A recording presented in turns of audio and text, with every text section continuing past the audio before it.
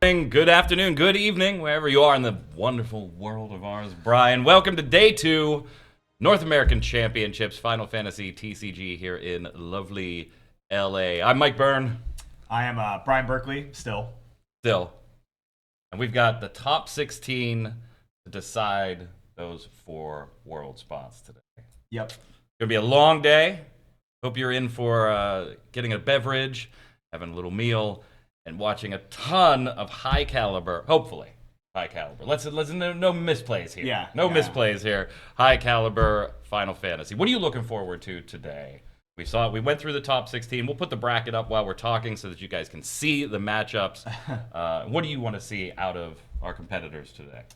I always really enjoy when competitors come up with unique and innovative ways to pilot the decks. Some things that maybe you haven't seen before. I think you maybe even talked about it a little bit yesterday, like, water lightning, when you're using creative ways to answer your own lightning and replay. So just fun and innovative ways to close out the game, things that maybe traditionally might not be thought of, or like untraditional counterplay, maybe even like sacking your own creature to prevent effects from going through. Just fun stuff like that. I really like that next level type of thinking. So I like to see that kind of stuff. There's decks in particular, archetypes. I mean, I'm a sucker for those soldiers. So that would be still alive. Yeah. Sergio did make it into day 2, so there will be some fun stream matches. I'm really excited. Mike, I mean, how about you? So the thing I look forward to is probably the thing that we, at least most of us, probably don't like to actually do in real life. In the top 16 in nationals here, North American Championships, we are likely to see multiple mirror matches. Ooh. Yesterday, you may get one here and there. It happens, but you have a room of over 120 people. There's a wide variety of decks. You're only going to see one of a player's 2 decks. Today, you're going to see both. The usual suspects we can see across the board. Obviously, you mentioned Sergio, maybe a little bit of an outlier there with a soldier's deck, but we're seeing knights. We're seeing Chark decks. We're seeing mono earth decks. We're seeing Refia decks. And these are the best of the best from yesterday playing them, and you've got to win with both. So that A-B decision is always fun to watch. What do you think your opponent's going to do? What are they going to lead with? Which of your 2 decks is best against that? And we'll likely end up with mirror matches, which are sometimes an absolute slog to play, but they're always entertaining to watch, I think. Yeah, I totally agree. Actually, that's a really good point. I do think that the metagame in deciding and trying to think, okay, well, what will my opponent slot first as their deck that they're going to open with, and how does that affect my decision, my choice of what deck I'd like to open? Do I think that they're more comfortable in one deck, and that's what they're going to utilize to try and get the win? A lot of times it really just comes down to, at least my logic is that I can guarantee going first on probably one, right? Yes. What deck do I want to guarantee they'll go? That's the deck that I'm gonna. That's a lot of times how I decide, and also what I think my opponent will probably do. Sometimes it's a little tough. It just depends on how well you know your opponent, maybe. But that's usually a very interesting decision. And with that leading into mirror matches. Mirror matches can be really fun, especially I think like definitely ones that we will see at some point probably is a water lightning mirror match. Yes, it's really fun to navigate and pilot around. And Chark mirror matches. Chark mirror matches they're tough. I mean, it's something where a lot of times it's card economy. That's like the name of the game. Yeah. And it's very difficult to manage, especially if you start to fall a little bit behind. You can just fall further and further behind.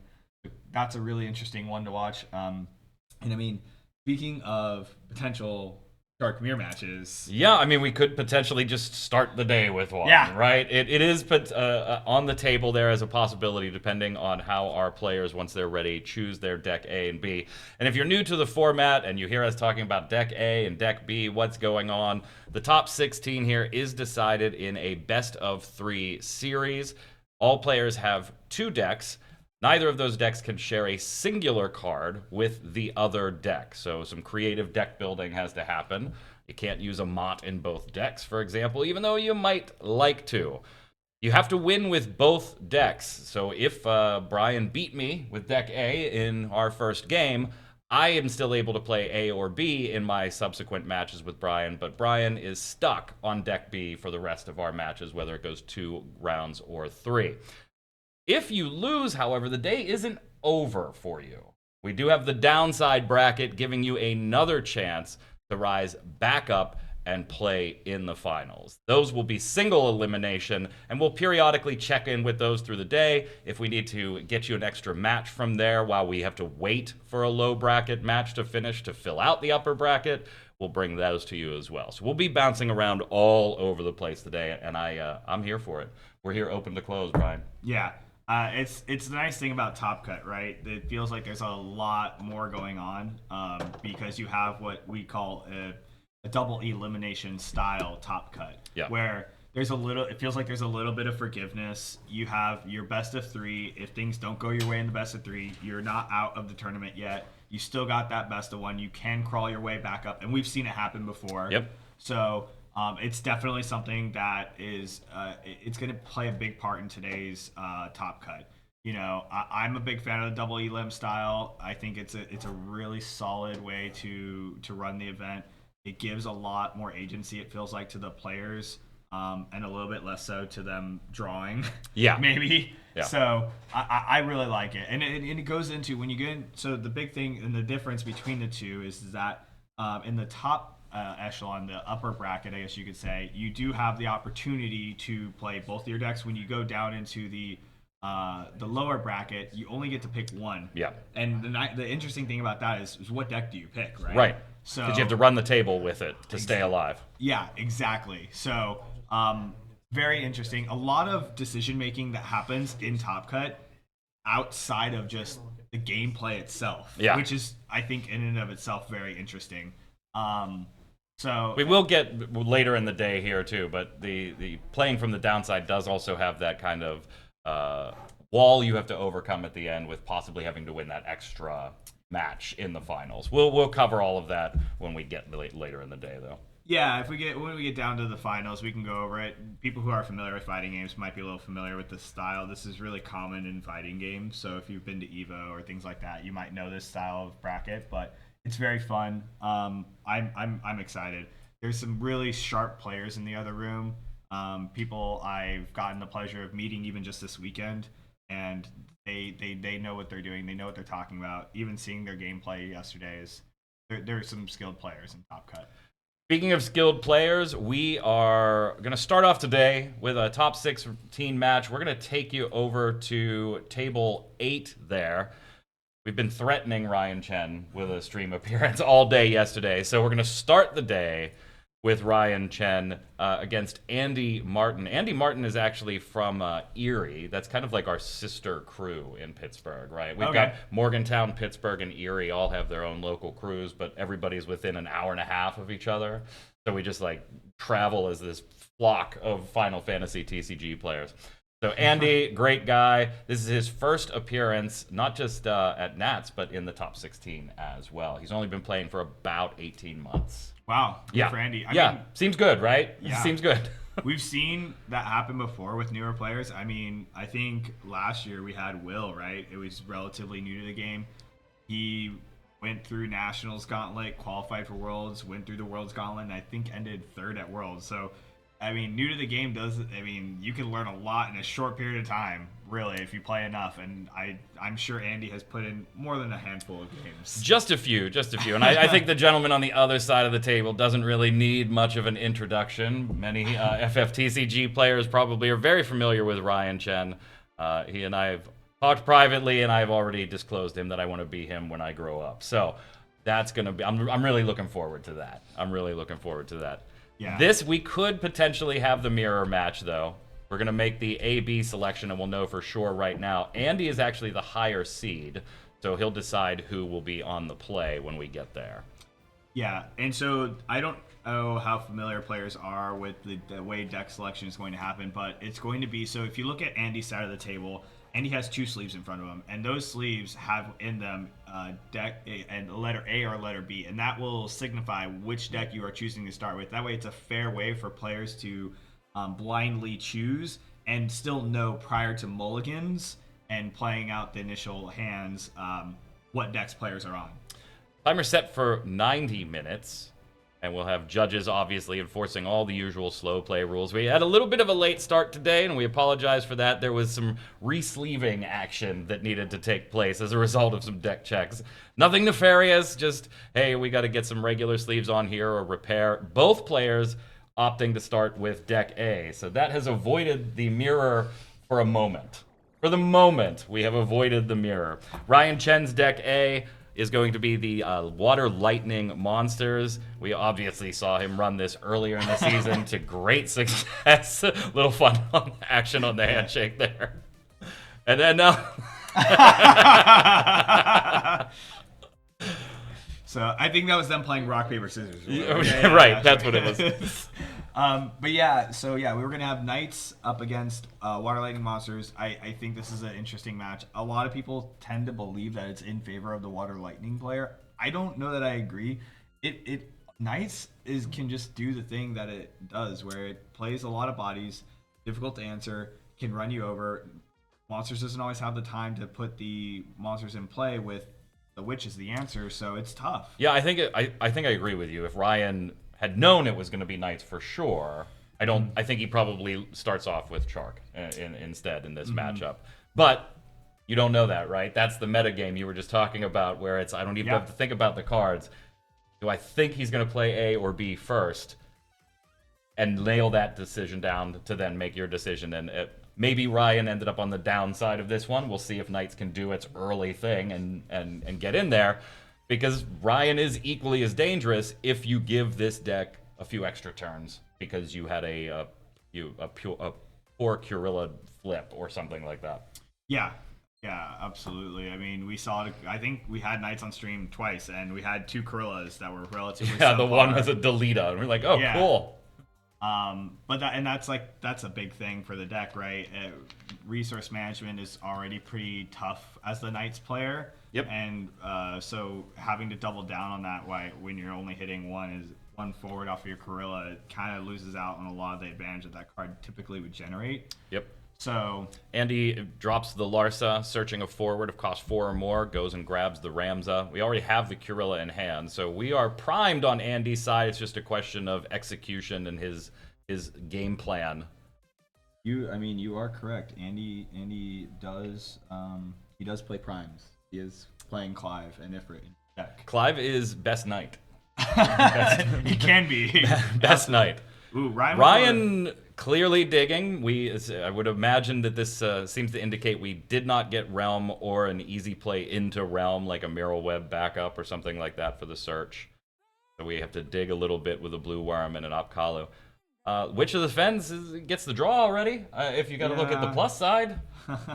It's a tough one. It's not an ideal start for the Water Lightning player. I mean, typically, obviously, you want to go back up into Realm, into Witch, right? Oh, we have Laswell in hand, too. Unfortunately for Andy, Ryan didn't drop a backup that turn, and that's what makes that early Laswell feel juicy. Yeah, Dolphreezing and Opkalu just not quite as strong.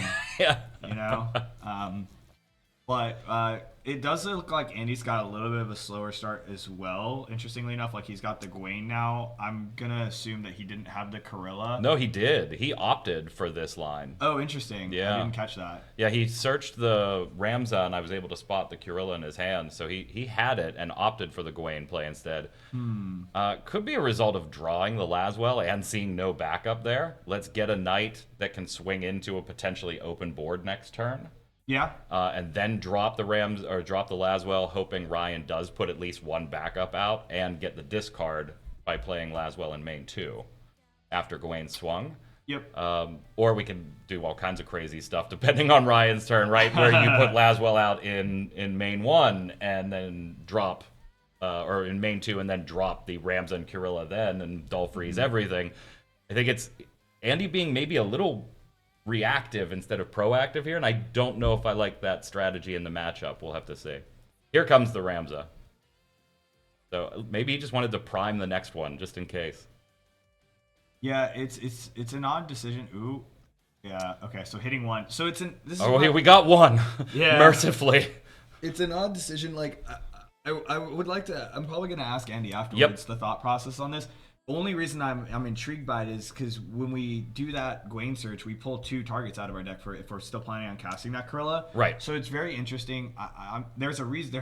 There's a reason for it. He obviously had the fire and the water CP. He may have wanted to do was put another Night Body on board in case the Corilla misses, so that way he can guarantee having 4 bodies out to be able to utilize Ram's ability. Yeah, that's something. Did he get the ice card? He did. He top decked the ice card for the Laswell he kept last turn. Gonna pin down.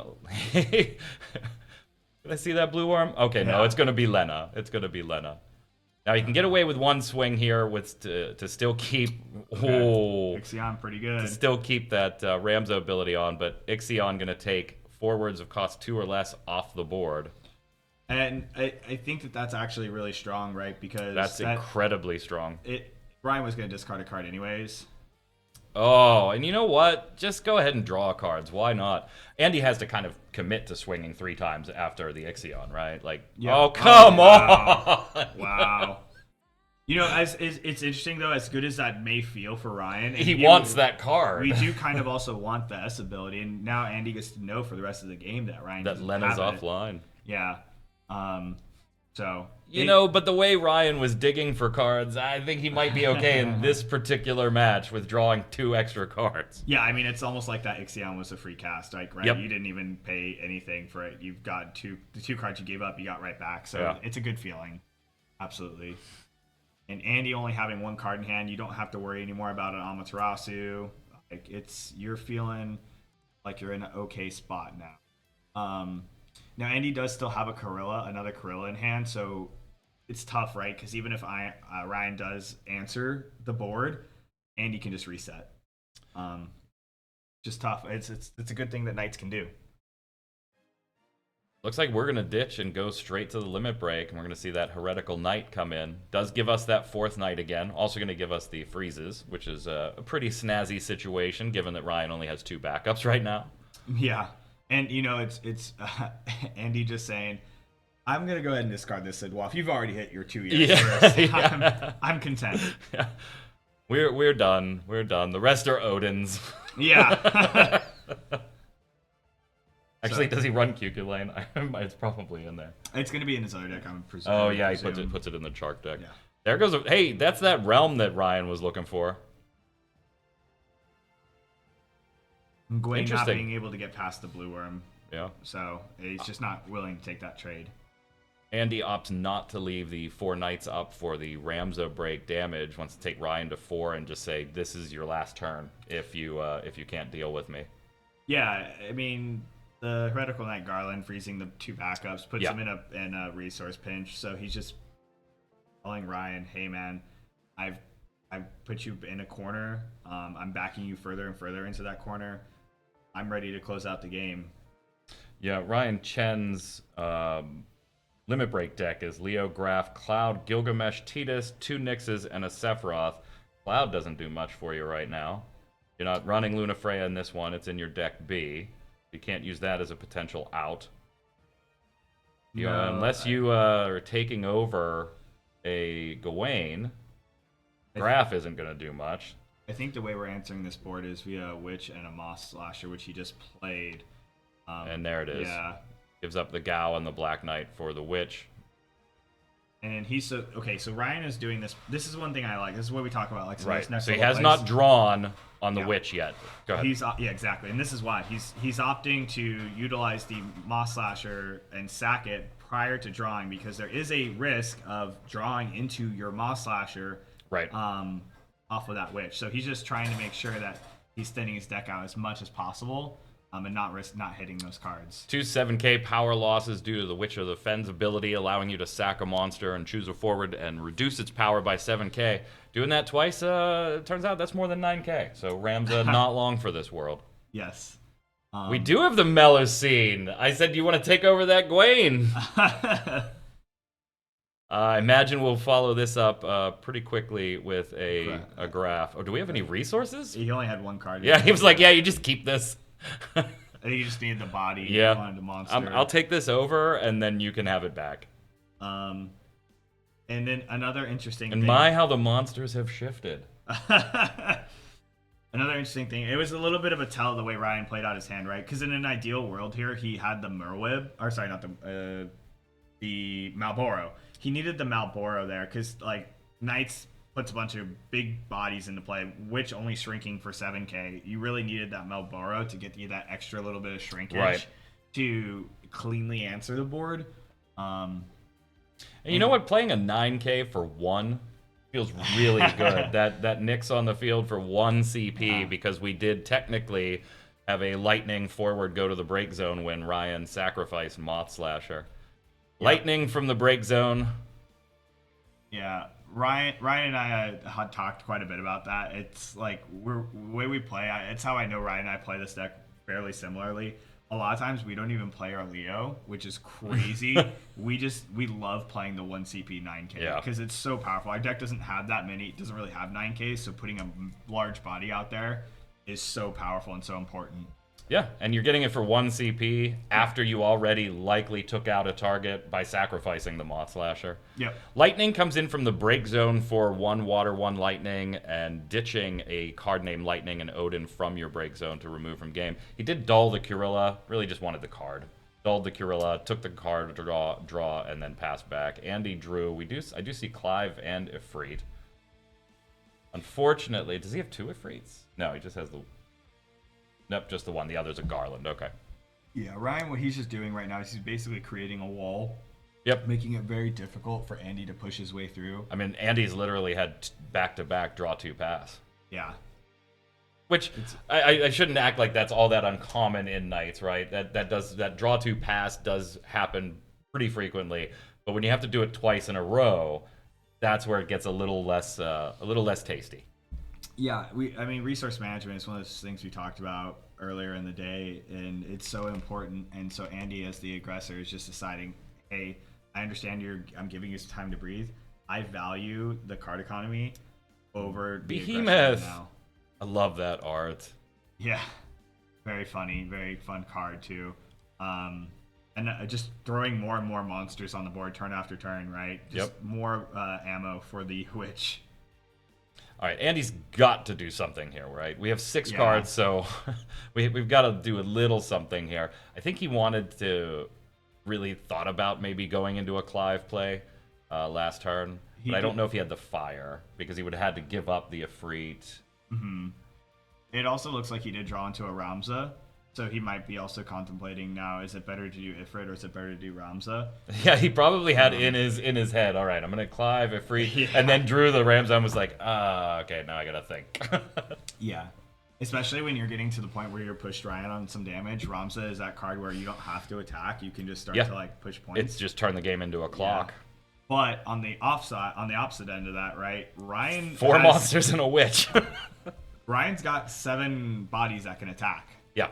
So Andy has to actually answer the board. He has, because Ryan could just start pushing bodies out of the way and close out the game in one swing. Because Knights doesn't really have a burst that stops Ryan from attacking. Well, he's got 1, 2, 3, 4, 5, 6 potential bodies. Behemoth can't be a body, right? If you have Gao. Oh, that's right. That's right. So, and so we're starting off with a Garland here. Andy thinking about what he wants to grab. So now the fun thing is that Garland can start, pinging off the board in 5k bits. Take a Ramza. I feel like that was let's take a fire card. It could be. It could also be that he has the Ramza in hand still, so he wants to know if it's worth playing his own Ramza. Right. It's a little bit of a tell, I think. Passed. Which is very interesting. Yeah.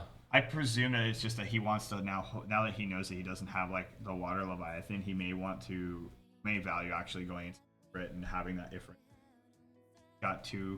He's got 1 in hand, so he'd be able to prime into the Ifrit. Right. And have the Ifrit. That's why I jumped to. He wants a fire card. Yeah, that makes sense. All right, Reeve gonna reveal 3. Ryan gets to take 1 of those. Didn't see which one he took, but there was a Mural Web in there. Finally. If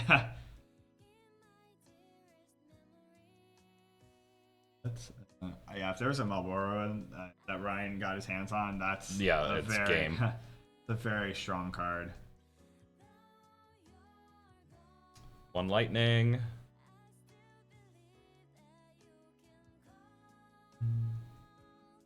Here comes that Gao. Yeah, we're going to use Chadley's ability to rescue Gao from the break zone.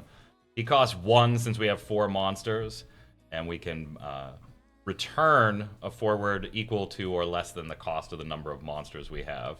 Yep. So bye, Gwaine. And Ryan passes back. Getting that Garland off the board is so important. It almost locks in also into probably doing the... Now you have to go Clive Ifrit. Yeah. The Ramza play doesn't do you anything. You're not going to get multiple pings off multiple knights entering. Remember, Gao, not... Don't sleep on Gao's other ability, by the way. To turn monsters into 8Ks just by dulling itself. That's why I love that card. The ability just to have sort of a pseudo haste. Oh, it's so awesome. People just don't expect it, and it's very. You have an Upkalu that's just been sitting there since turn 2, and all of a sudden. Yeah. Okay, so Ryan just so the Ifrit entering, doing some 10K to Witch, and Ryan just kind of letting it go. Interesting, Ryan not opting, saying, "Hey, I don't really have any responses here." I did see, I believe earlier, he discarded one of his Moth Slashers, so he is out of them, I think. Putting Lightning in front of Ifrit, I don't think you feel bad about that. We're gonna see her again. Don't worry about it. We'll see her again. Oh yeah, absolutely.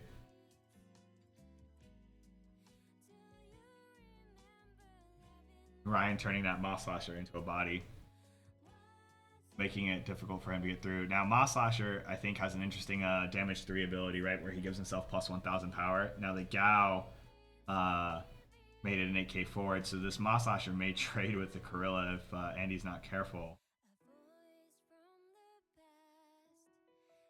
Ryan double checking. Yeah, chat asking if Andy paid correctly for Clive. I didn't see what his discard for payment was. Yeah, I think it was 2 Ramses.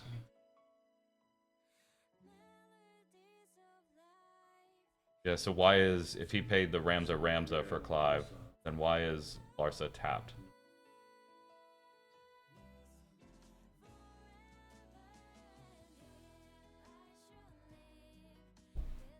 He may have just not untapped it, maybe from previous turn. I'm really not honest. Hey, that Lightning that I said would be back. She's back. Yeah. Surprise. She dulls Heretical Knight Garland. Ryan gets a draw, and I think, Ryan needs to start putting a little damage on and now has the window to do it. Yeah, I mean, Andy with only 1 card in hand, he's not going to be playing a ton of stuff. He knows that 2 Ramses are in the bin. There's, I think, 2 Gorillas in the bin now. So, feeling like he has a little bit of breathing. Absolutely. 1 backup, 3 cards, a singular forward, and now Ryan representing lethal. Yep. If he can just get that little Garland out of the way. Yeah, it's not a game-breaking error. He just dulled the Larsa for some reason.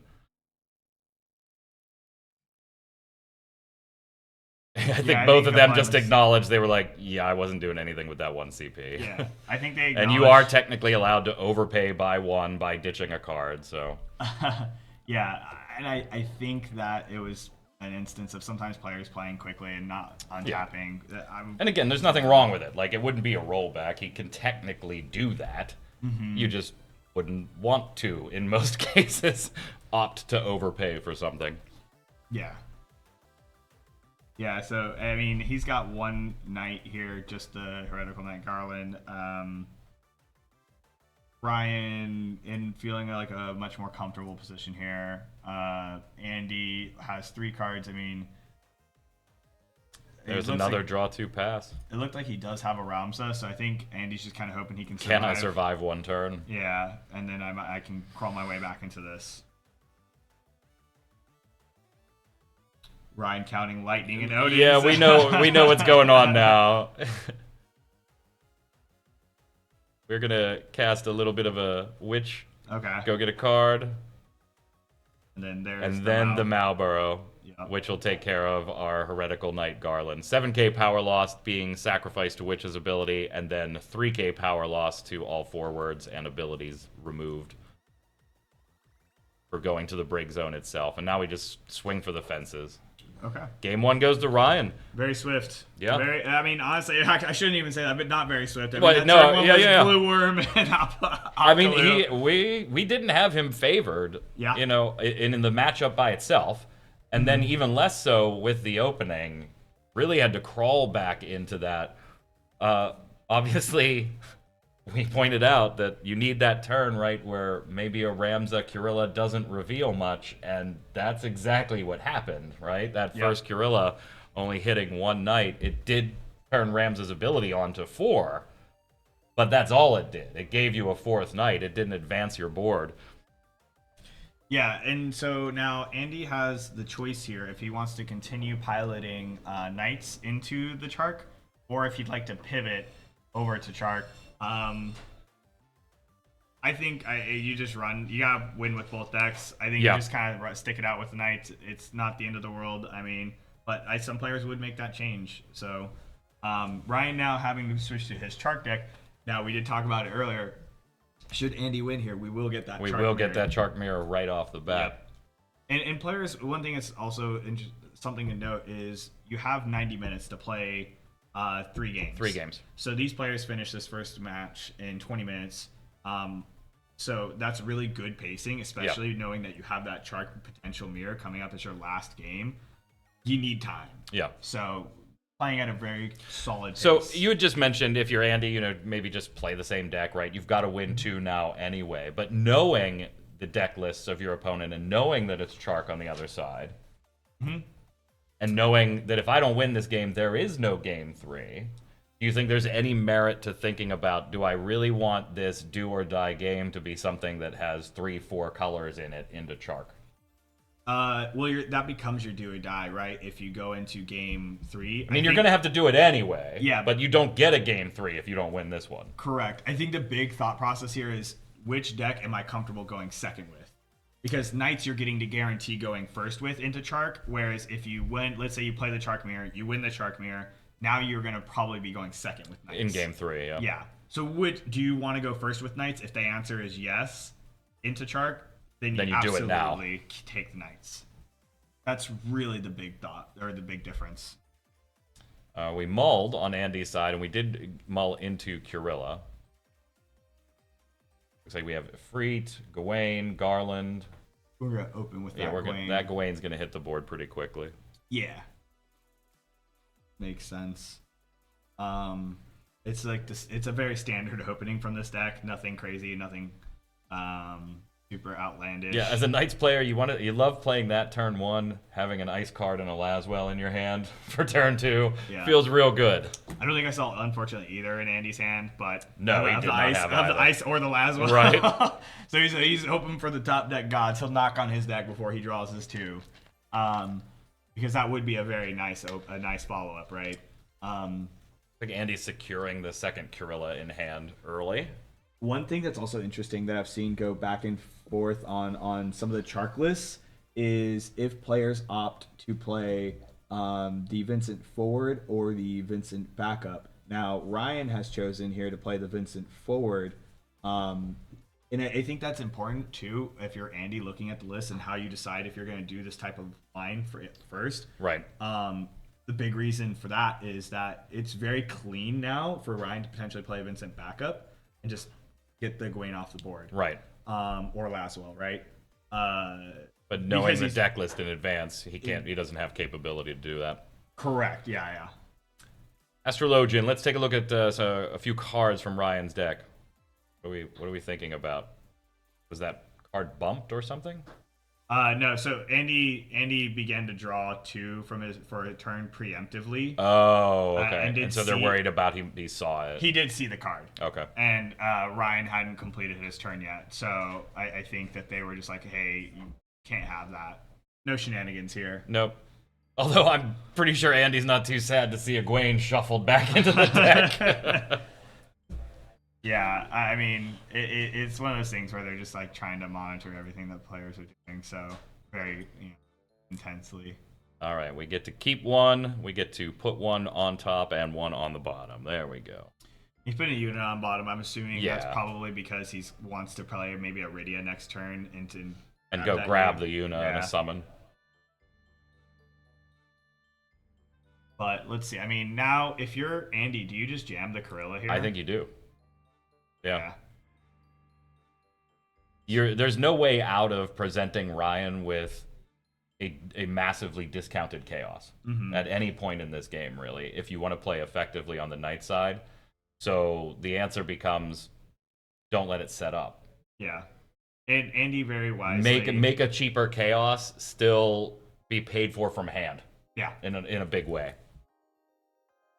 Very wisely, Andy thought about the Fissilus, but thinks about the colors, thinks about the matchup, decides I don't want to put 3 colors on the board just yet. Let me put 2 there. Yeah. Wayne gets in, puts an Une in damage. Kirilla just came in. Yeah, Ryan catching it.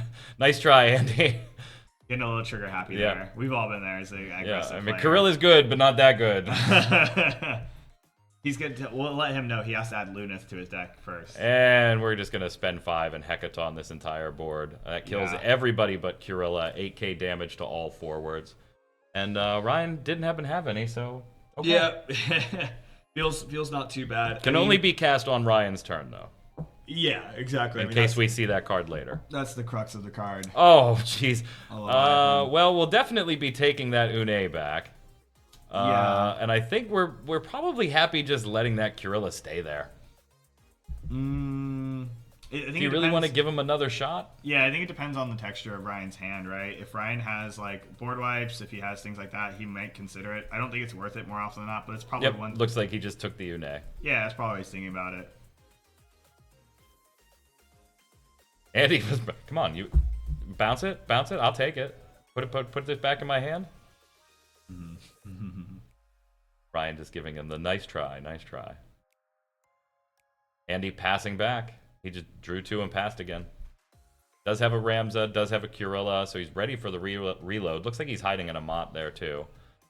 Don't imagine he'd be using that here. Ryan deciding on payment for Iridia. I love that card. Iridia is such a good card. It's a pretty full art. It's grabbing that Yuna. Now, as far as summons you're grabbing, he does. I think I saw earlier the Chaos in hand, so there's an argument to him grabbing the Arc.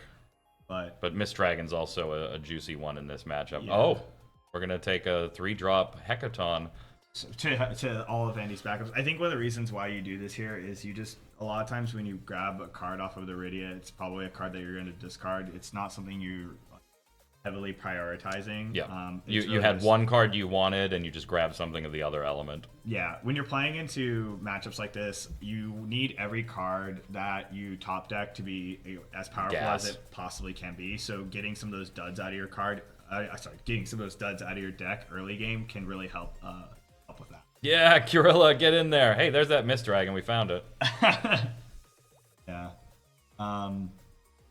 Now, Andy having to make a decision here of how he's going to continue to hit that gas pedal, and that heretical Knight Garland. Giving up Charlotte for the ice. Mm-hmm. So we'll freeze 2 of these backups. Knight's just kind of forcing Ryan to slowly bleed, right? Yeah. You know, we may not be having a ton of bodies on the board like a Knights traditionally would like to see, but I mean, they've already got Ryan to 3. They've got 2 bodies that are ready to crack in, putting him to 5. So, Iridia and Astrologian not getting up. Heretical Knight freezing them. Mm-hmm. Here comes the Chaos for 7. Discounted by 4 for 2 elements on Andy's board, presumably holding priority. The way Ryan had that card side loaded on the table was just like, yeah, clearly I don't want you doing anything yet. We're gonna cast the Arc over the top. That's gonna break a chosen forward and cause Andy to discard 2. Cast for free because it's discounted by the cost of the largest dark cost on your board. Chaos 11 is more than 9 the last time I checked. So, and this is super important because if Andy does decide to Amat, he's giving up his entire hand, so it's very tough. He could Amat the Chaos, but deciding ultimately just to discard the 2. Now Chaos takes over Kirilla. The other important thing about this, and it's probably the timing on casting this Chaos Arc, right? Andy can't follow that up with a Ramza. So Ryan goes down to like 1 card in hand, can't Mist Dragon in response, but at the same time, Ryan is making sure that he doesn't have to worry about it. So And Andy opting not to feed anything to Chaos Arc just yet. Yeah, but probably intelligently right there. Ryan draw a pass. Andy draw. All right. Yeah, both of them are like, just Andy, come on, play a forward. We got to do something. Play a forward. Play a forward, man. Yeah, Andy having no permanence in play is a little bit of a sad life, but he's got plenty of cards in hand. He's going to be taking some game actions. Ryan just passing. And Ryan's perfectly happy to let him do it. Yeah, he's got. So Ryan most of Ryan's deck, right, is summons. That's the thing with this type of deck, right? He's got a ton of summons in his deck, very few forwards. So a lot of times you can just afford to draw passes you can play during your opponent's turn. Yeah. When everything plays on both turns, you feel kind of good. And you got the 3 backups up. Nothing's going to cost you too much from hand. Yeah.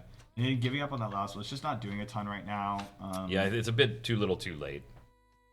Yeah. I don't think you'd mind seeing it as a Kurilla flip, but I don't think you're spending 2 cards from hand to get him on field. Not at this board state. No.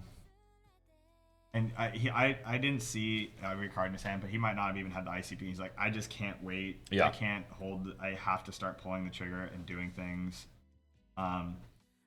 He wanted to get backup in play so he could probably cast his the rest of his game on curve, especially because the water backup is really just the most important backup in my opinion. There's 5 CP that says go get the best card for the moment. Yeah. In Thornton, and Ryan says, I believe that'll be a free arc.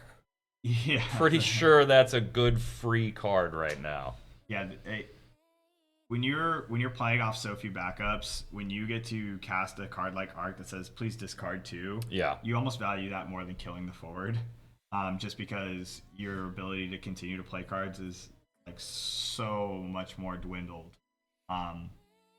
So I'm a big fan of this. It's very. This is Andy trying to figure out how can I get the most on board before giving Ryan any priority window. Yeah, I mean, but unfortunately, everything in this deck has an end of the field effect. It feels like even Lilith gains you a crystal. Right. What you could consider is playing a Beatrix first, because Beatrix would not create a stack, and then. Oh, wait, you're talking about LB Beatrix? Yeah, okay, exactly, yeah. Wouldn't create a stack, and then you could do something like this after the fact. Oh, Kirilla's going to eat this arc.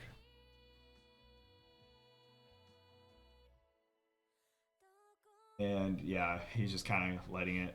Looks like it might be letting it go. Yeah, I don't think you have much of an option, right? Mm-hmm. It's not like Knights is well known for its heavy responses. Correct. I mean, I did see some Knights players are playing Miwa, right? I don't think it's in his list, but it is not. It is an interesting option, just for that reason, right? Andy down to 1 card in hand, 1 backup. Doesn't have any damage, but he's about to start taking it very slowly. Yep, and then after that arc resolved, Ryan went ahead and cast his Leviathan. To prevent the Kurilla from going off. We're gonna Summoner, pay extra, get the Leviathan back. This kind of just stops like any more Kurilla Ramsa shenanigans. Kind of putting Ryan in a really commanding spot here. Yeah, this is kind of just a slow bleed at this point. Yeah, it's a matter of, hey, can I actually put some bodies on board before I deck it and kill you? That's what going to damage. Getting punched by your own cards, by the way, never feels good. It just never feels good. And Kurilla's going to likely do that once per turn for the next 6 turns. Yep, exactly. You have no intention of swinging with Chaos. You want to leave the ability to sack Kurilla online just in case. We know Ryan's got the ability to cancel autos right now. This is just literally going to be Kurilla punching Andy. Do you see Andy? There was definitely a check to see if Andy had a Lena or if Ryan had a Lena. He's like, oh no, that's right. That's in his other deck. Thank goodness. Casting Kusith to take back Une. Yeah. So Andy took a turn off earlier to get the to put the Morrowweb into play so he has a backup, and Ryan just kind of negating that. Ryan deciding what summons he's going to remove for the Une. Even with all the resources, the man doesn't want to pay full price for Une. Yeah. And now Une is like one of those cards that you have to answer immediately. Yeah. Knights has trouble answering it once it's on board, but if you don't answer that Une, It just keeps recovering your arcs once per Yeah. turn. and it's not even just arcs, right? It's arcs, it's Mist Dragons, Levis. the Levi, the Anima. Anima. Yeah, it's just getting so much, like when you have to play so many summons, when your break zone becomes a toolbox. All right, so Clive is interesting. No priority shift here into the Prime. Correct. So he'll at least get to hit something with 10k. Most likely the Unai. Yeah, I would imagine so. And I did see, I think in Andy's hand, he did have another Clive at least. So he had at least one. Oh, Curilla's only going to deal 2 damage because Chaos sacrifices Curilla on the stack to get rid of a Freet. There's more time. And we're going to respond to take the Chaos, give that 10k due to Ifrit's special. There we go. Okay. Chaos sacks Curilla. Now Clive is gone. And then Ryan responding with the Leviathan that he got back earlier to so protect that his Une stays alive. Yeah. And Let me just play this Larsa then. All right, fine, Ryan, you big meanie. Let me put a backup back down.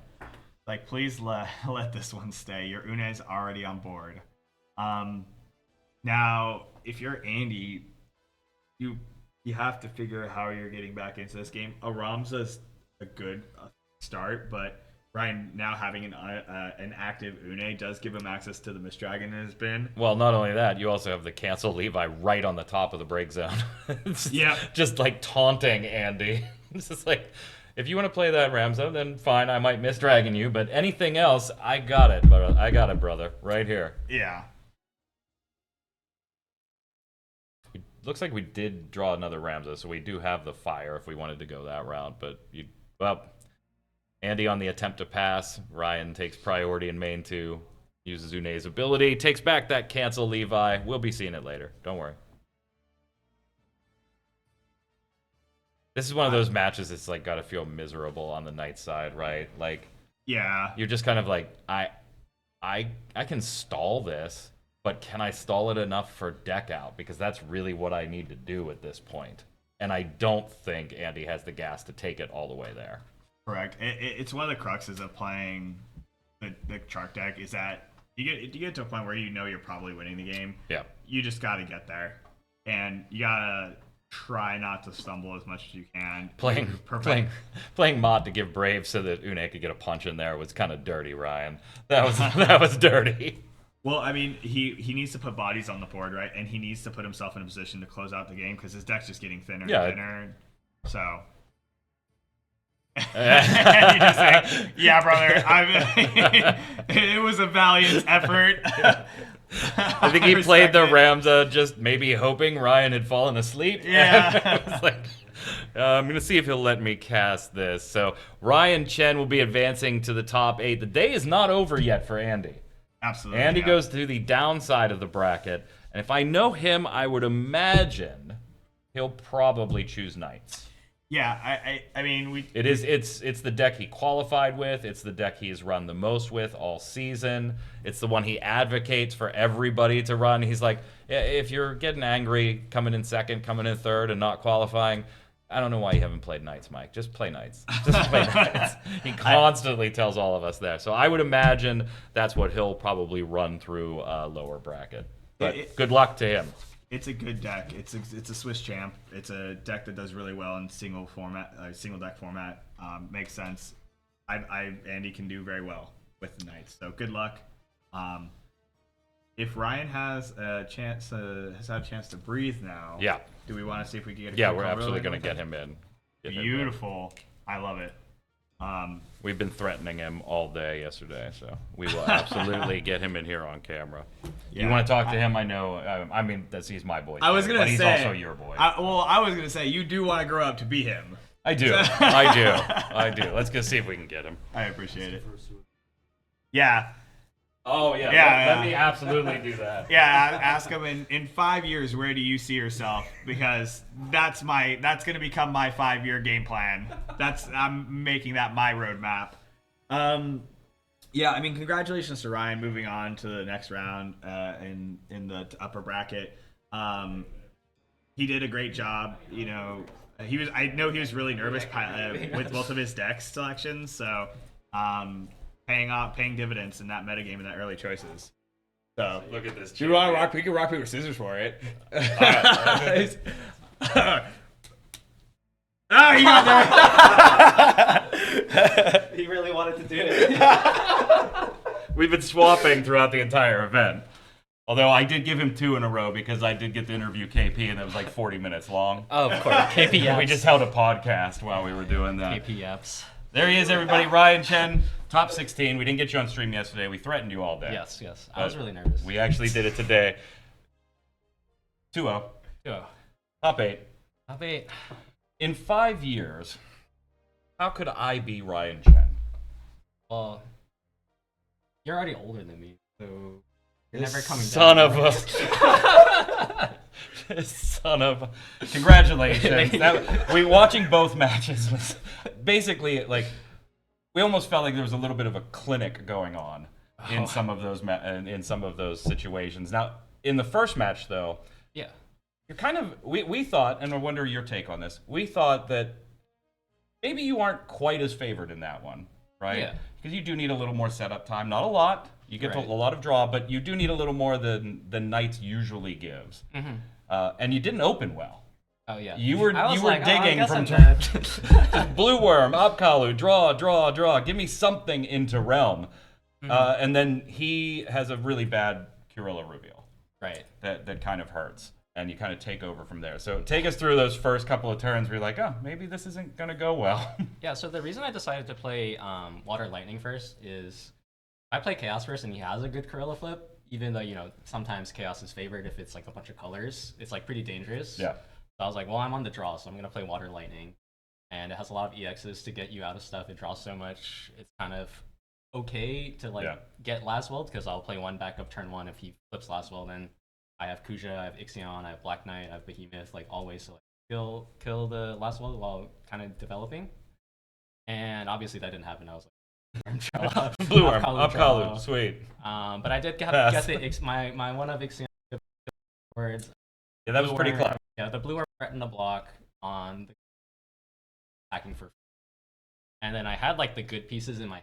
I had Witch and Slasher, so kind of about mass. The Ramza, and then I took a long time to win because I was like playing super safe. I was like, I don't think I can beat like another Ramza Kurilla, so I really don't want to kill this. Yeah, we had said the same thing. We were like, he has technically lethal on board, but he just swings once and passes. Okay, all right, and we understood. We knew what was going on, but we appreciated it. That Nyx feels great, by the way. That doesn't Nyx feels so good. Just like, I gave up a Moth Slasher and killed something, and I just get a 9K body. Yep. And then I was really sad to draw the Moss. I was like, okay, I'm in a super good position to turn because I got really lucky, got 2 Lenas in the 1 and 2. I was like, okay, well, this is my turn to turn this whole game around. And then I drew the last Moss. Like, okay, Chat, by the way, we were talking when you pop that Lena X burst. You're like, all right, the good news is, Andy, you don't have to worry about Lena specials. Right. Bad news, you got the draw too. Yeah. That's the kind of and you knew that you were digging into your decks. It was like letting you have free draws was like the worst feeling, I'm sure, on Andy's side. Going into game 2. Yeah. Now you've got 2 chances with this. Yeah. He's got to win with Knights. Right. I want to put you in his spot for a second because we kind of debated this and back and forth a little. Knowing he's going to now have the Chark matchup. Yeah. And he's got to win game 2 to force a game 3. If you're Andy, do you continue what he did and run that Knights into it first, or do you run the Chark mirror in game 2? Interested in your take. I think I run Knights first because you just have sometimes the insta win of Kurilla Football as well, which is pretty good. Just go for the insta win. So Brian's take on it was you can control the being on the draw in this game. Yeah. You can't in the next game. Right. Because you have to win it. So interesting. Take us through Chark, by the way, because that was literally, I think if you mapped out the line through a Chark match, it would have looked like that if you had mapped it out in advance. Maybe a little bumpy at the beginning, but then immediately got there. So take us through that match. Yeah, I mean, if I were to map it out, I'd put a Remora on top with my Astrologer or Thornton, which didn't happen. I was like, oh, this is really sad. But yeah, you generally... He's complaining that he couldn't stack X bursts. Yeah, generally you just want to have the combo piece kind of as fast as you can. Yeah. So I started with an Arc in hand with an Astrologian, so I was hoping that I'd be able to, since I was going second, I'd be able to put an EX Burst on top. With the Astrologian, he can only freeze one back up and then hopefully get the combo. Right. And that's kind of what ended up happening, luckily. I was able to Hecaton 3 attackers, and then like slowing down the damage a lot gives me time to kind of draw. It's always nice when you play Une and you're like, yeah, I don't need that. Or you pop the 6-drop Levi in the damage zone and you're like, yeah, that Kirilla can stay there. Yeah, Tom was like, this is my expensive Kusith. Yeah, this is my free Kusith. Going through yesterday and now on to top 8 and hopefully beyond. Good luck to you. Thank you. What do you not want to see? What is the deck that terrifies your 2 deck lists? Me playing Chaos Arc has been like the sketchiest thing. It did me really badly yesterday. So playing that into any matchup, I'm like, this deck is... You give yourself, it's like it's a coin toss. Yeah, I brought 50 cards. Let's see what happens. I think realistically, Mono Earth is bad. I didn't look too carefully at like the rest of the top 16 because I usually only focus on like my first opponent, Right. And then kind of just go from there. But I guess Mono Earth is probably the worst for me. Like it kind of beats monsters and it can beat, but at some point Arc. they want to get that 4-color out. I mean, they can be greedy. Some point they might want to get that Shantoto out Yeah, too, yeah, which exactly. is even better. So- Even better. So it does have at least those openings for you, Right. I think. So off to top 8. Congratulations, my Thank you. friend. Hope to talk to you later. Yep. Look at this man. The myth, the legend, Ryan Chen. Right. Thanks so much. Oh, just knock it all over. It's fine. It's fine. I finally made it into the staff room. Is it at the front of the room? Doesn't matter. Your choice. Good guy. Yeah, Good guy. yeah, One of the absolutely. best. One of the best. Very fun. I mean, Ryan is his humor and his whimsical nature is kind of like a really prime example of why we play the game. Yeah. Here to have fun. Which Here deck to have a good time. Which deck are you afraid of the most? One of the 2 I brought. Yeah. Yeah. Not anything I'll be playing against. One of the 2 in my bag. Yeah. Is what we're worried about. I mean, a lot of times that's what it feels like, right? You're like, I know I've played Yeah. these decks to the best of I will play these decks to the best of my ability. If my opponent happens to queue a deck that's a tough matchup, that's a bummer. I just hope my deck draws well. And that's all you can really hope for a lot of times at these events. With that being said, we still got a fair bit of time, right, left in Top Cut. I imagine we probably end up going to a break here. We've talked to Ryan. I don't know if if there's any other top matches that finished. We'll probably find that information out, provided as we can. Yeah, see if we can catch somebody getting ready to set up for a game 3 and slide over real quick.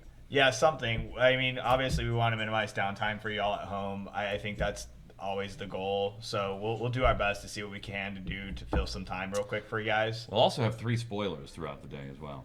Yeah, that's a big one 3 too. more. Everybody was talking about Go-Go last night. Really? Yeah. Yeah. Everybody finding there- ways to break that one. Yeah, the gears were definitely going. But I think that's something I look forward to is definitely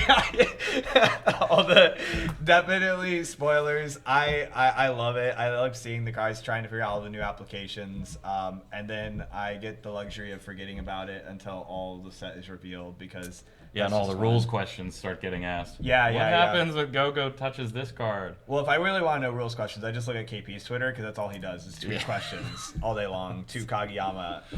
Yeah.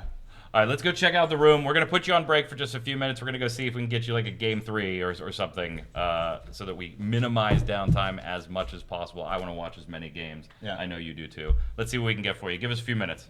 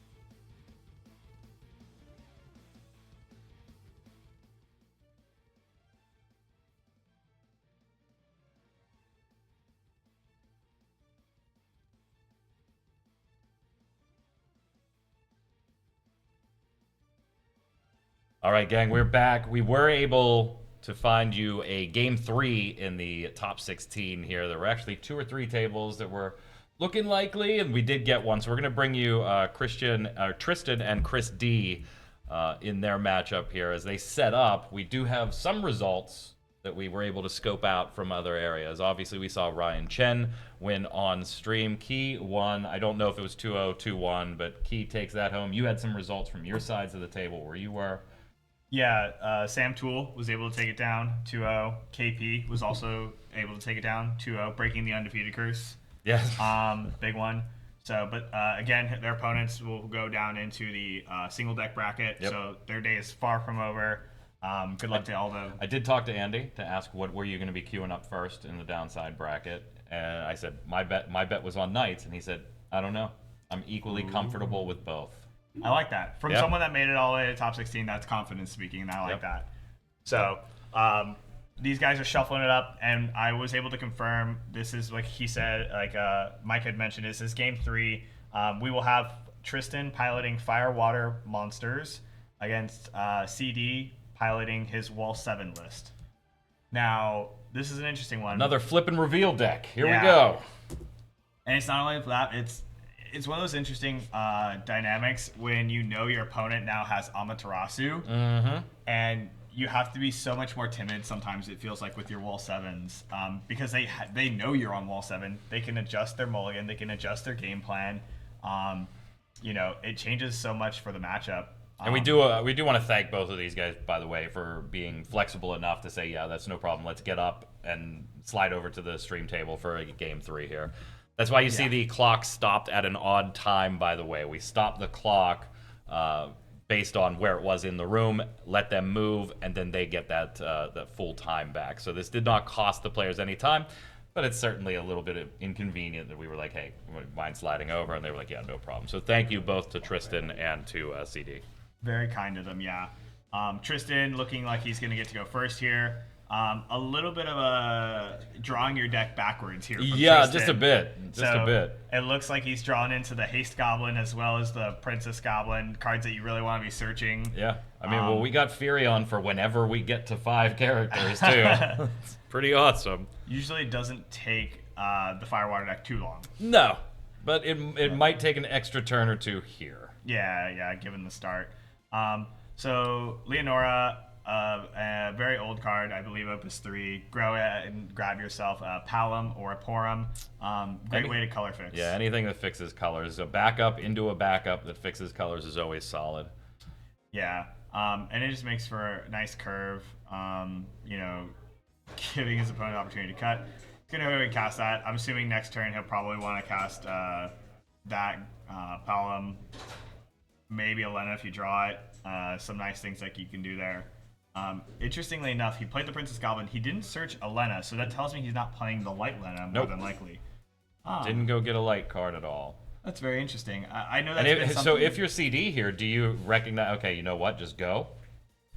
You didn't have it. Yeah. But probably saw the play out and was like, I wish it was in my hand. Yeah. Sylvester is actually probably one of the best cards you really can. That card is nuts. Yeah, you can be doing turn 1. It's one of those cards where as the game progresses, it gets less and less powerful, but turn 1, it's very strong. Yep. This is game 3, chat. These guys have broken 1-1, so it's game 3. And Sylvester getting to put the Alphanon in play. The only way Alphanon gets the search is if you do have, if you do play it off of an ability. Now, this is fun. He got to search a Wall 4 off of that. So he's got the Wall 7. He's got the S ability already in hand, kind of like playing a Sarah FFL, but you put an extra body into play. Right. Very nice. Tristan getting to debate how he wants to respond, right? Knowing your opponent's probably going to do this. He did keep his opening hand, so CD does have to be a little cautious. Maybe he has the Almont, but he didn't Almont that Sylvester, so who knows? Did not. And we have the Witch in hand as part of that 3. Opting to play the Twin. Yeah, the Porum. So he drew that. He chose not to play the Palom, and I'm assuming that's because the Palom, when it enters, if you have a Porum already in play, it deals additional damage, right? Right. So save it as a removal. Exactly. Very nice. Now it looks like CD is deciding, dude. Do we gamble on whether the Amat's there and Tristan's going to spend it or not? And he's going to take that gamble. Yeah, I think most of the time you're comfortable. If your opponent's deciding they're going to just discard their whole hand, that's totally fine. Yeah, you're all right. You're all right with that. Yeah. Basically, you paid 7 to say, hey, discard 3 and 1 has to be an Amat. Ooh, and a Y'shtola and a Gilgamesh. Those are 2 very strong hits. Things just got dangerous on CD's side of the board. We've got the Gilgamesh. Would we get a few more colors here is going to become incredibly dangerous in the break zone. Right now, it looks like we're sporting 1, 2, 3, 4, 5. Yeah. Fire, water, earth, lightning, and ice. Only missing the wind and the light. So, ironically, both of which on board. On board. And well, we do also have both in hand, too. Or we have the wind in hand. Yeah, the wind we in do, hand yeah. with the 4-color Warrior of Light. Y'shtola threatening to cancel a summon or an auto ability, too, just gives this board even more protection, right? Warrior of Light protects targeted. Y'shtola says, oh, you're going to try to use something untargeted? I'll be here to cancel that one. Yep. Yeah. I it's a tough position. Hitting that Y'shtola off the top. I mean, typically, as a Wall 7 enjoyer, I do like to hit cards that grab card economy, but if I'm not doing that, those are 2 really solid alternatives. Are solid hits. So I wouldn't be too bummed to see those off the top. And you know the thing is actually Tristan does have to be very careful now, right? Because that's a Gilgamesh on board. You got 4 bodies. He could be staring down lethal. Yeah.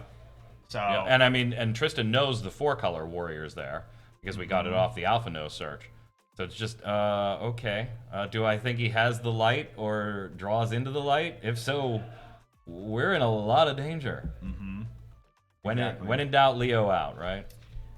Yeah, I think right here, Leo is kind of just cycling a card. Why do we have 2 doll? The Princess Goblin was frozen from the Gilgamesh. Oh, it was frozen. Yeah. Thank you. Yeah, I think here what we're just kind of doing right now is we're at this point where he's got to put bodies out. He's got to put something that can block. Leo is a very safe card to play just because it you're cycling a card. You're not losing any card economy by putting it onto the board, and you're gaining water character count. Water Fire is a deck that really wants that water fire character count for Ultima Weapon. Yeah, and this kind of hurt the twin play, right? Because all of a sudden that piece of removal that you kind of hung on to just gets canceled, and you know it does. Yeah. And now speaking of canceled, we spend 5 to try and get the realm out there, and CD does opt to sacrifice the Y'shtola to cancel that auto ability. Yeah, and like, no, I'm not. I know this deck wants monsters. No. Tristan, I think, kind of knowing that had to happen, and just like, I need to deal with this Y'shtola now, and so let's force it to be broken and gotten rid of right now. I'm sure he would have loved to have searched, but I'm sure he also knew that this Y'shtola cannot stay on the board. Absolutely. Right now, he's in a really spooky position. The downside was that did put wind in the break zone without the Warrior of Light too, by the way. Yeah. So if CD had a light Warrior Light, this would be a very fast game 3. We didn't see that snap discard, so it's a little safer to say that that's not the case.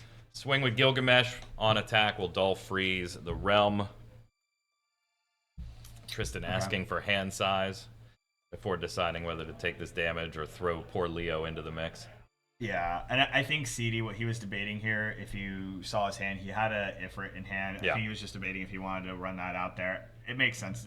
I think he also had an Amaterasu. Just sit on the Amaterasu. Sit on the Amat. Sit on the S ability. Selfie gets us a fire forward, so we'll take that Furion back from the break zone on X Burst. We all like free cards. Free cards. Chef's kiss. 7-drop Wool trying to put Tristan on 5. And then really just representing you have a lot you have to accomplish next turn, Tristan. Yeah, and getting the multi-element card really does help. Certainly adds some flexibility. Yeah. In terms of being able to put some of those Firewater cards, Ultimate Weapon just for me just tends to be like such a powerful card into Warlight, especially because one of the answers is non-targeted removal. Yep. Granted, you could just sack the Alphanod, but at some point you just really need to be getting bodies off the board. Leo eats the block for Warrior of Light. Tristan opting to stay at 4 damage, which I think is the right call there. Just Yeah. you don't really care about Leo. You got the card he promised you. That's all you need.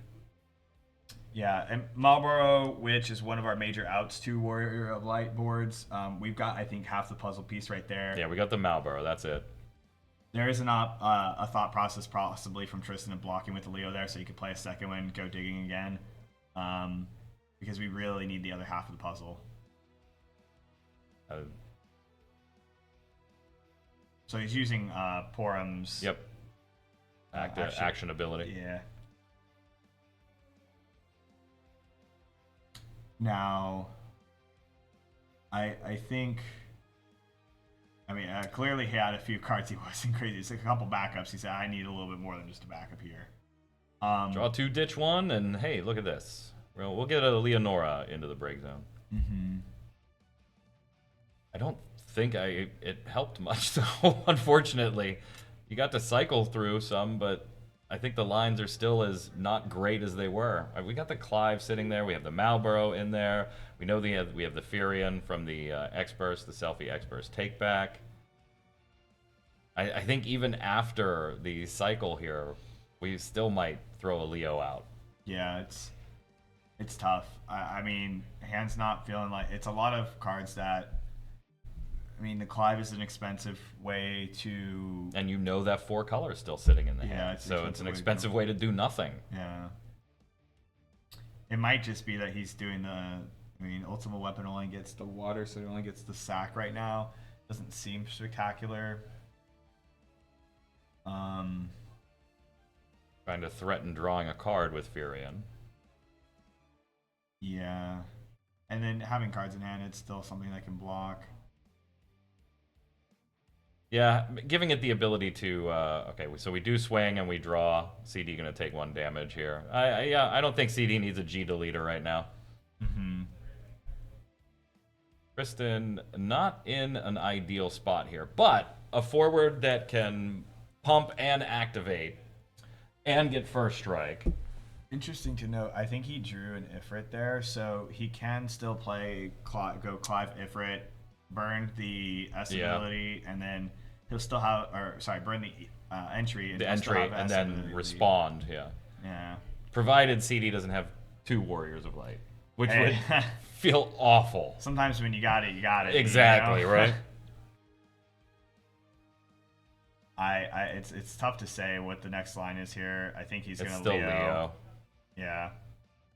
Just trying desperately to get that Witch of the Fens. Cancel Levi is what that looked like. Well, I think we're going into a pass phase here where we're asking Furion to do a lot of work.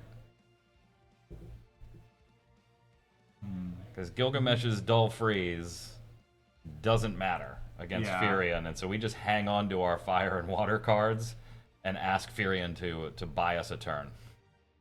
Honestly, this might be the situation where you do end up just running out that Ifrit. Yep. I mean, Tristan would have to dump almost an equal number of cards.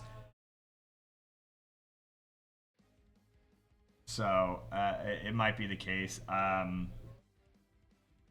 There is also the thought process of playing, trying to play some removal, just to bait out, just to, force discards from Tristan. I mean, he's stretched pretty thin here, so.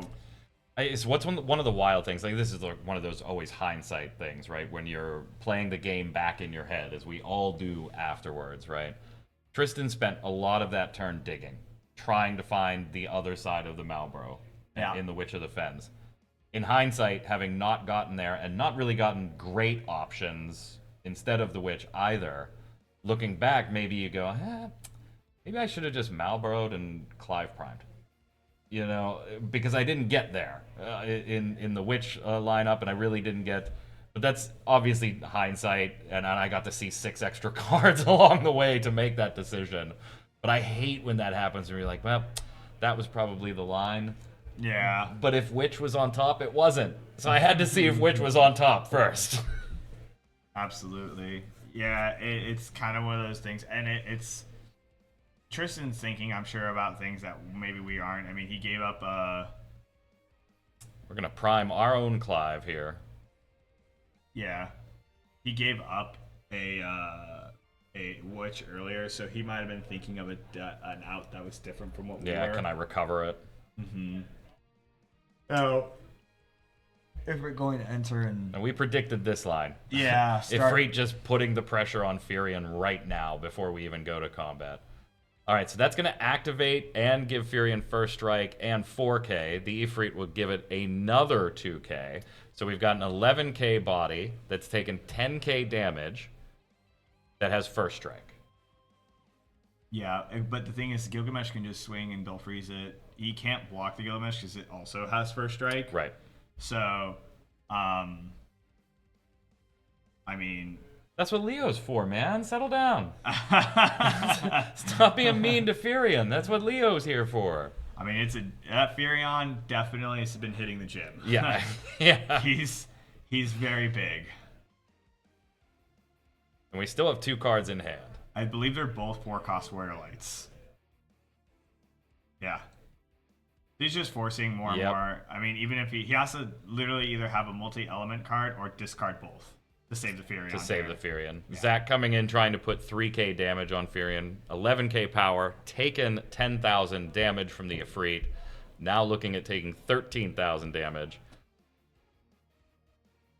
So can get away with saving him, but it's going to cost both cards for another Furion, which we already ditched one for our previous pump. Yep. What is that? Clive and a water card, it looks like. The Water Leviathan. And we're willing to do it. All right, so now he hit leg day now. Now he's now 15k, but that's but Gilgamesh gets to dull freeze him and he can't get up now. Correct. Yeah, I think there we go. Damage 5 from Alphino. Warrior of Light comes in for damage 6. Interesting. I think I would have. Yeah, arguably a more optimal swing path there, but I think you're all right. Yeah, you just fade the EX burst. You call it a day. Yeah. Well, CD, well done. Yeah. Well done. Taking game 3. And moving on to the top 8. And of course, Tristan headed down to lower bracket. So I'm sure we'll get a chance to talk to or see Tristan later, too. Do you want to talk to CD? Yeah, I'd love to. Let me go get CD and you can talk to him this time. I appreciate it. Do you want to be CD when you grow up? I do. If you've seen the muscles on that man. That dude's huge, man. I'm going to go ask politely if he would like to come and do that. Otherwise, he might hit you with a steel chair. Yeah, I mean, congrats to CD. Tristan, no slouch either. I mean, if people were paying attention to a lot of the LQ results during the season, Tristan was basically collecting LQ trophies like they were Thanos collecting Infinity Stones. The man definitely racked up a few of them. So he's very, very competent, very, very familiar with the single deck format. I'm sure he will do wonderful in the other bracket. But CD making it into the top 8 now. So absolutely crushing it. Welcome back. Hi. So, congratulations. First off, thank you very much for sliding over, giving the fans at home something to watch. Yeah, I always like doing that. It was a very interesting especially last turn. A lot of math. Yeah. Walk us through the some of was that. so big, yeah. Yeah. I mean, talk us through some of the thought process there.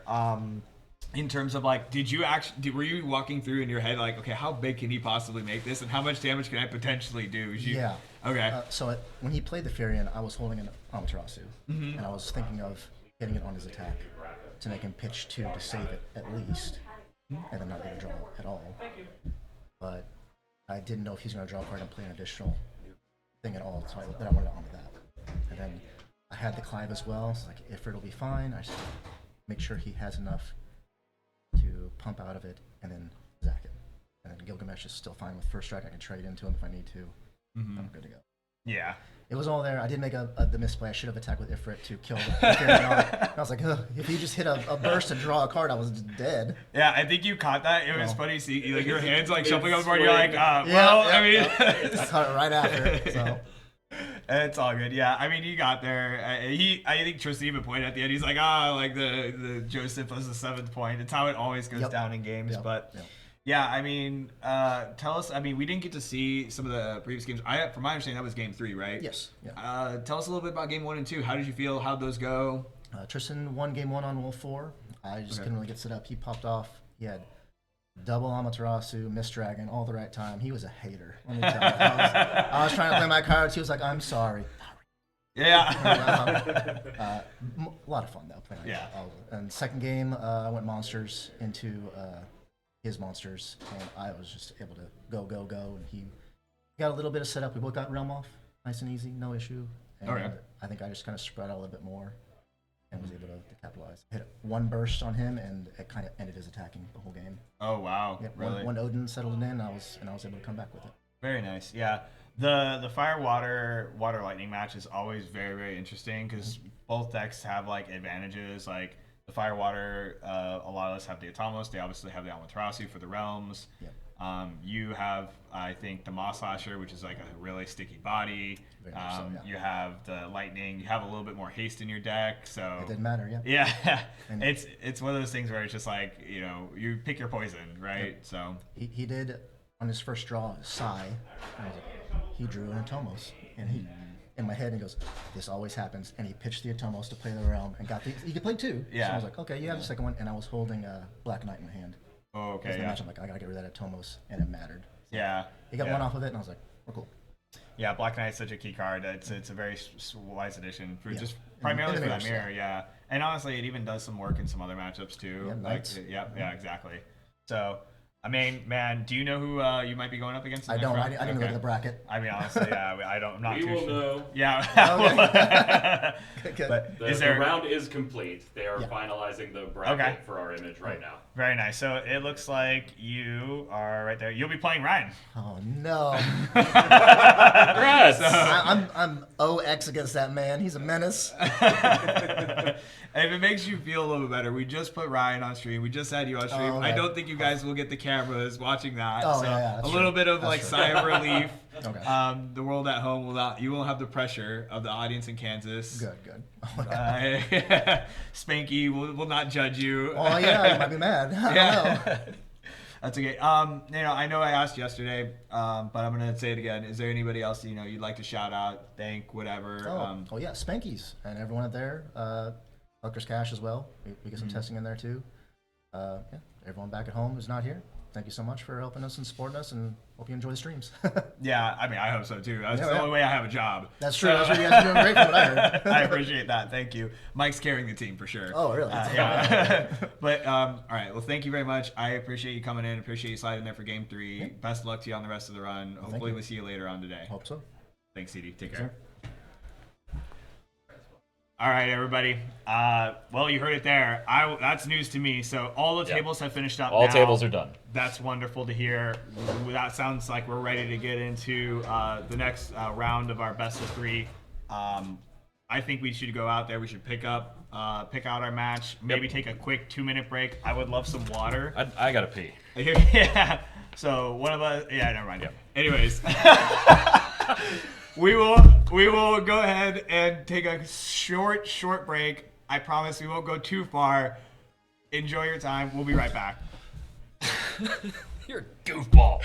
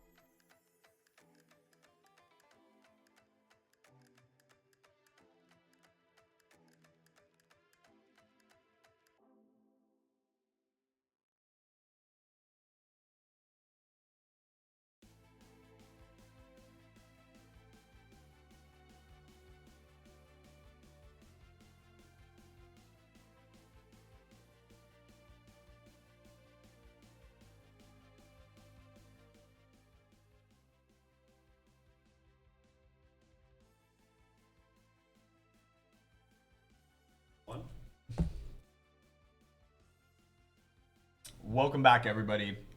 I am excited to bring you. Giving you the side eye. Yeah, I'm excited to bring you guys into our top 8 match, best of 3 between two players that the community I think probably is familiar with. One plays weekly online in one of the local streams, Key. Yep. Very competent player, piloting 2 decks, a tricolor monster deck as well as the Wall 7 deck. Across from him will be Cody Snodgrass. Cody, you're a big fan of him, I think. I like the mustache. The Like the rest of them, I don't know. I'm not sure yet. The jury's still out. But the mustache is up. Yeah. Cody's going to be running a 7-drop warrior deck as well. And then on the other side, we'll see some more knights. But we do want to take you to the full picture for top 8. So let's pull up the bracket. Obviously, there is no down bracket to show you yet. Those matches from the people that lost in the upper round 1 are just getting paired up and started to go right now. So we will follow the down bracket throughout the day as well, but no results to show you there yet. In the top 8, Kyle Peters is taking on Sam Toole. Christian against Alex. Of course, we'll be covering Key and Cody. And then Chris D, who we just talked to, having to square off about against Ryan Chen. And you heard how Chris D feels about that matchup. Yeah. Those two, that'll be an interesting one. I think a lot of these matches are actually quite interesting. I mean, you've got Kyle Peters and Sam Toole. Both are Materia Cup champions. Both are world caliber players. Very strong opponents and friends. Yeah. So that would be a very interesting one to put on stream. We did opt for Key and Cody. Neither one had quite made it on the cameras yet, and so we wanted to just check with either one and make sure they weren't a little camera shy. Then I mean, we're getting down to it as far as the number of people. You don't get to tell us no about being camera shy anymore. Otherwise, we just go and we stick our heads under the camera. Yeah. Nothing to show off. We start playing friendlies, and we'll let you know what happens. So, but yeah, there should be an interesting matchup. Now, we were talking about, because again, this is another opportunity where they don't have the exact same 7-wool build. They're going for a little bit of a different thing with Key on the whole Bart's Crystal aspect. Trying to get the free play off of the new Barts, and then Cody's being very more traditional one, not running the extras in there. We were talking about who do you pick first? What deck do you pick first in A? And you had some interesting thoughts that kind of jumped ahead and said, all right, if game 1 and 2 went this way, and I was going into a game 3. And worked backwards to say, okay, this is probably what I would do in deck 1. Walk us through that. That was some interesting insight. So Key is the higher seed in this matchup. So Key's going to get the choice of, do I go first? Do I go second? Right? Key's going to go first every time. So game 1, he's going to get to go first. And then at some point, he will get to go first again. So ultimately, the decision is, what do I feel the most comfortable with? And I think in game 3, if it comes down to it, and let's say you really don't want to queue, I think, ultimately, like long-term, your Wall 7 Crystal deck into Knights. It's an awkward matchup, especially if the Knights deck gets to go first. So it's not something I personally would want to do. And with that being the case, I think I would want to probably consider getting the Wall 7, even if it's a mirror, out of the way, and going from there, working your way forward, and trying to kind of more or less dodge the Knight matchup. The other thing is that Cody's played Wall 7 for, I want to say, almost 2 years now. Right. So there's the argument, and the way I thought about it is Cody's going to start with Wall 7. You might, if you're Key, you may just want to try and go for the Swift 2-0. And if that's the case, I mean, you might, I think I've seen him piloting quite a bit of this tricolor monster deck. I think his teammate has made a name for himself piloting this tricolor. Yeah, I mean, everybody deck. knows Tori Kelly specifically for that deck. Yeah, so I think he's got some familiarity with it. Those two might be the 2 comfort picks. That probably is going to be, I think we're going to open up with a deck A versus deck A situation, being the tricolor monsters versus the Wall 7 list. But who knows? We'll find out in a minute here. My prediction was we were going to have a Wool 7 mirror. Even though it's not technically a full mirror, right? There is kind of a very different line through Keys where you're trying to generate the crystals, capitalize on Cyan, capitalize on Barts, do some fun Refia Undead Princess stuff from your Limit Break deck. And it looks like we're already underway. We got Cody on the left. Yeah, and Key and- on the right, and Cody, Tristan.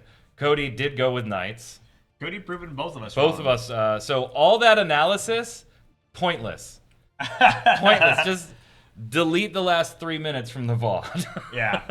Cody's saying, regardless of cover picks, what do I think is a smart pick here? Yeah, and Key went with the tricolor monsters. So off we go to the races with a turn 1 Laswell, or presumably a turn 2 Laswell there, and Key with a turn 2 Realm.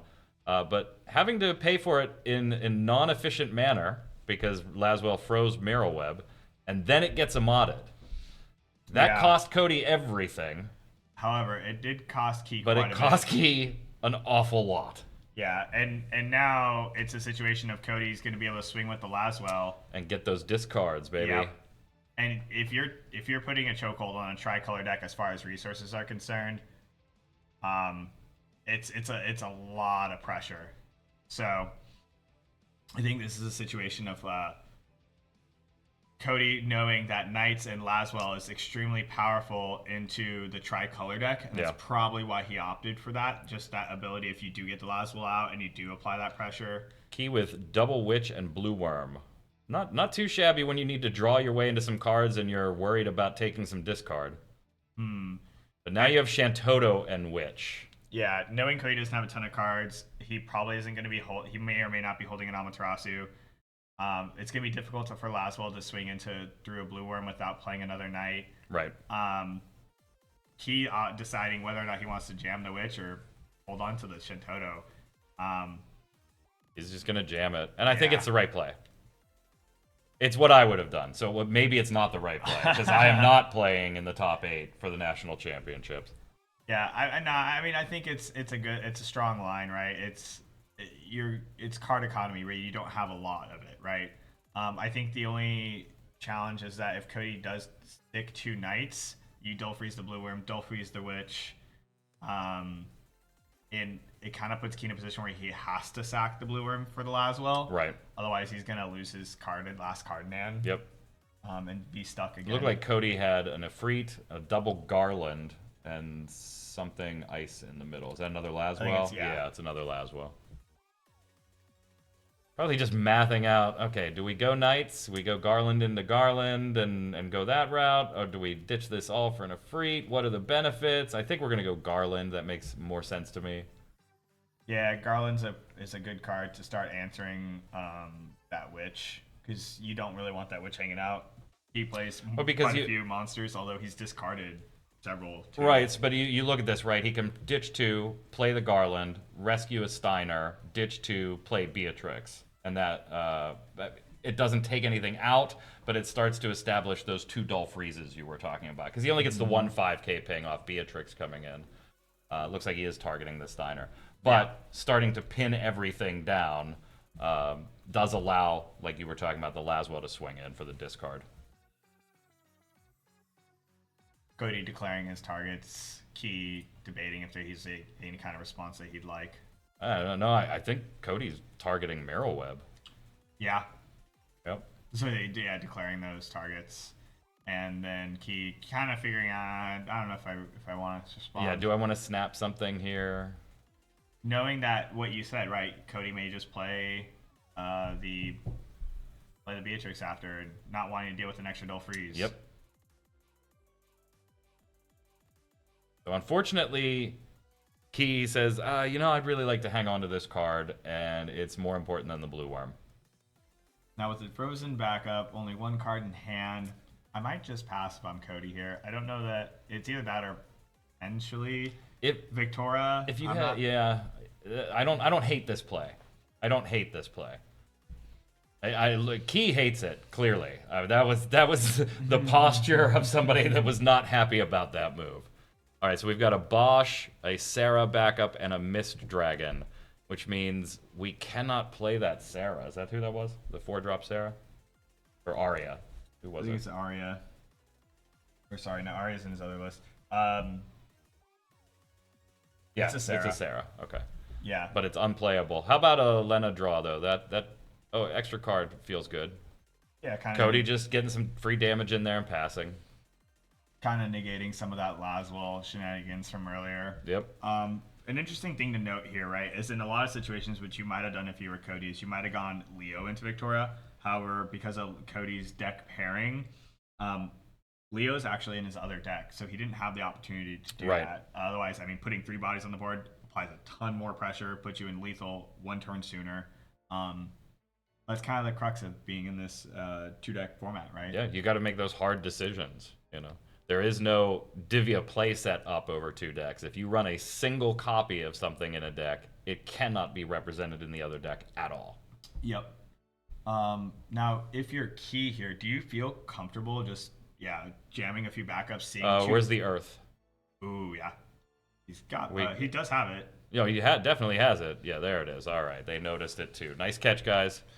Judges at the table, by the way, the entire team giving shout-outs to all the judges, all the Square Enix staff, and then, of course, Shantoto cast behind the scenes here, Eric and Ty. Absolute beasts. And then this guy next to me, he's kind of all right. Yeah, decent on all accounts, I like to think. Now, we do have Cody double-checking that mirror. I've seen some play, but not a ton outside of Mr. Tori. Now, one thing that's interesting here is I think we're just going to run it out potentially for... Get something. It looked like he was considering it. Okay, with Nope. the pass. Yeah, Opts to hang on to the Bosch. Yeah, so seeing that the 2 Laswells are gone, I think that he's kind of feeling a little bit more comfortable doing that. I would personally be a little spooked. He did discard his Mist Dragon. Cody does have a Corilla in the bin. He could just jam here. He doesn't have the Ramza, but if you're key, you don't know that. Right. Key valuing. I mean, at the Tyro play had to get rid of Mist Dragon or Bosch, and Key putting a little more value on the Bosch right now. Mm-hmm. Yeah.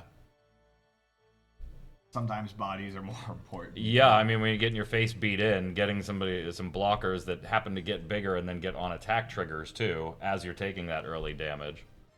Yep. Right? This is going to put Key on 5, so now Bosch is an 8k with Brave that deals 8k on attack.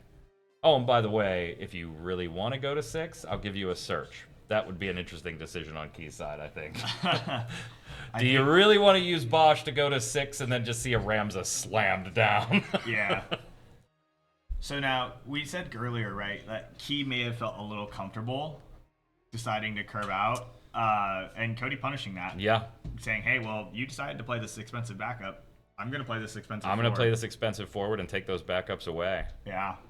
So now if you want to see is that a zombie in hand? Trying to figure out ways he can get that Mira out there that don't rely on Bosch, but I think Bosch just, if you went to 5, Bosch just became significantly less important.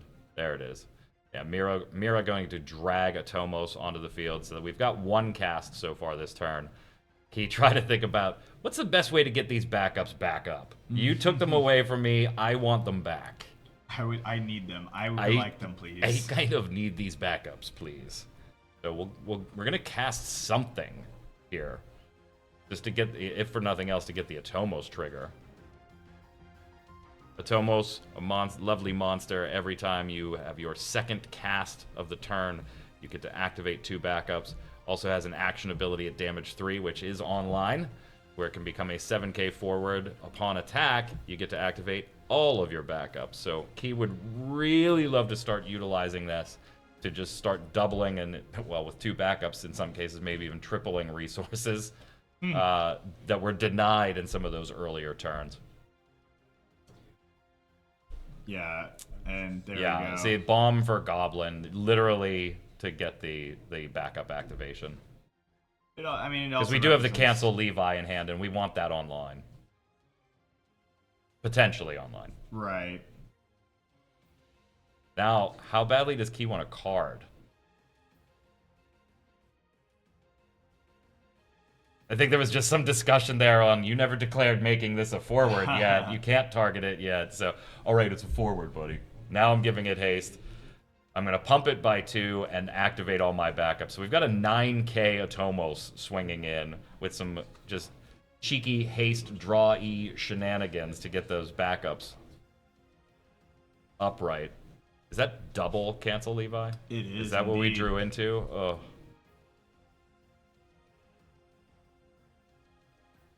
And one thing I noticed that was interesting, kind of the opposite of what I mentioned earlier. He is opting to play the Leo in his LB. Yep, There it is. There he is. It is pretty critical, I do feel, to Keys being a tricolor deck. It's just cycling cards is 2 really water powerful. backups and a cancel Levi in hand. That's tough. He does still have other. He still has he's got Mott, he's got Luna Freya, cost 6. Passes. He feels like he's established a bit of a board. At Might be least able to enough to pursue. try and buy the turn. But unfortunately, there's just this is a 5k forward and a 3k forward, right? Mm-hmm. You can cancel an auto ability, but you can only do it once. And none of these forwards have auto abilities on attack. Right. So, I mean, Cody did top deck a Clive, so he could just play the Clive. He also has an Agrius that could just bounce the Leo. Which is going to exactly happen right here. Yeah. And trigger a 5k ping. Yep. So he's So got that 2. happens to do exactly what you need. Garland going to ping Mira for 5k on a knight entry. Agrius going to bounce because there's at least 2 knights on board, a forward of cost 3 or less. And you kind of have to use it here, right? Or you're just dead. Yeah, I think he's going to. The question is, does he give up the cards? Right, for the secondary effect. And then he's deciding, if he has the water count. If he does, he have 10 water in play to bounce. So he's not staring 1, down lethal. 2, 3, 4. Oh, I think he's 1 short. I think he is too. Look like 9 there. Yeah. So he can just. It also comes down to you could stop the Agrius bounce and then pump your Mira. Costs you literally everything at that point. But I think that's one of the few ways you're not Right. dying, right? Because if if one of those cards goes, you can just swing for lethal. Yes. Yep, Key recognizing it and just taking it to game 2. Cody gets 1 in the bag with the Knights. Now he's got to do it with a deck he's a little bit familiar with, and he's got 2 tries to do it. Yeah. I think Cody will be spinning the wheel a couple times here. So, Cody locking that one up pretty quickly. I mean, 90-minute clock, doing it in sub 15. That's pretty fast. I mean, that's the name of the game for Knights, right? Yeah. He went burr. Now, Key is got to push through on these 2. He's going to get to go again. He's going to get to go first here. If he wins, he will not get to go first in the third match. So I think he needs to be going first with this tricolor deck into wall 7. Yeah, I agree. So I think that's more important. So he's going to probably stick with it. But we'll see what he does. Cody doubling up on the Let's Reveal decks. Oh, yeah. Gotta love it. I'm a big fan of spinning the wheel, although I'm very bad at it. I tend to reveal all Clive and Ifrit off of my Corella triggers. I only play. I'm not big on Wool 7 or Knights. It's just not my play style. But there is a deck that I do one singular reveal, and I usually am 10 for 10 hitting it, and then I go to any competitive environment, and I'm 1 for 4 for the day. And it just those minors, man, those damn minors. Yeah, it's one of those things where it's like we make the joke of you get your good luck. Yeah. And Oh, bad absolutely. luck out at certain times. Yeah. It's just, I mean, we saw it on stream. Turn 1 minor whiff, and Yeah. then like a turn 2 or turn 3 minor just barely hit an epitaph, Yeah. and then the third minor whiffed. brutal, definitely brutal. But then conversely, I mean, we just saw CD absolutely rip a crazy Gilgamesh and Y'shtola Off of the off the Wool 7 flip. It could be the crux of maybe being on stream because There. I mean, outside of that one, we did have the several Corellas that were very That were subpar. awful. Yeah. Yeah. Maybe Cody heard about that and he decided, I'm just not even gonna bother casting the Corellas. Yeah, game." we're going to find a different way around this. Yeah. Now Cody opting to mulligan wall 7. He said, "Hey, I don't see a 7 CP light card nor a way to find it, so we're gonna Alright. fix that." Key on the play. Has Witch in hand. Looks like a Lena, so we'll probably see that first. Yep. Blue Worm for the Lena and just pass it over. Axstar and Mog. Seems good. Seems good getting some of these ready. I still don't see though. Yeah, so we're gonna This go. is shut off the realm with the Mog. Yeah, so we didn't draw into any of our search cards, but it's not a bad plan B, No. knowing that Key's playing Realm, Yep. and that's something he typically wants to be doing, or frequently will want to do turn 2. So, opting for Alize, putting him back up in play, going and fetching a Tyvos here. So, the nice thing about the version of the deck that Cody has decided to play today is that it's got a plan A and a plan B. When you don't hit your plan A, being that wall 7, a lot of times your plan B tends to be the warrior package, Tyvos being a sort of really nice alternative to that wall 7 strategy, and a lot of the warriors being 3-drops, they really just kind of blend together nicely. Key dulling 1, putting out the Malboro, a key card in this matchup. Yeah, Absolutely key card in this matchup. absolutely. For This those chat, of you, we're hitting a lucky Lev 6 to save from lethal in a mono Earth deck. Yeah, I've been there too. I've done that once. Damn it. That wasn't in a competitive environment. That was in Canada Materia Cup. I was under fire from a very OTK-ish Odin Barnabas Ice Lightning. Gilgamesh and Barnabas were just trucking in at me for double swings with Odin, and damage 6 put the Gilgamesh back in hand, the Barnabas back in deck, the Odin RFG, and it was over from there. Oh, that was you! oh my, Look, I'm awkward. that was you. I did apologize. When I flipped it, we talked outside, I was like, you played that perfectly. Like, I was dead. If I don't hit a Levi there, That's it. I'm cooked. So, kind of an interesting start from both players. Maybe not supremely ideal, but Cody not doing anything turn 2.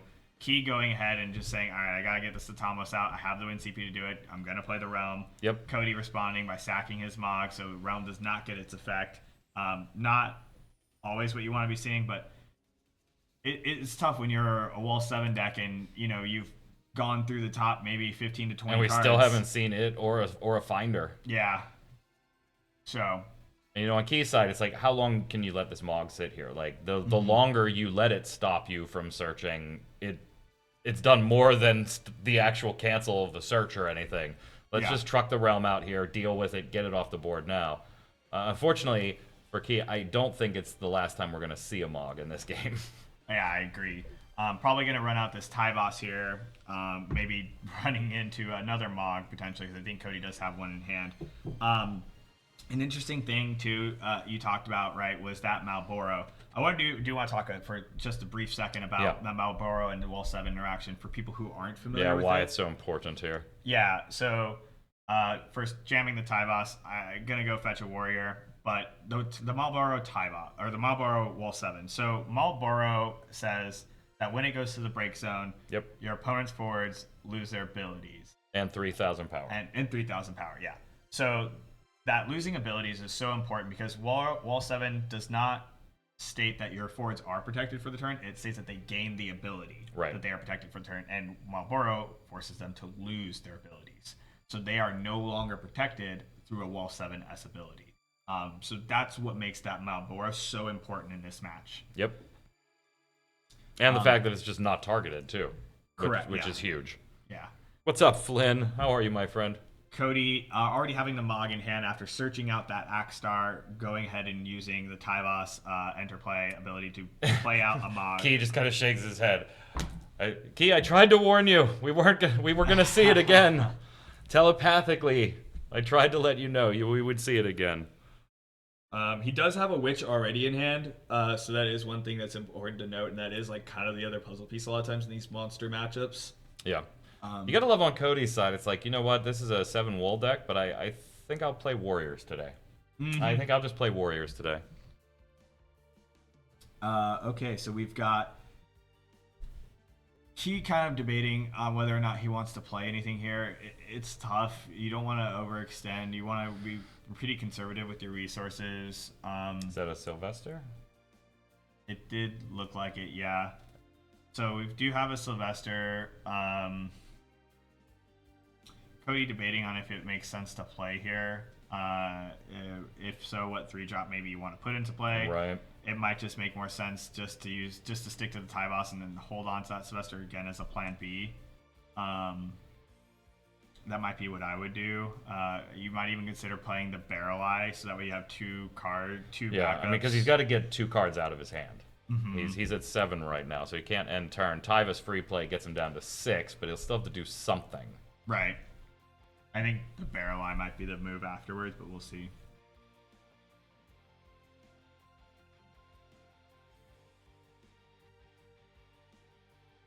All right, Ward gonna take care of Realm. I actually kind of like that. I mean, you're like, I'd rather save this 7, but hey, why not open up the board for Key to throw another Realm down while you have the Mog? You know?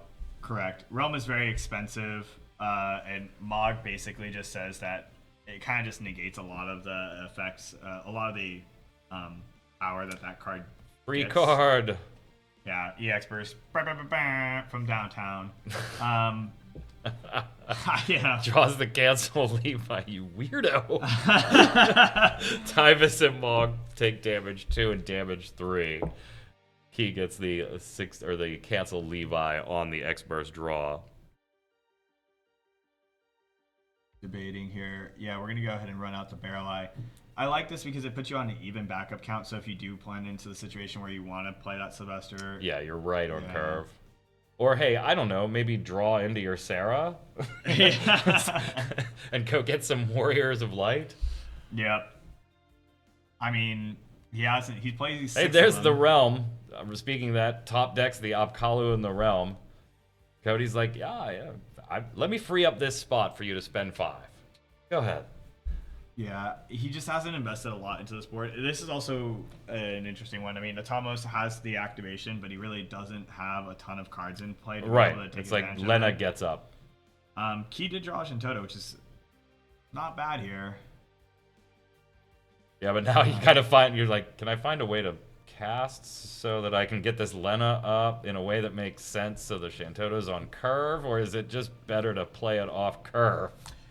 I think also what you gotta figure too is that if you do cast the Shintoto and Cody has a full grip, right? If Cody Yeah. has a way to interact with that, Game over. yeah, I mean, what happens, right? Yep. Which Cody is playing the Amaterasu. It looks like, oh, he might be playing it in Knights. So Yeah, it's over in his Knights deck, so he doesn't have the Amat. So maybe Key knowing that and going, oh, I'm safe. So I like how he didn't force anything here, right? Like, you really want to, can I get out another Apkalu to get Lena up and then play this? It just didn't make sense, so just eats it, pays 4, gets the backups up. Shantoto clearing the board of all forwards. As you'll notice, none of Key's happen to be forwards, so yay! I mean, he does have the Atomos, but it's not. Wasn't a forward at the moment, yeah. It is Yeah, online it's- since we are at damage 3, though. Yeah, I'm more so saying I just don't think it's worth attacking with it here. It's No, not, like, I agree. makes sense. Damage isn't your problem right now. So it looks like we are going to go ahead and run out that Sylvester. Yep. The nice thing is that you can Sylvester it again into that Mog. Into that Mog for the 3rd time. Yeah. Since we did crack the Mog in response to Shantoto just to keep it from being removed from game. Mm-hmm. Hey! We got Don't know there. if we told you guys, but this is a 7-wool deck. Yeah. And I think he was just trying to get the 3 backups so it was really on curve and just like as minimal impact on his hand as possible. Saving as many cards as possible. Exactly. We Managing do that card drag the economy. Mog back, so we get a card draw on that too. Yeah. That but feels good, but that's yeah. not why he's there.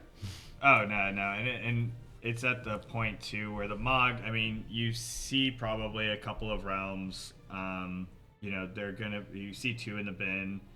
It's not going to be doing just so one much. in the bin. You got 2. Oh yeah, she's hiding there behind the tile. Yeah. Oh, I see it. So it's not going to be as quite as impactful, but it's still card economy. It's a 3-drop body that enters the field, draws a card. Yep. You still get to stick to 5 cards in hand, which is quite nice. To play the Mira, drag back a blue worm, give us a card draw there. That's cast number 1. Now, this feels actually a little bit reminiscent of what Ryan was doing, right? Your goal at some point is just, I need to hit critical mass. Yeah. I need to just put as many bodies on board as I possibly can, and eventually I can kind of like stop the bleeding and then turn the corner. And I think that's what Key's really trying to figure out how he can do. You'd really like to see, though, a Moth Slasher along those lines when you're trying to do that, and that's just not going to happen in this one. That's not going to happen in this build. Because unfortunately, right, your Apkalus aren't going to be forwards, your Malburs can never become forwards, so you have your Atomos, you have a Blue Worm. We need some more. We need some more still. Because these aren't bodies at the moment. You've got Mira, Atomos, and Blue Worm. We haven't reached a real critical mass of bodies. But we have, you kind of said 2 realms are gone here. I don't know if I am ready to give up on Realm yet, though. Totally. Yeah. Because we are already at 4 monsters. So if we can get a Realm off by getting rid of Mog, which we just did, that's going to put us at 6 monsters, and we can take advantage of the bounce, potentially, at the end of each turn for having 5 or more monsters. Oh, yeah, very true. Yeah. Speaking of monsters, Atomos getting that attack in. Key wanting to untap the backup, making it so on curve he can cast an Amat, Leviathan. Yeah, I can threaten anything. Yeah, I mean, he just knows that Cody's next turn is the Wall 7, right? You searched it. It's what your deck wants to do. You're probably going to do it. I would be stunned if Key doesn't use the Leviathan here. Yeah, there it is. Dull 3, cancel Levi. Yeah. Auto ability canceled with the Aqua Tarasu. Cody double checking. Nothing else going on here. Does this do what I think it does? Okay, yeah, all right. I know what it does, but also I really don't want it to do that. Let me just double check. Yeah. Now, Key getting to untap here is pretty big because I think that last card in his hand is still a Witch. And there's really not a whole lot going on right now on Cody's side of the board, so. I mean, talk about fighting your way back into it. We've watched last game and last round and this. The monsters deck just absolutely have to struggle to get there. Yeah. But still manages to slowly take over the game when you have pilots of this caliber. Absolutely. I mean, that's definitely something that you want to highlight when you're looking at these like top tier players. I mean, every player that's in top 16 is potentially a world caliber player, right? Leo gets us a free card, this case a Mist Dragon, which also kind of feels kind of good in this matchup. Particularly when you happen to see a Gilgameshy boy. Correct, which Cody does have one in hand, I believe. An interesting thing also to note here, I mean, Key has 1, 2, 3, 4 bodies out there. He's really just trying to hit that critical game point. Yep. Which, activate 2 on Atomos and draw. Leaving himself wide open to cast a Mist Dragon if necessary. Yep.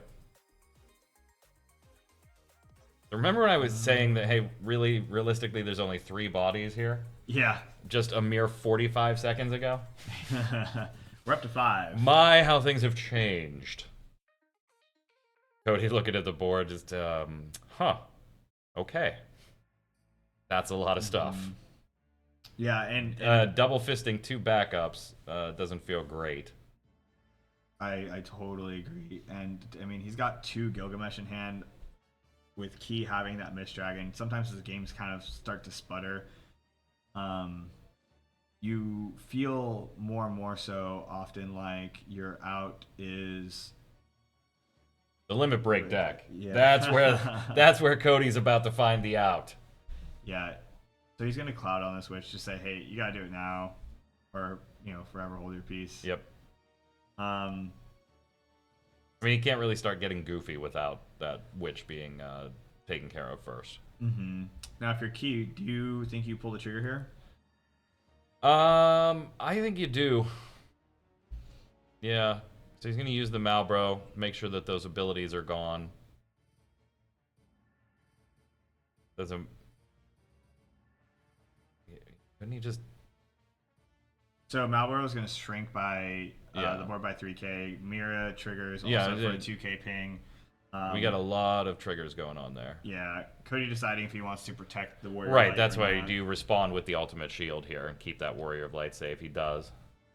Now But- that does not negate the removal of abilities upon resolution or the 3k power loss from the Malboro to the entire board.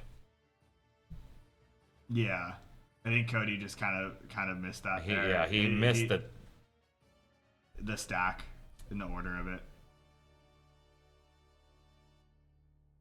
Looks like we got clarification. I wonder what happened with the stack there because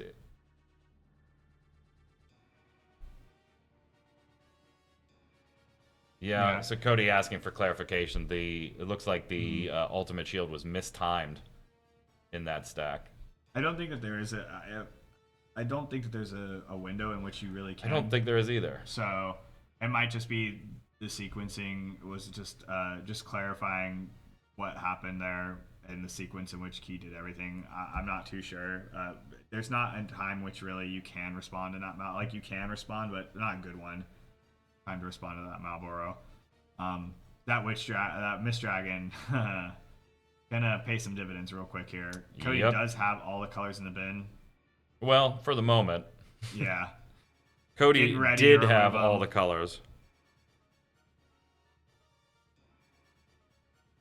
And I think Key just drew into another witch. So the game's slowly starting to fade away from Cody here.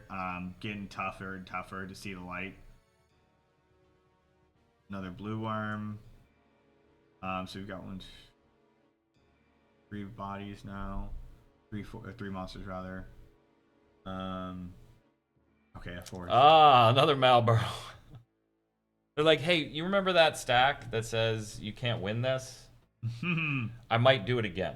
Yep. I might do it again. If you decide to put out one of and then later, I might do it a third time. No way to win that stack, unfortunately. Now, if you're Cody, do you block this Thomas? Your Gilgamesh is only a 7k, but the Thomas is also only a 7k.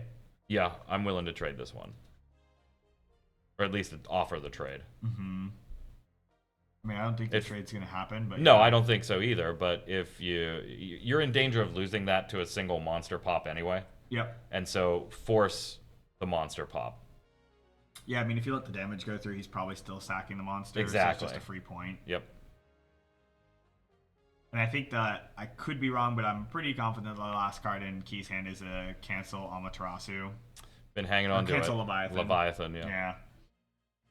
I think he just drew it. I mean, Oh, did he really? Yeah.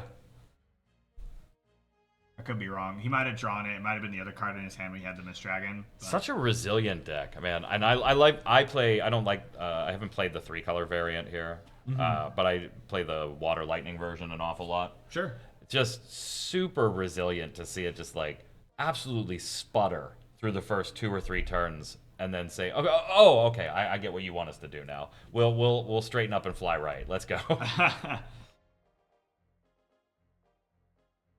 Because you have to be looking at this from Cody's perspective going, I was in the driver's seat, like absolute commanding driver's seat. And that's also the second time we've seen the monsters benefit from the Lena X burst to a dramatic effect. Maybe not as dramatic this game as the double Lena X burst in the previous monsters matchup. But anytime you get those free cards when you're having such a slow start, just a huge way to get back into the game and get some card economy going. Yeah, I agree. And I mean, we drew the Vincent here. I think you just potentially play the Vincent, kill the Leo, Yep. sack your Malboro, answer the Cloud, go for lethal, call it game 3. Yeah, head to game 3. Could be wrong. I think the only way I mean, yeah, I know. I think that no matter what, because you can Amaterasu, like either the Malboro or the Mirror Trigger, but you can't Amaterasu both. I think you've got enough forwards for lethal. So. Yep, that's the way we're going to go. Vincent coming down. Going to pop, presumably, Leo here. That little 3K guy, he's gone. I mean, if you do sack the Malboro, you might have done that first because the Malboro might just answer the Leo for free. Yep. But, and then Vincent could always finish off the bug. Blue Worm becomes a forward and swings. 6k power. Kind of saying, hey, yeah, do you want to block it? I mean, if you do, I'm just gonna sack a monster anyway. I mean, they would just trade, right? Because the Blue Worm would die and Mira finishes it off. Right. So it's like, and you still have an additional one. Take a little 2, 2k 3, 4, ping 5. action on the Blue Worm death. Yeah, you still have an additional 5 forwards to swing with. Because Leo.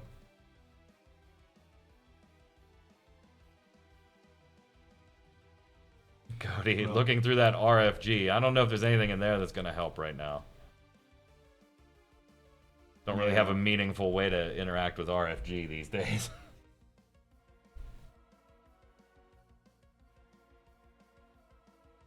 Let's get these backups up. Yeah. Almost coming in 7k. Cody kind of seeing the writing on the wall. Yeah, but it is also one of those ones where, like, he's also looking at the clock saying they have plenty of time. I can afford to think about this for a minute or two. Sure, yeah. He's not in a danger to say, okay, you know, or let's just scoop and move on. They have plenty of time. There we go. Yep. All right, Key forcing a game 3. Handing over that fist bump, saying, hey, all right, boyos, let's do it. Let's run this mirror. However, Cody gets to go first. Yeah. So what do you... And they are two relatively different Warrior Light decks. Cody will see if he gets to actually do Warrior Light things. I do think in this mirror match, Axstar being able to stick an Axstar is super important. I forgot. I had them backwards. I do think that being able to stick an Axstar is relatively important. They are a ton of 3-drops in each deck, but there's not always a lot of ways to answer forwards. So sticking an Axstar is pretty good. I usually feel like, honestly, a lot of times it comes down to who can stick and protect as Zeromus. Right. Zeromus is, because it's non-targeted pseudo removal. When you both have these decks that just build a board, you kind of just have to push them out the way to be able to deal your damage, right? I feel like on Cody's side, he would just be happy with not having to wait till turn 8 to play a Warrior of Light. Yeah. I feel like let's set the bar a little lower and start there, and we'll improve our goals from there. Right, and this is the deck that both of them do have Amaterasu in. I'm sorry, this is the deck that Cody, the Key has Amaterasu in, but Cody does not. Yeah, Cody has it in the Knights. So it's pretty. It'll be pretty interesting to see. It, I mean, if Cody does get the opportunity to play the wall 7 first, if Key has the Amaterasu, it does give Key advantage. So we'll see. We'll see how things play out.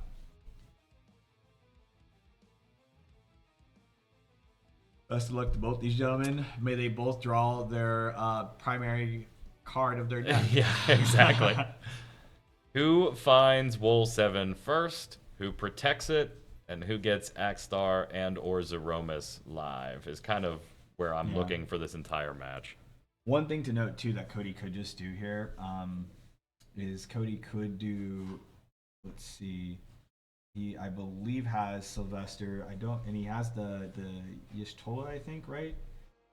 He has Sylvester. Yeah, we saw that last game. I know he does. Yeah. I just want to see if he has the Wind Y'shtola. I see. That's the Opus 19 one. Oh yeah, I don't see a Wind Y'shtola here. Nope. Because that would be a pretty nice card to play off of the Sylvester, right?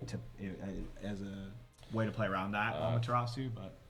Yeah, Cody Cody looks like he's gonna have to start this game playing Warriors again. That is a heavy Warriors hand. Ward, Tyvis, Tyvis, 4-color Warrior of Light is in his right hand for payment. The Tyvis. Third Tyvis and an Axstar. Wow. Now the thing about this is that he will get to play a Mog, so Key won't be able to respond with a 6 CP search card here. But if Key already has the Warrior of Light, it could be problematic for sure. Yeah.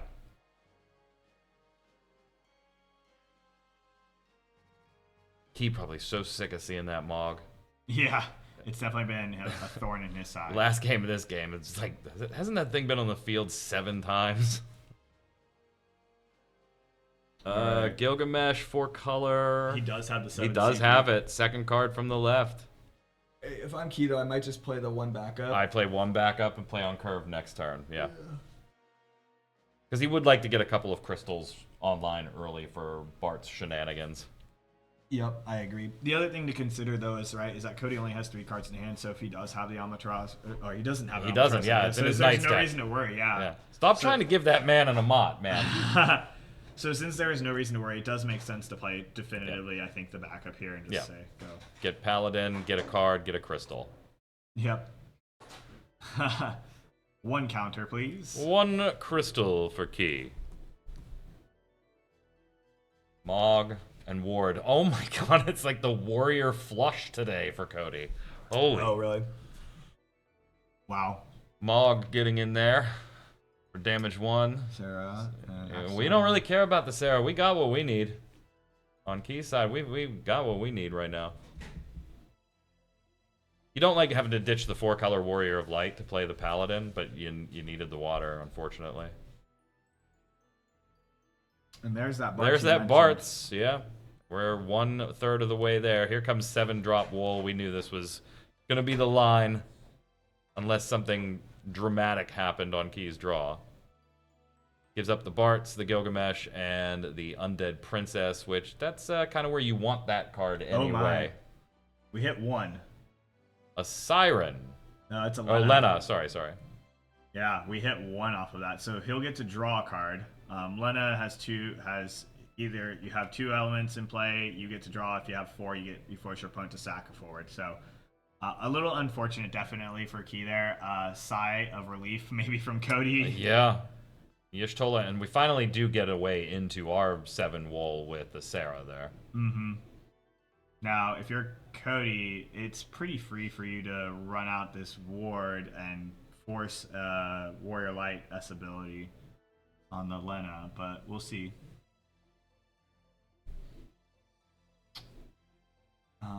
He's got also still another, yeah. I don't think he has the special, does he? He ditched the 4-color Warrior of Oh, I Light thought that was early another. for the water for the Paladin. I see. Yeah, I thought that was another in his hand to the left. I might. It might be. Yeah, I sure, can't I'm quite sure. see it. You might be right. Hard to see. Yeah, I mean.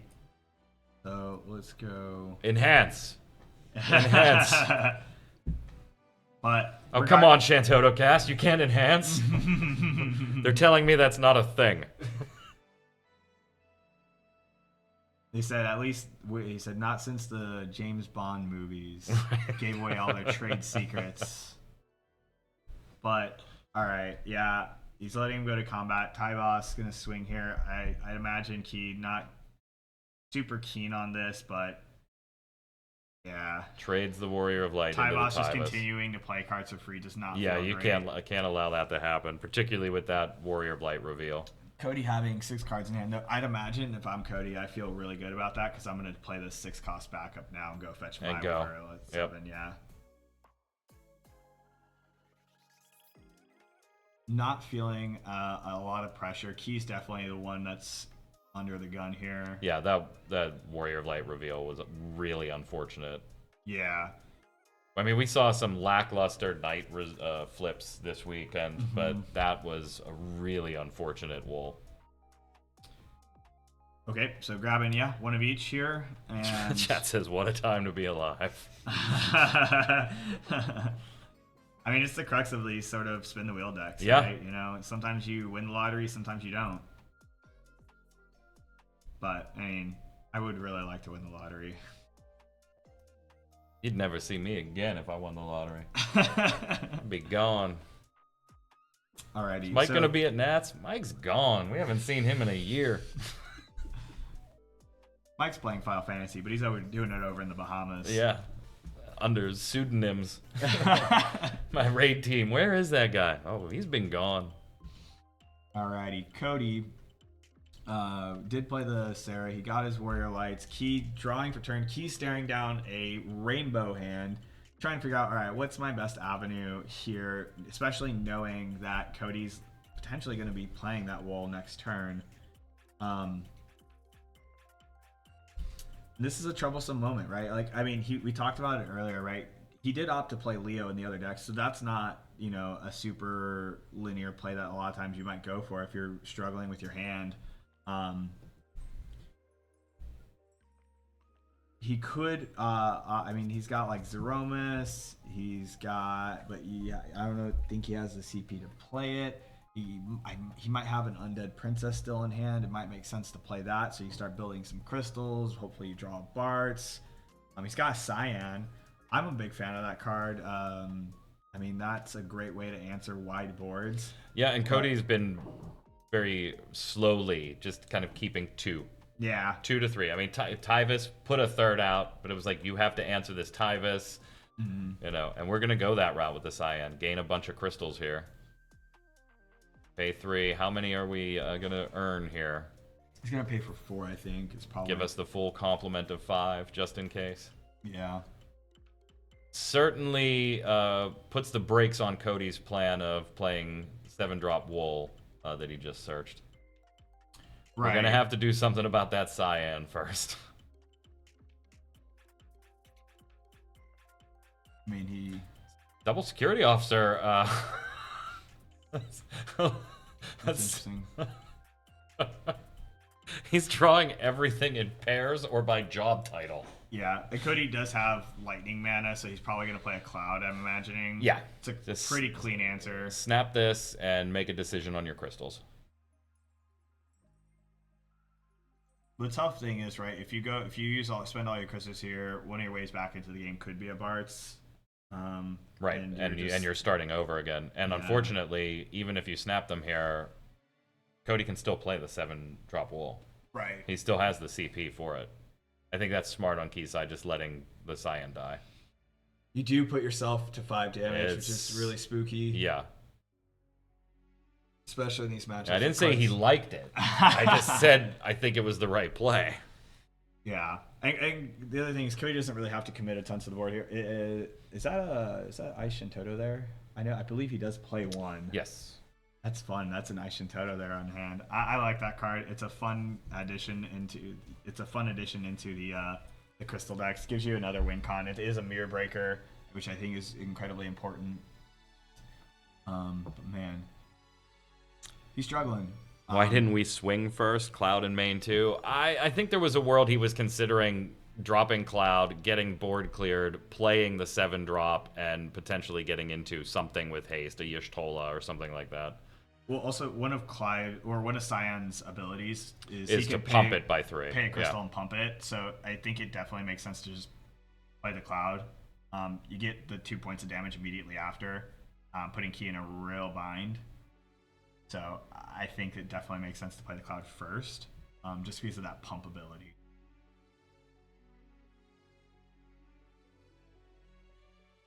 I think one of the interesting things was Key did give up his second Cyan to do that, to play the initial Cyan. He's just looking very frustrated right now, and rightfully so, right? Yeah. It hasn't really come out of the deck nicely at all, and that 7-drop reveal was still just absolutely nasty. Pretty abysmal, yeah. Bart's going to be able to enter the board for free, ticking down. Yep. Spend 3 crystals and see if this reveals any better. We get an Axstar and a Mog. Okay.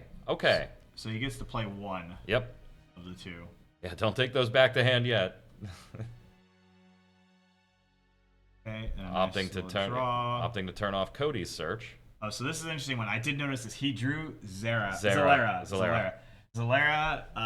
is a card from Opus. I From wanna say days 3. gone by. Yeah, I haven't seen that card in a long time. Another Mirror Breaker, I would presume. It's a card, so Zalera basically says break all of it, more than just 3 drops, but in this particular It's all your instance, primes. It's all your yeah, primes. prime numbers. As long as they're dull. Correct, but that does include the 7 costs. 7, And yeah. it's non-targeted removal, which is very important. Yep. Cody debating here if he really wants to play out the 7-cost Warrior Light. I think kind of just debating on what happens here if he does. He has an S ability in hand. it's not the end of the world if Key does have an Amaterasu. He's got board presence. I think that. I think yeah. I don't think there's. Could also yeah. He's gonna Tyvus. I mean, Tyvus into an if he gets the search into an Axstar. Axstar. Yeah. He's gonna be able to answer 2 bodies here. And then ping off theoretically the Mog. So it might have made sense to sack the Mog there in response, but Key is just so skeptical because he really wants to have bodies probably to protect from damage maybe. I'm not sure. Yeah, I mean going to 5 over 4 was kind of a big deal. Or going from 3 to 5 on the last turn was kind of a big deal on decision making and really limiting some of the decisions you have available anymore. Mm-hmm. Cody gonna go ahead and yeah, let's get this Cloud out of the way first, because he's just gonna become Dull Freeze later in the turn anyway. In fact, it's gonna happen right now. Yep. Tyvus using the action ability to play a warrior down to the field, cost 3 or less. Axstar entering the field, and we've got now a jumble of auto abilities going off on Axstar's entry, where Axstar's choosing an opponent's forward to deal it 3,000 damage for each 3-drop forward Cody controls, dull freezing all forwards, including your own that aren't cost 3, and then also allowing you to play a fire or ice forward of cost 3 or less from your hand. So presumably Cody's going to be stacking those in the order most beneficial to do the most damage, getting the free play. Letting him swing with Cloud now before triggering that means Cloud will still go Dull Freeze, but the attack is already in progress, so we have that 8k swing coming in. And it just looks like they're talking to the judges a little bit about the order of the stack here, since there's going to be quite a few things that probably happen here. Oh, and they just let's go straight to resolution, boys. Yeah, I think they agreed all. They all agreed. Bart's is gone. Everybody's dull frozen, and apparently Cody did not have a free play on the Axstar. Gonna go ahead and swing in with that ward. Cloud does Key the at 6 point of damage. Block. Yeah. Mog swinging in. Not in Key. Yep, got the Has to Zalera. cast the Zalera. Gonna kill all the prime numbers. Had to keep the Axstar for ice. That's why he needed it. Mm-hmm. Cody goes, I remember that card. I haven't seen that in such a long time. I wouldn't have dull frozen my own Tyvus had I known. Yeah. Now, I think one thing that's also worth mentioning is, though, Key does have no cards in hand. It's a pretty brutal spot, right? Yep. Then that Axstar is... It's lethal. It's spooky. Yeah, I mean, and Cody still has... It's like yeah, that's the thing. It's like the Axstar's spooky because even if you manage to get a body out to keep Axstar from being lethal himself, it's so easy to tax for Cody with 3 cards in hand, going to draw 2, to try and just tax something else on top of Axstar. Kuja's not a terrible answer. Again, you're handing out for it though. Like this is literally the buy a turn motion, right? Yeah. And he had to give up 2 insane cards Yeah. to do that, right? He had to give up a Bartz and a Gilgamesh, but he's like, I mean, I can't afford to It's die. either that or I'm done. Yeah. Cody drawing into Zeromus here. Winging with the Axstar. Pinging Shantoto for 3. Just forcing the trade. Activating off of Sarah, swinging Cloud in. There you go. Wow. Saw Cody draw and look at the board and was kind of like, do I have this just on board? I think I might have this just on board. Yeah. There wasn't a ton Key could do there at the end, towards the end of the game. I mean, he was kind of his back was really against the wall. Yeah. After that wall flip, once Cody answered the board, it was tough. Let's get Cody in here and chat with the man. Oh yeah. That's a mustache I can talk to all day long. That's a sentence I didn't expect to hear this weekend. A few things we didn't expect to hear or see this weekend. Well, congrats to Cody. Cody making it all the way up to the next round and in the bracket. I don't know that locks him into a world spot just yet. I'm not sure. It could be, but regardless, congratulations to Cody. And then Key still has the gauntlet to run through in the bracket below, so very comfortable position for him. He seemed very comfortable on his tricolor monster deck, so I'm sure he'll be running the gauntlet with that or the Wall 7 deck, one of the two. But Cody, man. Cody taking it down with Wall 7 without Amaterasu. That's impressive. Just saying, hey man, have it or bust. I respect that. Actually, not only did he not have Amaterasu, he didn't have even Yushtola. He said, I don't care about your auto abilities. I'm shoving my forward's face into your damage. So, respect to that, man. Now, Cody did had some interesting lines there, some interesting thoughts. He struggled. And it's interesting, I mean, I think if Cody really played a Wall 7 deck, but he only got to play the Wall 7 now finally on like turn 8 or something like that in the first one. Didn't get to play in the second one. Really showcasing why we have that plan B in the deck, right? You want to have a plan B in the deck because when your plan A doesn't work, when all else fails, what else do? We pivot, we adjust, and the Tybus really helps feed into that strategy. So, yeah, man. I see a familiar face there. Congratulations. Oh, I'm going good. Congratulations. I think it's nice. I know there's a lot of people at home, household name, people are familiar with you, but we've been talking about it, I think, all weekend long. It's a nice mustache to see. Oh, thanks, brother. Thanks, brother. We gotta check the camera, make sure this thing's bobbing and weaving, hair's still good. We're good. Oh, yeah. Oh, man. Congratulations, brother. Thank you, brother. That's a little sigh of breath, fresh air. Yeah. I mean, we did see the Wall 7 in either of our opening hands. Yeah, We that still did it. last hand, I'm sure you guys, I don't know if I revealed it to the camera, but it was triple Tyvis. So I Yeah. was like, well, I won't say the nickname for it, but Mog6 was putting in a lot of work the game before. Obviously, I had that blunder with the Malbro. I never remember it, even though I'm Yeah. like, I'm pretty sure this doesn't work. I'm just gonna discard a card for no reason, and we just still did it. But he was starting to turn the corner in that game anyhow. Yeah. And once Witch comes down, it's like, all right, the writing's kind of on the wall. Yeah, and then Mog, triple Tyvis. Yeah, it's kind of how it goes. His wall flips were awful. I mean, The Lena Which- was bad. It was tough. as like a lifelong wall 7 player, like it's like just heartbreaking to see it. But like in that moment, I'm like, Yeah, But- a little. Definitely, you're just like yeah, so glad I didn't have to Amat that because it's in my other deck. Yeah, exactly. Yeah. But yeah, Tyvis and Axstar. I almost ended up playing the FF8 wall after I qualified at the LCQ. But Tyvis, Axstar, Ferris, those cards are just, they carried me through that. So I'm like, let's not turn our back on them right now. So Stick through it. Yeah, that Yep. makes sense.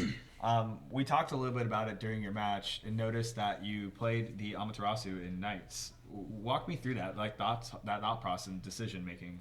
yeah, so there was a moment where I had Lev 3 in wall because I think the water's more important for like your Sylvesters, your Sarahs, and I had Amaterasu in Knights because I was also, no matter what, putting Clive into Knights, and I think that fire card matters a lot, especially when you're top decking in a lot of these games. And so that was the initial thought. And then when I took the 3 Amaterasu, the 2 Clive, the 2 Ifrit out of my LCQ deck for Wall 7, I was like, I'm just going to fill this thing with a bunch more hits, like all the tough decisions that get cut, like your Fire, Lightning, Ishtola, your White Tiger, Lassie, Nimbus. I'm like, I'm just going to fill it with hits. I'm taking out 7 non-hits off wall, Yeah. and I'm putting in a 3rd Tyvis, which was huge, and then a bunch more 3 drops. Yeah, I mean, it definitely makes sense to me. It's one of those things where it came up, right? Even that Yushtola being that lightning CP gave you the ability, I think, in 2 games to play Cloud. Yep. So, and that's super relevant, especially in matches where you need to answer that Witch. Yeah, and same with in taking those fire cards out that weren't hits, I also got to add Barrel Eye and Alice, so it's lightning CP always. So you can like play Zeromus, you can play Cloud whenever you want. Yeah, and that being super important with like, I mean, have you played any mirror matches this weekend? Not like Wall 7 mirror matches. Yeah. Yeah, they were both the crystal versions. I lost in the LCQ against it, and then I won just now. So No? Okay. Yeah, I mean, Zeromus, being able to get the Zeromus consistently on the board, I feel like is a really important part of that mirror. Oh, yeah. Yeah. But Man, it was fun to watch, man. I was such a blast. I'm looking forward to the rest of the tournament run. I don't know now exactly how the tournament bracket works. I know he's I am playing Ryan Chen. Ryan Chen. Yeah, so Ryan Chen just defeated Chris Daniels in winners bracket. Okay. So we play. Very nice. Yeah. Good luck. I mean, do you know The other two winners brackets are still going on. Okay, and does this doesn't put you into world's contention just yet, right? You are. Well, no. If I win this one, so yeah, this is where like it's Yeah, this is the make or just break immense point. pressure. It's great. Gotcha. Yeah, Well, it's and okay. it's You'll just- roll up your sleeves Yeah, for Ryan and real it's quick. just right? Ryan Chen, right? Yeah. Like, It's funny when I was in this booth, we had a little side bets. I'm like, I think Ryan's gonna win nationals, and sure enough, he won nationals. So He's standing in. You're standing in his way. Yeah. If you punt your match, at worst case, you're still winning your bet, maybe, right? Like at least it's a There's But I think I'm a big Wall 7 gamer. I'm a big Wall 7 fanatic. I've got some money on my man with the mustache. Well, I appreciate that. Brother. he wasn't playing Wool 7 in that last game, those last two games. I Yeah. told you, he was just like, you know what, I'm Yeah. gonna play Warriors. Yeah, I was just He- playing Warriors. Just Cosplaying Why Tie not? Boss. Yeah. Yeah. Oh, I absolutely. happened to get the 7-drop Wool 8 turns in. All right, sure, let's chuck it out Yeah. there, see what happens. Yeah. Yeah, man. Thank you guys for hosting this. The setup is incredible. You guys have done an amazing job. I can't wait to go back and watch the stream. Yeah. Thank you for not being one of the killers in that room and foregoing your nationals invite to be here and help out with the commentary. Yeah, I'm sure these thank guys you. appreciate it, and we all Absolutely. do as well. Yeah, they're a blast. It's good to hang out with Yeah. them. So yeah, Absolutely. definitely. Good luck to you, brother. Appreciate you, brother. Absolutely. Thank you. Well, with that being said, I think we did make a promise to the viewers at home that we were going to show off a spoiler, if I'm not mistaken. yes. So Let's queue up a spoiler. I did get word on lunch, by the way. We will do one more round, the third round of top bracket, and Okay. then that will be the lunch break. Lunch break will only be 30 minutes, so it'll be a shorter one. Relatively Everybody will be here. We'll be in and out with some lunch. We got some other surprises too. We got spoilers. We got a special interview. special interview. Special interview. Baby. This is coming news up- to me. Coming up later. Yeah. I'm excited for Mike.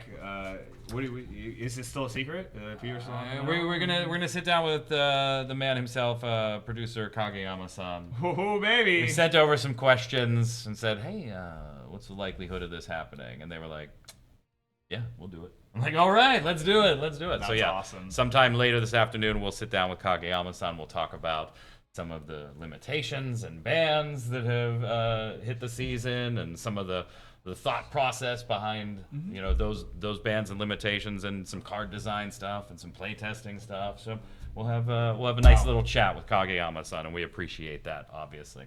Definitely. That's Taking super time exciting. out. That'll be a lot of fun. So let's get to our spoiler here. Take a look at the first of 3 spoilers today. We're hitting the ice element this time. And this is Laguna, 4-drop, ice forward, 8k power. Obviously, Cat 8, job marksman. When Laguna enters the field, select one of 2 of the following actions. If Laguna enter the field due to an ability of card named Squall, select up to 2 of the following actions. And we've got some very traditional ice effects here. Choose one dull forward, break it, or your opponent discards 1 card. So you really want Squall to free play Laguna in some way. But if not, it's a 4-drop 8k that's going to break something or discard a card. And that seems pretty on par with ice. Yeah, it makes a lot of sense. It's kind of the thing that the element tends to do is both of these, right? Interact with dull forwards and interact with your opponent's hand. It might be my favorite Laguna in title. That's a bar for sure. I didn't say it was a high bar. I just said it might be. And I even said might. Yeah. So even that bar, it's like, let me think about it. Yeah, I mean, and this does. I think there was a Squall that came out. I want to say last set or the set prior that puts this into play, if I'm not mistaken. So it does have some cards that it interacts with already that do exist. I do like this. I mean, it's a fine body. It's kind of what Cat 8 wants to do. Cat 8 is like that. I'm gonna be really aggressive, build a board, cheat in bodies, turn dudes sideways, try and kill you. I think that there are some people that are definitely big Cat 8 fans that will like this. At least enjoy having another card to play around with, right? So. But that's the thing, though. Like every Cat 8 player, and I'm a dabbler in the Cat 8. We always like, could we give something with a different name? Yeah. Like, and here's another one where it's the same name. Like, oh, Doom. We need some of the new ones. I'm flipping through the squalls, yeah, because this is the one I wanted to see. The 4-drop from Opus 22 that if you control 4 or more cat 6 characters, it gains power, and if it's dealt damage. But more importantly, at the beginning of the attack phase during each of your turns, you may play one Category 8 forward of cost 4 or less from your hand onto the field. I couldn't remember what Opus it was from. But yeah, so Opus 22 is the squall that you'll want to be looking at least for now, right? I mean, there's other cards that may come out in another set. Yeah, I mean, they don't do know. have this set does have some Cat 8 forwards clearly in it. There's a world where they could print another squall in it. Who knows? I don't know. Maybe if people pay attention, they might find out No, at some point I don't know. during the Opus 27 spoiler season. You're subtle as a brick. Might be spoiling. Is that a spoiler announcement of a spoiler? Is that what that was? No, I don't think so. It could be. I mean, it could be anything. It could be Like card- anybody could maybe get a squall. Anybody could Theoretically, believe. in your heart, we're all squall. Yeah, I mean, if Squall's as good as I'd like it to be, it could be a card of the week. It could be box topper. It could be all kinds of things. I don't know. A lot of could be, but this Laguna, no could be here. We know exactly what this does now, and I don't hate it. I don't hate it. And I want to mess with Cat 8 still, but I need some more names. Just give me 1 or 2 more Cat 8 names, and I'll be very happy. I'm not super familiar with Cat 8 outside of the cards we may already have in rotation. What's a Cat 8 forward that you haven't seen that you'd like to? So we have Renoa, we have Quistis, we have Squall, we have Laguna. I mean, you can go a couple of different ways. Like, I want a meaningful Sid. Yeah. Yeah, that'd be nice. We've got a Dia, right? So give me Sid. Okay. Can't be a box topper since those are ripped now. Yeah, I guess that's fair. true. I guess That's that's fair, Chad. Liz, You got me. Liz, you got him there. We don't call him the brain for nothing, or maybe maybe we do. But I think it's time for a little bit of a break. We'll see what's going on in the next room. If it makes sense to get another match from the top bracket here. Andy did win. I caught that in the low bracket too. Okay. So off to the races there. We'll see how that goes. We're going to be watching both brackets now from here on out through the rest of the day. And we're going to try and bring you matches. There's like always that timing fun, right? Where some of the upper bracket matches can't be determined until a lower bracket finishes and gets the opponent ready. So we'll have some fun stuff going through the rest of the day. But next up, at minimum, we'll be covering the round 3 of the top side of the bracket, and then we'll kind of go from there. Give us a few minutes to take a break, stretch our legs, refill our drinks, go to the bathroom, smoke them if we got them, and then we'll poke around in the room and see if it makes sense to get another game, or we'll go straight to round 3. Beautiful. Thanks, everybody.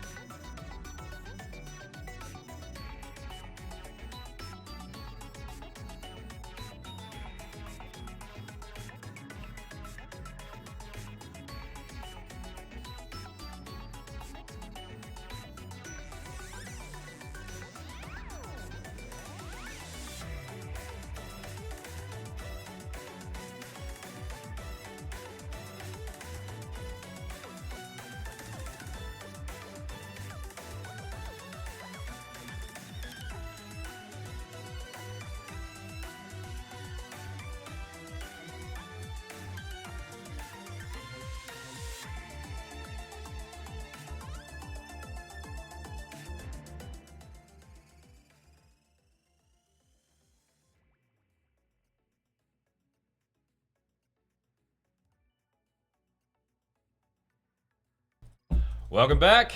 Welcome back. We went over to try to get game 3, but things were wrapping up very quickly over there at some of the other tables. So we're going to take you now. I'm Mike Byrne. That's my friend Brian. Most days. Maybe. Most days you're Brian, or most days you're my friend? Actually, I was going for most days Brian, to be honest, but upper round 3, top 4 is going to be Kyle, KP against Alex, and then Cody against Ryan. Now, we just had Cody on stream. We had Ryan on stream earlier today. I know both Kyle and Alex were on stream yesterday, but that's the game we're going to go to. The fans have wanted some KP, and who are we to deny them some KP? So we'll have Alex and Kyle. We'll review their decks in just a second here. We do have their deck lists up and ready to go, but we want to take you to the lower side of the bracket as well and get a look at what's going on down there as those players start to try and creep their way back up into the semifinals. So on the lower side, I know Andy decided to roll with Knights and did take his match. So now he'll be running up against Sam Toole. And then Christian against Tin is the loser of 14, loser of 13. okay. We also have Key, who we just saw, running up against Marcus. Yep. He's quite the Titan, from what I understand. It's Chris D, CD, who we've seen on stream, as well as Sergio, we saw on stream yesterday, rounding out the lower bracket as it stands right now. Yeah, Sergio surviving. I don't know if he do we know if he ran soldiers in the lower round or not? Oh, I don't. I should have asked. We should have. Yeah, I know. If we were better at our jobs, we would have asked. I wouldn't be surprised if he. I think Sergio will probably not want to take soldiers into Chris, because to Chris's, both of Chris's decks, I think, are probably decent matchups for soldiers. So I'm going to guess he's not going to play at least this round, but who knows? Yeah, these guys are going to run the gauntlet, though. We're going to see who of these men are going to make it out of the lower bracket. Of all the players still in it, there are 3 players already qualified for Worlds. Yeah. So yeah, we kind of were like, well, this could get interesting as we go down the line, having maybe a pass down or 2. Who knows? Could be. Who knows? But a lot of fun gameplay still to come. But yeah, we're gonna get. Speaking of fun gameplay, did you see how that match ended over there? Yes, Christian's match. that's what I love. It's just that fun, just no salt in the wounds. Just I love this game, and I'm gonna show you how much I love this game. So we saw somebody draw for turn with 3 cards left in their deck. This is Christian, and looked at the hand, cast Cuculane on a Shadow Lord, Earth Shadow Lord. It was the only forward out on the opponent's side of the board. It was the only forward out totally. Cuculane the Shadow Lord, draw a card to go to an empty deck, looked at the last card, ditched 2, and played Leo. Yeah. It's like, I'm going to go out on my own terms here. Absolutely. I mean, he knew what he was doing the entire time. Oh, he was yeah. smiling. Just had this big grin the entire turn. He knew. He knew it was done. He knew writing was on the wall, I think, for a turn or 2 there. And he just said, all right, we're going to be real cheeky for at least 30 seconds or so. Yep. And I respect that. Yeah. Just having fun, right? That's what this is all about. That's why we're here. Is to, although we want to determine a few more players to go to Japan, we're also here to have fun. Yeah. And speaking of fun, that room is popping right now. There is, Got Gunslinger going on, Wolves Den going on. It seems like almost everybody from yesterday came back. Like nobody was missing out. It is a packed room over there. They've got a TV set up so that they can watch the stream here. I assume they can't see or hear us because it's in the same room. It's on the complete other side of the room, but very, very cool time. So if you're ever in there, there's team pre-releases too. Oh, geez, that is a busy room. That is a busy room. All right, so looking at Kyle and Alex's decks here, what do you got for on KP's side? We saw one of his decks yesterday. Yeah, so KP not hiding any secrets here. KP is running Knights. We saw that in Swiss yesterday. He's also piloting the Water Lightning Monsters deck. He hinted to that during his interview on stream. 2 decks, we've seen both of them on stream so far. KP very familiar with both of them. I think we'll see him pull out some cool tricks in these couple games. Yeah. On Alex's side, we've got 7-drop Wool, which is what we saw yesterday in Alex's matchup. And then Mono Earth. Yeah. No, hold on. Hear me say that again. The 7-drop Wool. Yeah. Usually reliant on a certain 4-drop card. and a mono earth. Also usually reliant on a certain 4-drop card. Obviously, you can't put them in both. Alex going with the 4-drop wool into the 7-drop wool deck, which makes a lot of sense, I think. But that means we do have to change up the mono earth strategy a little bit. We don't have that 4-color Warrior of Light to drop on the board behind Leo. So what are we putting in behind that in those slots? I'm not going to tell you. Oh, really? I'm not going to tell you. Can I tell? Okay, you can tell. Yeah. All right. It's a card that I love. It's a fun card. He's It's subtle like a brick. He's just. I can't. If you want to hide your secrets, hide them from me.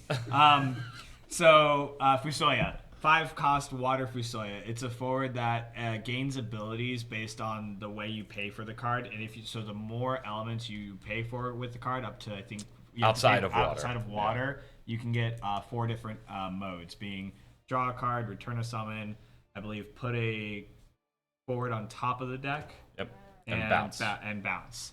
So, yeah, very fun card. I'm a fan. It's a nice alternative to the Warrior Light strategy. Okay.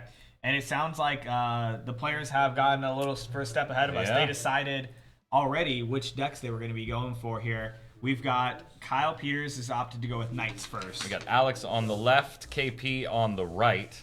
And Alex choosing his deck A as well. Yep. 7-cost Warrior Light. So we're going to have Knights versus 7-drop Wool. Very good. Yeah, so let's just let's decide who's gonna flip the top cards first and who gets the better flips. Yeah, really. I think that's been working out pretty well so far on stream. Yeah, I don't know about that, man. For some players, it's just it's one of those things where I really Maybe if you're one of these players and you've been watching the stream, you're like, by all means, you flip first. Yeah. Well, I'll give you a hint. One of them, I mean, they both got Amaterasu in their deck, so they might be keen on letting the other flip first. Yeah. So Canceling that start to the entire deck's engine, usually a good strategy. Usually Yeah. a good strategy. Now, after this top 4 match, we will be going to lunch, by the way. Just a reminder. So if you're ordering some food and some beverages, go ahead and do that now. You've got 90 minutes at most before you'll be sitting down and enjoying a meal. And then we'll come back for some more action, an interview with Kageyama-san, some more spoilers. We are far from being finished and locking in these spots. KP, I think KP was highest seed, right? Yep, Yeah. KB was undefeated. Undefeated Swiss. yesterday, so I would imagine KP will be on the play. Yeah, and remaining undefeated in the winners bracket. I don't know that I don't know if he's dropped a game yet today. Yeah, I know his first one was 2-0. Yeah. I think his second one was 2-0 as well. I believe so. Yeah, KP just running the gauntlet. 2-0 and 2-1. A 2-1. So Sam took a Sam game? took one. Sam got one. If there was a player in the room that could take a game off KP, Yeah. Sam as a candidate. And as my wife would remind anybody, anytime I lose my first in a tournament or Steven loses the first in a tournament, she'll always say, you got to lose one to stay humble.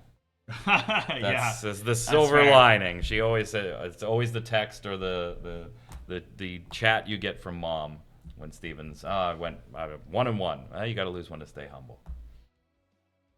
All right. KP already a humble enough guy though. That's for sure. That's for sure. Both players go ahead and they're getting started here. Let's see what we got. KP. So we already see a little bit of that night spice in KP's opening hand. Yep. There's that Miwa. Yeah, exactly. Big fan of this card in the deck. And, he's debating on his turn 1 opening. I think it's just going to end up being a Gwaine here. Oh, Alex looks like he's still resolving mulligans. Alex does get into that 7 wool though. Nice and clean. Mm-hmm. And does have a backup to go search a couple of specials in that Sarah already.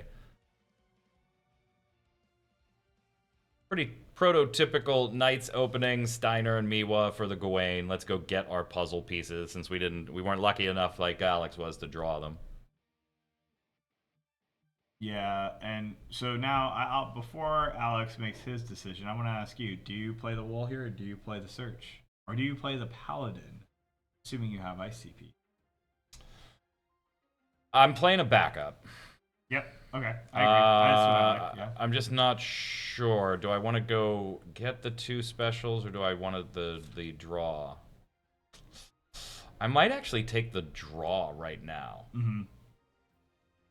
Because I think there's a world where my draw gets me into a second backup, and then I can play the Sarah if need be at that point, or I can just give up on it if I need to hit the gas pedal. Right. So I think he's gonna do the ice backup. Oh, okay. I thought he was. It looks like he's going for that Sarah. He's just So he's gonna go Sarah, and I don't hate this either. Yeah. I don't hate this either. It was for me. It was a 50-50 shot between the Sarah. I would absolutely play the backup. Yeah, I think it's one of the reasons why we do that. Why we play probably the Sarah is that we don't have S ability protection if we just play the backup into the wall. Right. I'm assuming that's probably what it comes down to ultimately. This does also give you that like weird mental advantage, right? Where you're actually +1 on the Warriors of Light compared to what KP knows. Right. You know, you have that third one already. Yeah, and That's not going to matter much right now if we can take you off of curve, though, and Laswell does that relatively efficiently. Freezing that Lena, we've already or that Sarah, we've already had a Gawain attack. That's going to take us off a card too. So 2 lights, then we'll have 1, 2, 3, 4 cards. so he will still be able to. But we'd have to give up the 4-color warrior to play Exactly. it. We'd still be able to play the wall. Nice thing is that if he does end up hitting, Ditches the 7-drop wool. Well, Yeah. I mean, that kind of just immediately tells KP there's another one in hand, right? I mean, he's gonna find that out. He's Pretty quickly. going to find it out right now. I think the reason he's doing that is because it helps set up colors for a Gilgamesh. Hey, can we check the bracket? Yo's saying that bracket says 2-1, but KP said 2-0 in a chat somewhere. Just don't want to credit the man with a loss if he didn't earn one. Fair. Yeah, I do know he 2-0'd his first round. Yeah. I don't. That one I know for sure. About his games versus Sam I'll show Tool. you guys.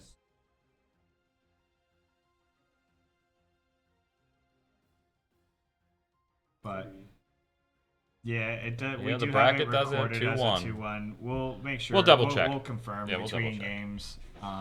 But looking at, Stat line, it doesn't matter. But yeah, again, don't want to pin him loss to the man if he's undefeated. That feels wrong. big pride moment for sure. So okay.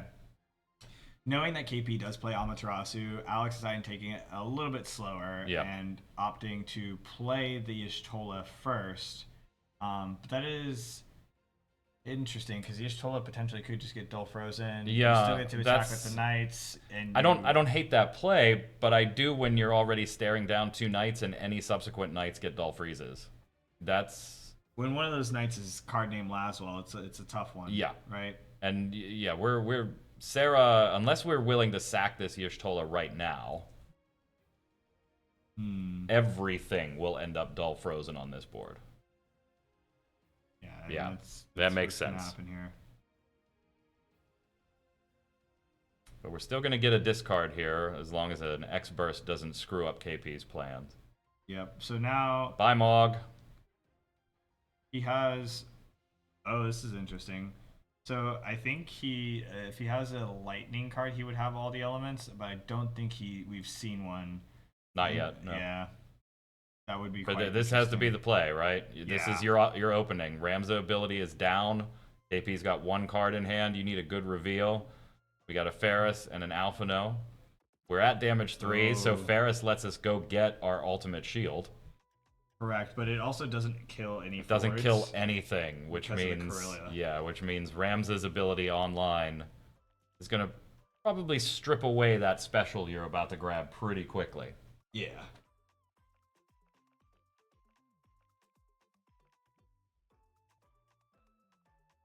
Alphino, well, I guess we could grab 2, right? Because Alphino, Mm-hmm.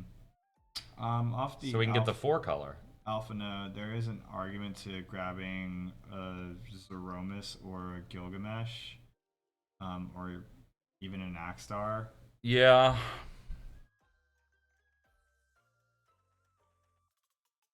They all feel sticky right now, though, right? Because it's you got to align the colors.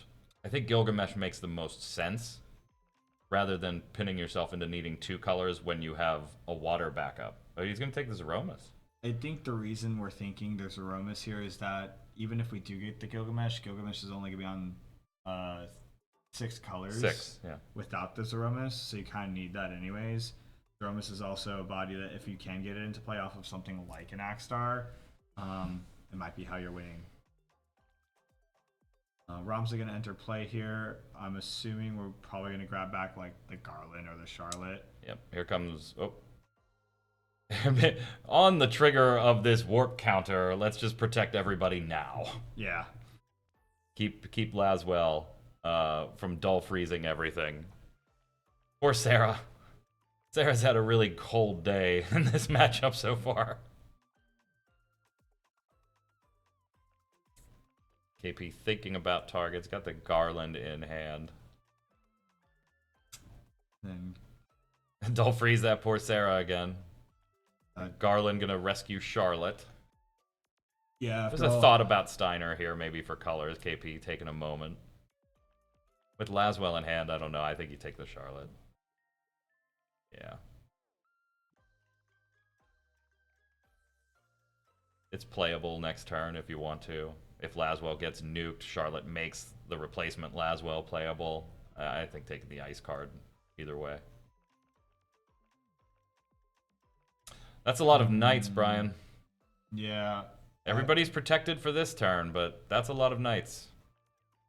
Yeah, and I mean, if I'm KP, it's totally fine. I mean, I've got Ramza, so I can just keep pushing Ramza ability until Alex runs out of walls, which he's very close to. I mean, we've already seen, I think, 2 7-drop walls, and I want to say one 4-color. 4-color. Yeah. So, yeah. Oh boy. So he opts to play the Charlotte. Yeah. Charlotte just kind of, I mean, Laswell just kind of making that Sarah backup go through a blizzard with all the freezing it's taken. Yeah.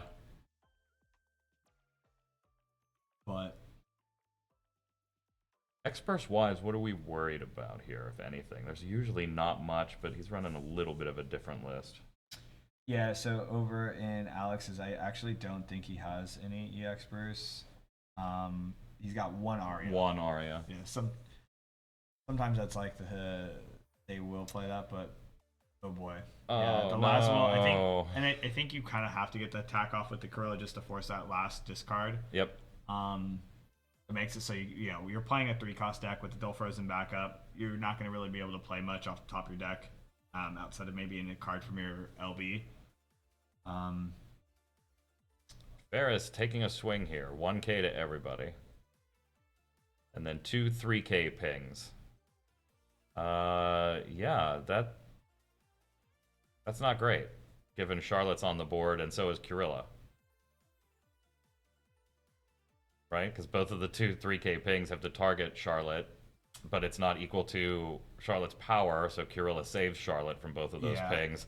Yeah, Alex just taking the scoop there at that point. Yeah, I think he knew it was kind of over. He definitely knew. I think he just kind of needed to see what he could sneak in, and knowing how KP just reads the board pretty well, it's kind of like, okay, let's go to the next game. So with that being said, KP's going to pivot over to his Lightning Water Monsters deck. We've seen KP play Lightning Water before. Seems pretty comfortable on the deck. Less dark cards in it this time. Being that he played that at Worlds last year, Lightning Yeah, Water chat. Chaos. KP. It wasn't KP not choosing to ping something on the 5K when Charlotte entered. It's that all of the forwards had been ultimate shielded before Ramza had entered the field there, Yeah, and he's choosing or way earlier in the turn on the warp. Yeah, so Alex chose to ultimate shield on the stack of the warp because not only with really trying to play around the Laswell Dull Freeze, but also the Ramza could enter play, and then in response to the ultimate shield, break, he could use Ramza's ability. So he's really just trying to play around anything KP can be doing. So Alex just protecting his board, at least while he had it. Right. So, Alex going to be on the play here. choosing which way. That means on Kyle's side of the board, we go back to seeing our lightning water monsters that we didn't get a chance to see him play yesterday. Because we interviewed him, round 4, right after he just finished with Knights. Yep. Although he had no shame announcing to the world. No, he really didn't. He really playing. didn't. Which I respect. So Alex, man, having a hell of a 2 days here, though. Oh, yeah. Unbelievable. Yeah. I mean, and this is actually the deck that, if I recall correctly, the Wall 7 is the deck that he qualified with. So, played it early in the year, qualified with it. He's very comfortable with it. It's a deck he knows pretty well. It's very similar to the list he qualified with. Right. We saw him play it yesterday, Yep. even. So sticking with the date that brought you. Yep. Yeah. And I mean, they finished that one pretty quickly. I mean, that was a 10-minute game 1. So I think these matches will go reasonably quick. I mean, they're both. This next one is, I think, will go reasonable pace. It's the last one that might take a second, and that's going to be if Alex can manage to get to his Earth deck after pulling out of it. We got a 4-color wool in there, and we have the Sylvester. So all right, we're in a good place. That was an all right mulligan. Yeah. You got to give up the Mog or the Warrior of Light if we want to do the search, though. It's tough because you really those are both good cards in this match. Yeah, well, I think he likes the Mog because he knows it's so good in the matchup, and it's a card you get to cheat in off the Sylvester. And at some point, you want the 4-color in the break zone anyway. Like, you got to get it there. Yeah. Turn that Gilgamesh on as fast as possible. And right now, we're at 6 already. Zeromus and 4-color Warrior of Light. We're just looking for an ultimate shield, light card, discard, and Gilgamesh is fully online. Who's Sarah? Oh, there's that Sarah. Oh, right. And KP opening up with a swift answer to that Mog. Said, no thank you, sir. I like Alex's little flick of the wrist there. Well, no searching then. Yogg Roche. All of a sudden, a card coming back. Talk about in like the last couple of sets. Yogg Roche just like getting more and more prevalent again. Love the guy. It's just like, you want to play some Knights? Yeah, Laswell's going to freeze this thing all day. Yeah. Well, Yogg Roche is gonna Speaking be frozen. of frozen, White Tiger, Lassie, Nimbus, 9k Brave on entry and on attack. You get to dull freeze a character. That means Yogg Roche is going to stay down as long as Nimbus is allowed to swing. The Y'shtola, we saw this earlier too, right? When the second reveal is the Y'shtola. I think in that match it was Gilgamesh instead of Nimbus. Mm-hmm. But you don't feel bad when that Y'shtola pops there because, hey, you know what? Ultimate Shield, can't target. Stuff that doesn't target, you're not getting through right now either. Yeah, it's a great way to protect your board, great way to maintain presence and keep pushing that damage. I mean, that's what you really need to be doing as the wall deck, is just pushing through and closing out the game. Now, the Yogg Roche entering play does create a little bit of pickle. Alex does have the Gilgamesh in hand, so, I mean, you can dull freeze all you want in the world, but you're only going to have one target ever. Yeah, if you get to do it 3 times, but it's the same target, it doesn't feel as good. Yeah. Yeah. KP, I think, debating if he wants to play the Lightning here. Learn whether or not you have a Wall S ability. Yeah. Yeah. I mean, let's try and deal with this Y'shtola now. We know that at best you're getting it canceled. So it's not RFG. I mean, that's the silver lining there, I guess, right? Lightning didn't get to RFG it. But we did pop the Lightning special and take care of that Nimbus too. Yep. That's mighty effective. Mighty effective. Oh, you have 3 forwards. Lightning's only 1. That means you have more both times. Absolutely, yeah. That's a very clean and efficient answer to 2 bodies on Alex's side of the board. I mean, he gave up 3 cards to kill 2 dudes. I mean, and one of them being RFG'd. Yeah, good. Yeah, KP will take that all day. Paladin draws us into the Ifrit. Warrior of Light swinging for the first point of damage. Cancel Levi. One that many of us might not be able to read, but know what it does. We all know what that does. And if you don't, call a judge. It's your right. Yes, 100%. So, I thought that was Kyle's hand for a minute. Like, I was looking at Alex shuffling his 2 cards. I look over and Kyle just has this big grip, and I'm like, oh no, that's his limit break deck. Lightning sends Ferris to damage, and we'll just dull down Yagrosh to get ourselves a Malboro on field. Yep. I can't. Malboro. We've already ad nauseum talked about the importance of Malboro in this matchup. Yeah, we've kind of gone over that one more than once. Oh, opts to swing with the Warrior of Light and eats an Odin.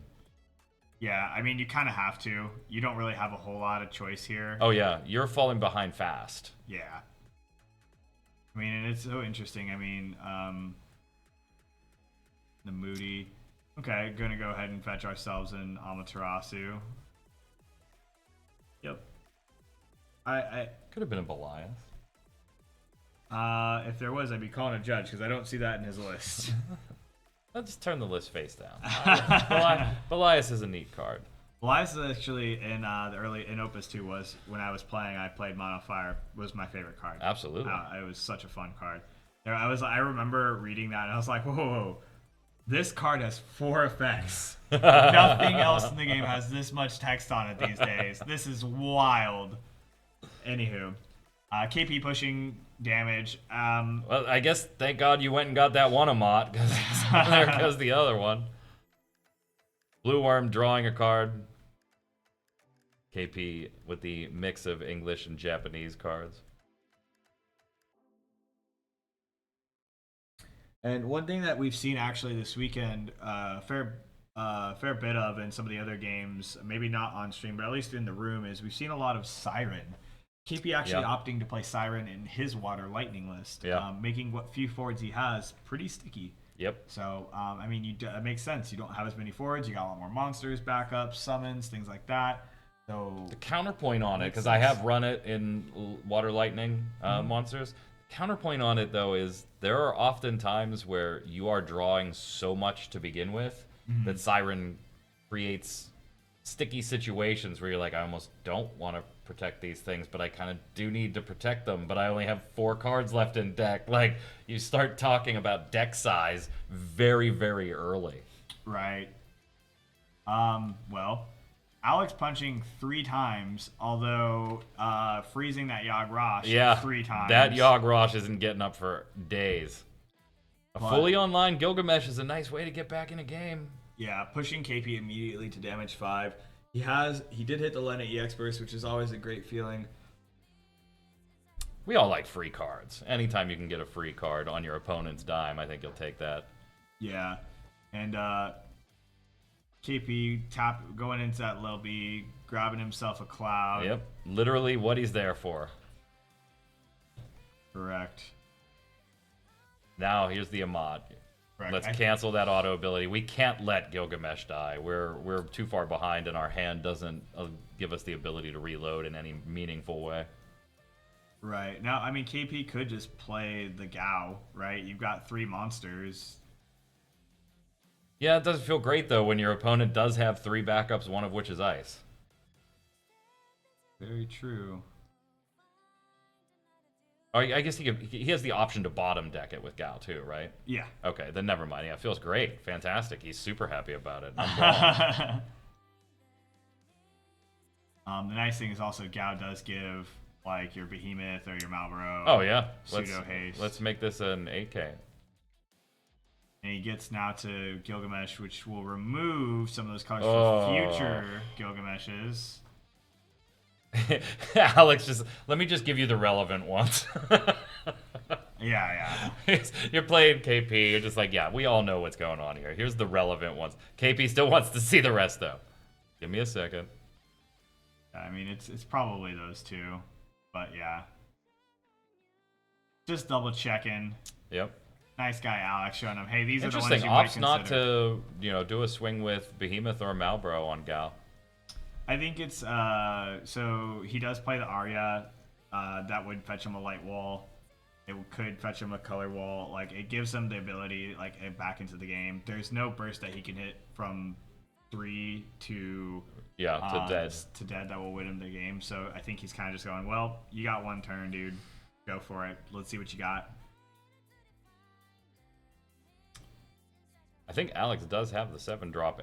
So that could be I think he the has- line. Problem is, I think he has 2. Oh, does he? I might have Keep the Maybe- second one? Yeah, I thought it Because could be 2 wrong. won't. Oh, yeah, he definitely does. Ooh. Yeah. All right, Kuja. We're asking for a lot from you, buddy. Help us out. You're going to get to dull one and block one, friend. Malboro and Blue Worm. All right. Not much changing there as far as the board state. KP just, do I have something in here that can get that out of the way real quick? Because Blue Worm and Malboro don't do it quite by themselves. No, but I mean, you could just play a Malboro, or you could just play a Blue Worm, see what you know. Yeah, just draw see what into you the- draw into. The Malboro. Because if playing- Witch of the Fens is on top of that deck, you're Mhm. feeling pretty good about getting rid of things. I I don't think he needs it though. No, I think the most you can damage that you can do though, if I math correctly, is get him to 6. 6. But we'll see. Does he have? He does have. I don't think he has a second lightning in the break zone. Just the one. Well, and he still has the forward lightning out. Oh, So he true, can't play the yeah. break zone lightning yet. Good point. Good point. I'm so not used to having that one on the board, but in a Yeah, situation it's where very it rare, does right? make sense. But it's yeah. been a beast. It's done 2 points of damage and took out 2 forwards. Oh yeah. I think Kyle's doing the same math. Is there a line that gets me to 7? I think it's literally doing the same math. Yeah. I didn't draw a lightning card. I'm stuck on just water CP right now. Do I want to see what that top card is? What if the top card is A? Does that actually do anything? There we go. All right. Sacking the Malboro. Kind of forcing a duel Yeah. before you even get to the block, actually, which Yeah. is incredibly relevant. Taking abilities away and minus 3k power. But I think this is the line that gets you to 6. Mm-hmm. Oh no, it gets you to 7 now. Yeah. Because Kuja... Oh no, Kuja is going to get the doll now. That's right, 6. So.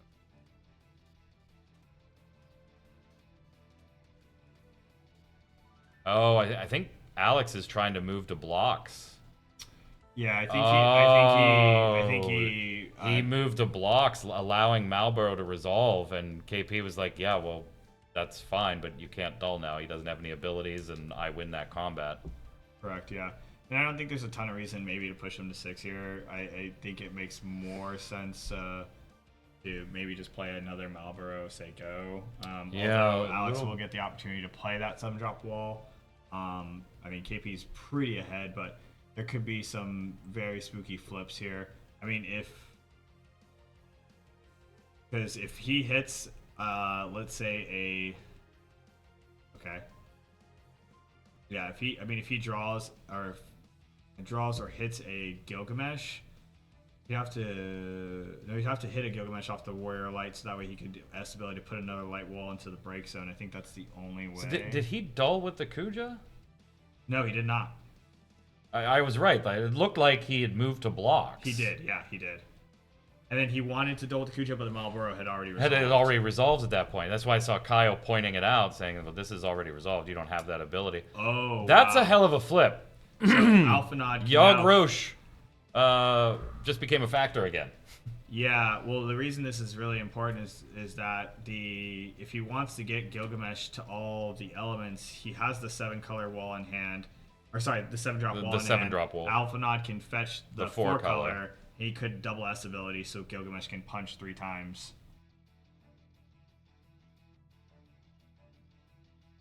If he so chooses. Yeah, absolutely. Oh, are we... I think getting clarification on what happened there, and then Alphanod, that technically Yeah. being a search, your deck should be shuffled and cut. Right. Even though we knew exactly where that Yeah, wall everybody was. knew where it was. I mean I will say this. KP, kind of fortunate that Yogg Roche was backup number 1 at this point. Yeah, It's going to make things substantially easier to deal with this beast of a Gilgamesh. Well, not a beast yet, but this beast that could be. Right. Now, the tough thing is even if you give up the double S ability, your Gilgamesh can attack 3 times. You just get a block, and then you take Yeah, a Kyle's point. got the bodies. That's the problem. Yeah. So And you're not- Yogg Rosh lets those bodies stay there. Yep. You don't quite have lethal. Just 6 points. And he himself is on 5. And KP, just kind of sitting, waiting, trying to see what Alex does. KP does. Just passed. Yeah. KP does play. KP, 4 water. Got another 2 water cards, 2 backups. I was gonna say the card off the blue worm was also a backup that was water. We got 2 Meryl Webs and a Kalmia. Interesting. I mean, He's probably like, can I just get a lightning card and play another cloud? Like, that would feel good right now. Can I just do that? No. Yeah. Okay, fine. I'm just gonna get a lot of water cards. Thanks, deck. right. Witch is not awful. Yeah, but ditch 2, go get it. But this wall at 7 flip definitely turned Alex's board into a bit of a brick wall. yeah, That's what we said. I mean, right? because KP has no knowledge of the ultimate shield. He does. He knows he searched the 4 off, Yeah. right? So he's got to now sit there and think, how do I push through this? That was what we said he had to do. He had to hit Yeah. a Gilgamesh plus a way to get the Warrior of Light colors into the bin to threaten this. And he did it. And that's exactly where we're at now.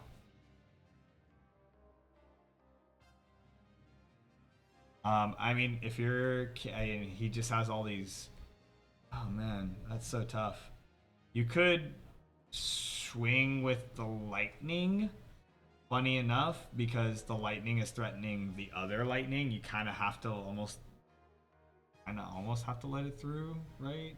Is there an ice card in there? Oh, he has Zeroma. So we've got ice, we've got lightning. He's got 3 Zeromus in there. Yeah, those are the ones that stayed from the break zone hit. Mm-hmm. So yeah, we have the water, we have the wind, we have the ice, we have the lightning, we have the fire. Just need that light and earth. Yep. Yeah, it's kind of funny. But Yogg Rosh is still a pain in the ass. Yeah. The general rule of thumb with these wall decks is that if you get the 2 walls in the Zeromus, you've got all 7 colors. Yeah. Oh yeah. Which is kind of funny. This takes 3 cards. That's why KP was very particular on the cards he took. Yep. But it's interesting. Casting that Merweb, deciding, okay, what do we want to search now? So Realm setting up for a future turn. Yeah, so that means KP's already kind of mapped out. I don't have a way through right now. All right, so now we've got 2 Ultimate Shield specials and a Freet and what looks like a backup. Maybe? It's or the is that... Aria. Yeah, the Aria backup. Yeah, if you... Oh, Alex, drawing your singular X-Burst. What are you doing? If you're Alex and you play this Ifrit here, that's really good. A quick answer to... the 1 card in KP's hand, right? Yeah. So it's a quick answer to the lightning. It's haste. So it can push through. It might be the play, right? Take 2 things out, deal a point of damage. Seems good. Mm-hmm. KP kind of having to block, so it's an answer to 2 bodies. And you get to save 1 Ultimate Shield still. Kept back the light wool, so KP is not aware that Alex has the ability to fully optimize Gilgamesh yet. If KP... yeah, alright. And then boom. Ultimate Shield. Gilgamesh on, but those The dull Zeromus freezes are showing. all going to hit Yogg. Yeah, but What a cold boy. 3 attacks. He's That's- gonna have to block. Yeah, that's enough to get you way back into this and all of a sudden take advantage. Thinking Odin onto the Oh Gilgamesh. my god, that would be disgusting. Don't Oh! even... Brian! Oh no! He killed the Ifrit.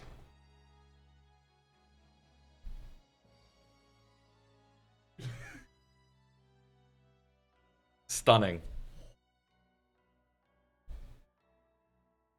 Stunning. You willed it into existence. I did that at the Materia Cup Kansas commentary too. Well, Odin would be real nice here. Yeah. Man.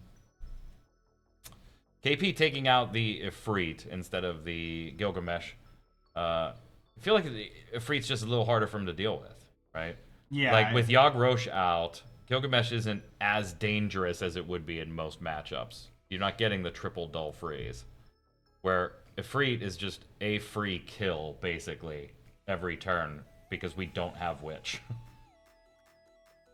Correct. Now, and here, I mean, the problem is Alex, if he swings with the Warrior of Light, it's a 9k, and that problem is he blocks with the Blue Worm, and then you have a 7k Alpha Nod into, I believe, Behemoth being an 8k, right? Right. So the real problem now is that he can't quite close out the game, which is... Oh, yeah, you're right. He couldn't take out Gilgamesh anyway. He needs Ifrit off the board there. Yeah, it's protected. Yep. So he has to do it. Yeah. But I mean, but the thing is that's important is that Ifrit is really difficult for him to answer, and it's gonna a 10k body. I mean, Water Lightning has such a hard time already dealing with 9k bodies. So, but I think Odin was critical. There, regardless. But I think KP's now in danger. What a back and forth game. Yeah. Go ahead and ripping the Witch off of the top of the deck is nice-ish. He really just like beeline for the Realm play, but now has to play the Witch instead. Yeah. And then this is just a ditch draw. I'm surprised he didn't play the Opkaloof first, because if he doesn't hit water, if he hits a lightning CP, he can't play the Opkaloof after the fact. Maybe he didn't, but you got the Blue Worm, which is better than the it's a bit of the an Blue Worm upgrade. was it's a promoted Opcolor. Yeah. It's got a little bit of a promotion here. What a game, man. Yeah, it's very interesting. Now, so Gilgamesh still being 8k and no Malboro in play, so KP gonna have a hard time answering this board. And Gilgamesh being able to swing over all the bodies currently in play, Behemoth no longer being a forward, he lost that as a blocker. Yep. Yeah, I mean, maybe there's a world where KP, so you've got 2, 3, so you can answer 2 bodies and then block with the Witch. I mean, he's definitely not dead. He's not dead. At least on board. Right. Alex doesn't have a hand, but obviously we do get the draw, so we'll see what happens there.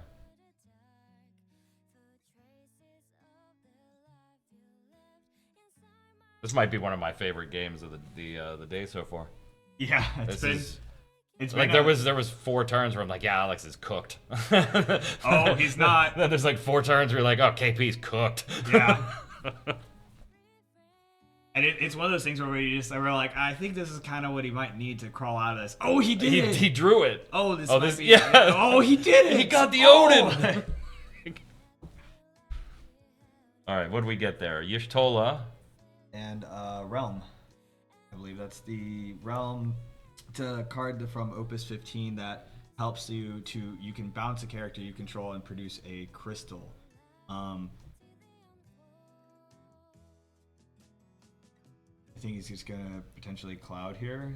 Yeah, we're giving it like the double tap here. Well, we're not clouding. Oh, interesting. There's no lightning in that payment. I think maybe. He just noticed that too. Wrong card. I promise. Onto the Witch, yep. And then, so now it kind of puts him in a spot where he has to respond. You have to do your Witch things now. Mm-hmm.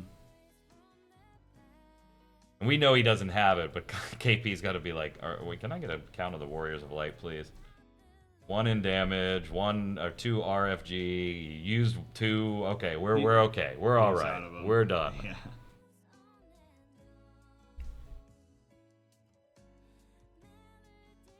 Shrinking the Gilgamesh so it can't really attack. KP going, okay, all right. Block, all right, you got this. Yeah. Going to game 3. Both players take a game with Deck A. Yeah. So now we've got Mono Earth versus Water Lightning monsters. That was quite a game. You know, honestly, still a pretty quick one. I think that one ended in about 17 minutes.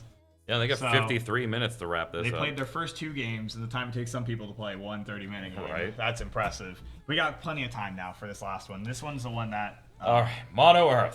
Yeah. This is the one that we will, if the winner of this locks in a paid trip for Japan. So this is the one that really matters. Now, Alex, he's not, like we said, he's not playing the Warrior Light in his version. He's opted for the Fusoya. Fusoya actually, I think, is really an interesting one because I do believe it does say character, so we'll be able to target things like KP's monsters, which is actually pretty relevant. Yeah, one of the abilities. Correct, yeah. So, very, very important. And then looking over at KP's list, KP, I do think actually, and this is just, again, opinions. We're talking about decks and matchups. I do think Earth might be slightly favored. And the reason I say that is because Earth is what we call the Big Chungus deck. Yep. It plays lots of big bodies that are 9k power. It's fairly difficult for the Water Lightning deck to answer that outside of a Malboro, Right. with Witch and a load of monsters. Right. So, and then even once you've done that, the Mono Earth deck is really good at resetting that board and playing a bunch of Big Chungus again. So it's going to be, in my opinion, again, a bit of an uphill battle for KP.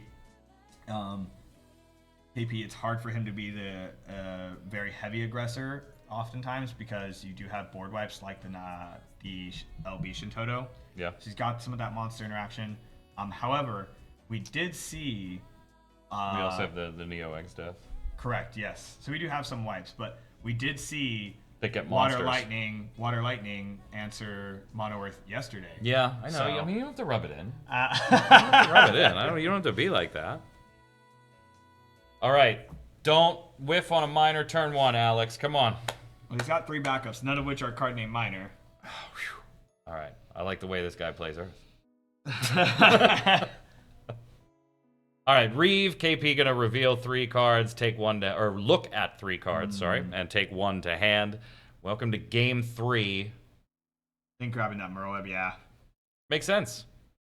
It's just, I mean, you're going to go If you grab don't your see Realm, you go get it. Yeah. Alex not liking that No was surprise. Alex probably not liking that was a 2 backup turn for KP that ended in Realm, but hey, you got time. You still got a little time, Alex. Don't worry. Yeah, Vincent not doing a Not that I'm rooting against KP. You know I love KP. But Mono Earth's my current baby right now, even though I'm truly a lightning baby at heart. That's my element of choice. Matoya coming in, and we'll use the mode to rescue Genova Synthesis back to hand from Break Zone. Yeah, Alex kind of thinking maybe I should go to 2 backups too, because the whole point is I want to get there faster. I mean, you did mention that you wanted to be like Ryan Chen when you grow up. Man, one day when I grow up, I will hopefully be like KP.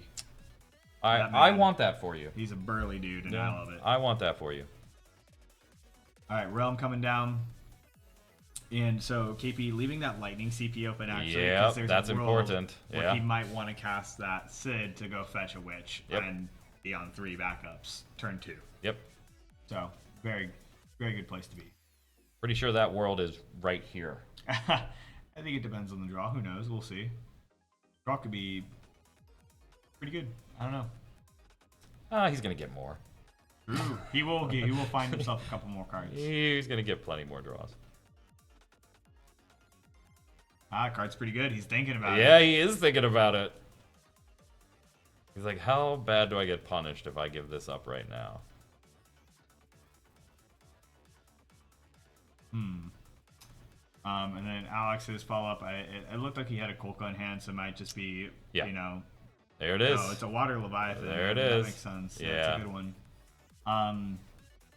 I feel like he was like, by the time I'm gonna want to use this, I'll have wished that I already had Witch. Yeah. Kolka gonna go ahead and cleanly... We'll ditch an answer Emmet. Realm. Kolka lets you ditch a forward from hand, and whatever the power of that forward is, you get to choose a forward and deal damage to it. So an 8K hit to a 4K body. That math checks out. All right. Potentially damage 2 coming. Oh, I thought it was a lightning he drew. Never mind. Yep, here comes Moth Slasher. Oh, and that, my friends, is why you play Lena in main phase 1. Please Lesson learned. don't forget. Plays the Lena in main phase 1, Kusith X Burst, and now Alex has to think about how bad do I want one of these 3 cards back versus letting Kyle draw. Nope, he doesn't want Kyle to have the card. None of them. Looking at those 3, I would have made the same decision. Yeah, none of them seem particularly fantastic. None of these are worth giving you 2 more CP. Kyle off to exactly the start you want for the deck. Like, probably the best start that we've seen for Lightning Water monsters in these 2 days, because it's been a bit of a trudge through the first 3 or 4 turns on our streams. Yeah, and a lot of them. I mean, it's the deck where I don't always personally play a ton of backups, but it just is kind of lined up for KP. Yeah, and when you do, there are honestly turns where you're like, how do I get down to hand size? Mm-hmm. Because you just have so many resources and so much draw.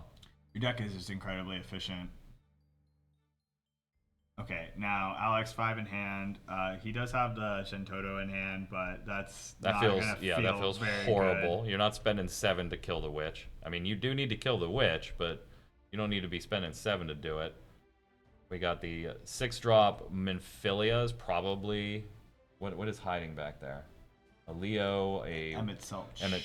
We got another Emmett. Okay. Might be the way he decides that he's going to deal with the witch. You take an Emmett Selk into an Angus probably. Angus. Oh no, we're gonna go Min. What are we doing here? He is Shantotoing it. Yeah. Ooh. I think he's just deciding that it's kind of worth it. I don't want to give up the forward just to get rid of the forward. Yeah. Well, developing of another backup, right? I think is really what it is, because he's thinking again 1 to 2 turns out, right? Now I can play a Minfilia, I can get back a Leo, I can get back an Emmett. Now I'm gonna have a turn where I'm gonna be like Emmett, Ignis, Answer Dude, Leo. Yeah. Wall. I mean, but now we just Lena specialed and Witch is back. Yeah.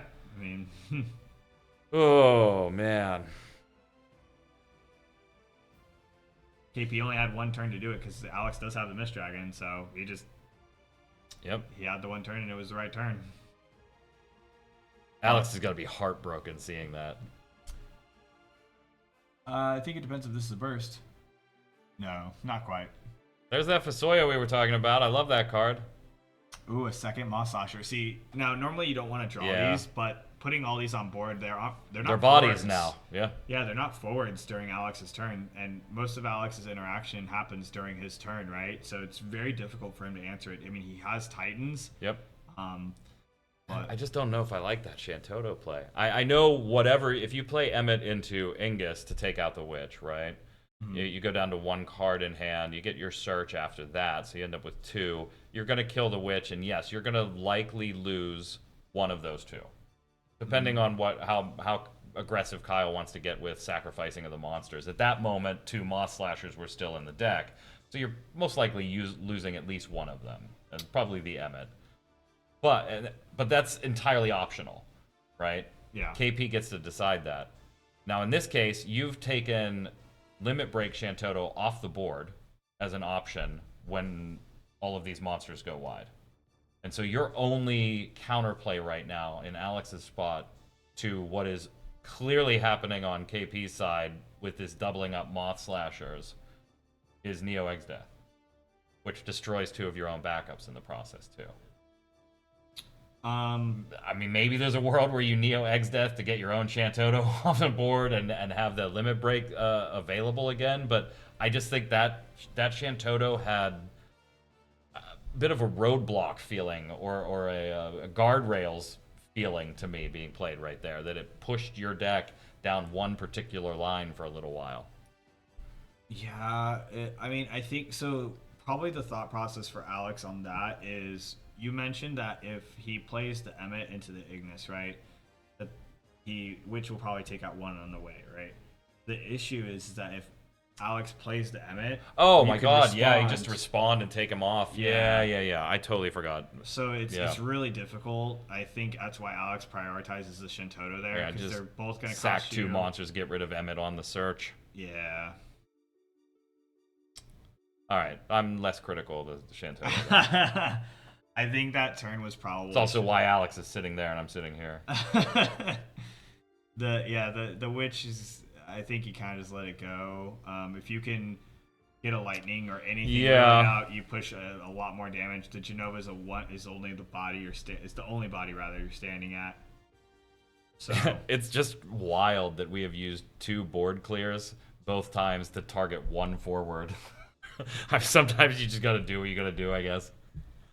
yeah, the irony, right? I said that this seemed like such a good matchup for the Earth deck, but those board wipes just not doing a ton of work against the monsters. Right. They have to be the correct board wipes. Yeah, and the second board wipe doesn't even technically get rid of the witch, it just delays it. Right.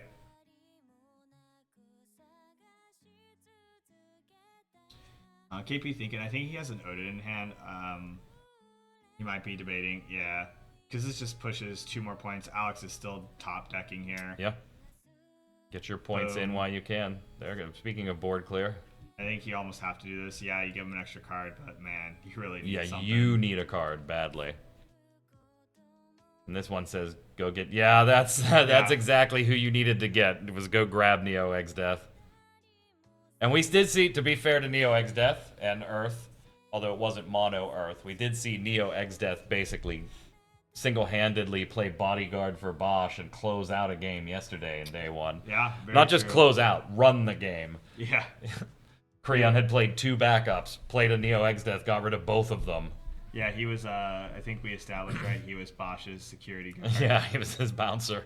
Yeah, the tough part here is that you kind of feel like you have to do this X Death line. The trouble being that you put yourself as the Earth player down to 3 backups. And, KP has the Amat Lev. And let me just count here. Do I have? No, you don't. You don't. Almost. 9. That's a Melusine hiding in the amongst the waters. Yeah, I was more so I'm honestly looking to see if KP had an extra lightning in the break zone, but he doesn't. He hasn't seen one yet. No. Because that's a very clean path to victory. Yep. But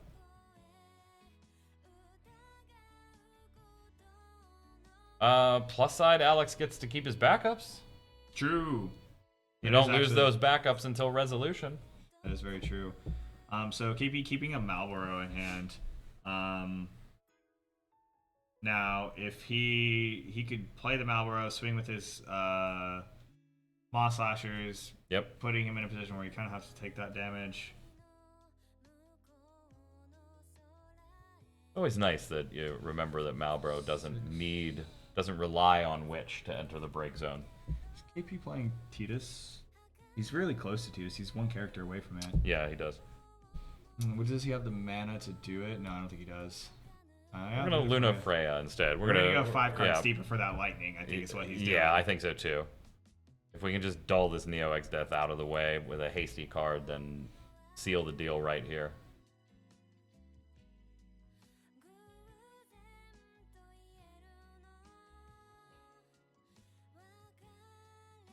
Yeah, I agree, chat. It's saying mono Earth without There it is. 4-color wool. Oh, did find it. Yeah. Mono Earth without 4-color wool is a rather unique choice. Yeah. I mean, it's hard to critique, right? His other deck definitely put in work for him. Oh, no doubt. So, I And mean, this one clearly did too, right? Yeah. It's not like he didn't have to play this deck 4 times yesterday to make it to this table too. Right. I think if And he's won at least one in top 16 and top 4 or top 8. Yeah. Like, I'm not being critical of the deck at all. It's just not a choice I would have made. I don't, even though I love Fusoya and I've messed with Fusoya in mono Earth, it's always been in conjunction with the 4-color wool. And there it is. Moth Slasher, Lightning. That's Wow. gonna be it. KP takes 1 loss on we can legitimately hang 1 loss on That's KP true. here. Alex did take KP on round 2 there. Congratulations to Alex. Obviously not over for Alex yet either. He'll go down to the lower bracket, try and fight their way back up into the finals later on today. But congratulations to KP. Yeah, KP, earning that paid trip. I mean, KP said, he had maybe not the season he was looking for, and really showing up here at Nats. Kudos to him, man. I think that he really has said time and time again he wants to prove that NA is a strong region, and he really wants to represent us on the world stage, and he's doing it just here, I think, honestly. Absolutely. Fantastic guy. Let's get him in here and chat with him. Yeah, absolutely. I'm gonna make you a deal though. What's up? You got to talk to KP yesterday. You want to talk to I KP? love- Then you've done 3 interviews. All right, No. I'm talking to Kage Hama-san. That's fine. You'll get one after me. Yes, if we have, I'll see if we can get some information on upper or lower bracket and the other upper match. Or do we have it already? Oh, look at Shantoto. All right, Shantoto cast Eric and Ty, killing it. We've got lower bracket updates, so let's take a look at those as soon as we can switch the image. And when I go get KP, I'll see if we can figure out the other side. Yeah, please. I don't have to go get KP now. Golden. Sergio takes it over Chris D. Marcus takes it over Key. Tin takes it over Christian. And Andy, my man, still in it. We saw him. Still in it. He struggled in the first round on stream, but crawling it back. And I'll have to see. I know in that first one against Tristan, he ran Knights. I'll have to check if that's what he ran against Sam Tool. Sam Tool, no pushover, man. Yeah. That's a good win. That's a good win for my boy. Oh, yeah. They've all been good wins for him, obviously, but that's a good one. That's a good, yeah. We'll get KP in Notable. here, and yeah, you can talk to him. That's fine. Now, I don't know how much talking I will be doing. It is KP. That's talks. true. You'll get to sit next to him. Yeah, but it's a pretty face to sit next to. So, although, I mean, in looking at those players in the lower bracket, I would be intrigued. I'll make sure, I'm going to ask actually Sergio probably during the lunch break if he's been running that soldier list, because I think a lot of people have some interest in it. And I know that guy. I think he's catching his breath. He just had a grueling best of 3 and squeaked it out. I mean, it was tough. I mean, I think he knew what he was doing though, and he knows his opponent pretty well. He's played against him, I think, a few times. So. Yes, I like playing against Alex. He's a good dude, good player. Lots of fun playing against. And also, like, you know how sometimes you sit across from players, and I mean, me and you do it. It's a serious match, but we're both like not serious people, so we just jack around, and that's how Alex is too. It's like once we both soften up. Like I barely know Alex, but I've known him from tournaments.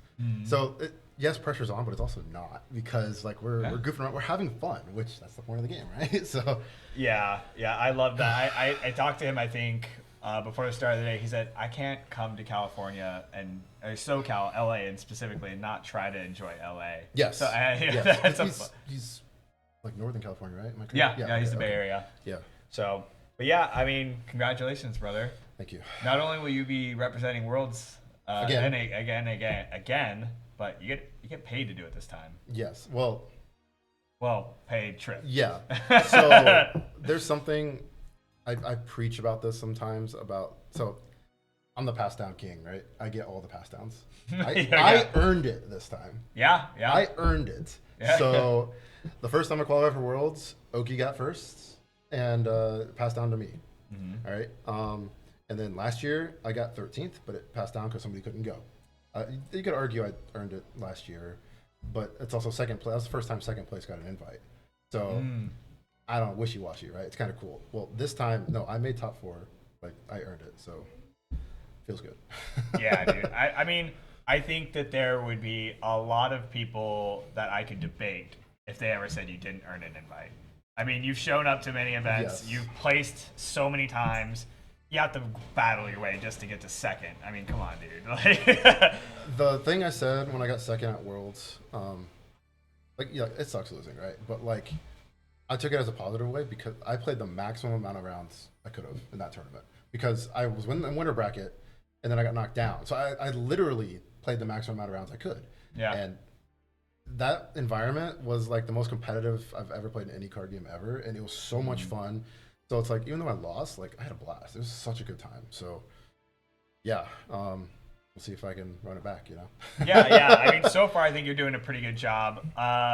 Walk us through some of that, some of your games there. I mean, the first game was a bit of a nail biter with the Knights into the wall 7. Yep. Talk about that matchup because that's an interesting one. Yeah. So, oh gosh, I have to try and think because the last couple turns of that Earth deck were. Oh boy, I have to think. Okay, so, I remember there was a time in the game. So I have Red 13 in my limit break. I don't know if you noticed. I don't play Zach. I play Red 13. It's not for Wall 7 at all. It's actually for Mono Earth specifically, or like Refia sometimes. Basically big forwards. If people have more than one 9K in play, sometimes I can have Beatrix and then Red and just pump my guys. My 5Ks become trades or even bigger than that. And I considered doing that. There was a time I had like Agrius, Garland, double ice cards, Charlotte, Laswell, and I was like considering if I read on that turn or not. But God, I don't remember all the I don't all think the stuff. Yeah, I don't remember the I didn't see. I honestly didn't even catch the Red 13. That's a good call out. I think I was debating. There was a turn where we were like, well, he could Victoria here. He could do this. He could do that. I think, and you ended up going the Victoria. I want to say onto the Witch. Or no, sorry, I think that was the previous round. Yeah. Yeah. But I mean, in general, the tough part is right. Alex is playing Amaterasu's, and that was the game where he had like infinite, I think, wall S abilities. Yes. And he also, I think, at one point even had an Amaterasu for you. But it was like, I don't know if he even cast it, but I know he for sure had it in hand. Yeah. So I had a Laswell. I think it was Gawain Laswell. So I Gawain for Ramza Corilla, I believe, and then attack turn 2, played Laswell, trigger, go, and then I forgot what he did. I think he might have played more backups. I don't remember. But then next turn I played Corilla, and I had a Laswell trigger and the Corilla trigger, and he ammoed the Corilla. I remember that, but I'm still getting the Laswell through. So, that's the kind of style that setup. You know this better than anybody probably because we talk about this all the time. That's tempo. That's what I like to do. I don't want to go. I don't want to dump my hand unless I have to. If my hand is garbage and I have no other decision, I'll do it obviously. But no, I like to keep cards in hand as much as I can. Although you didn't really see that in the last match, but because I was top decking whatever. But like also Earth is a terrible matchup for Lightning Water.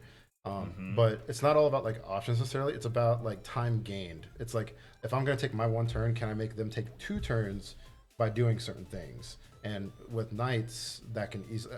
Yes, you can win the game by attacking whatever. Me and my friends have a saying, attacking sucks, so it's not because of the experts, right? Yeah, it's not free. So yeah, attacking's not free. Hey, yeah. So I don't ever really. If I can win the game, cool. But I'm always playing like board state and both Lightning Water and monsters and Knights.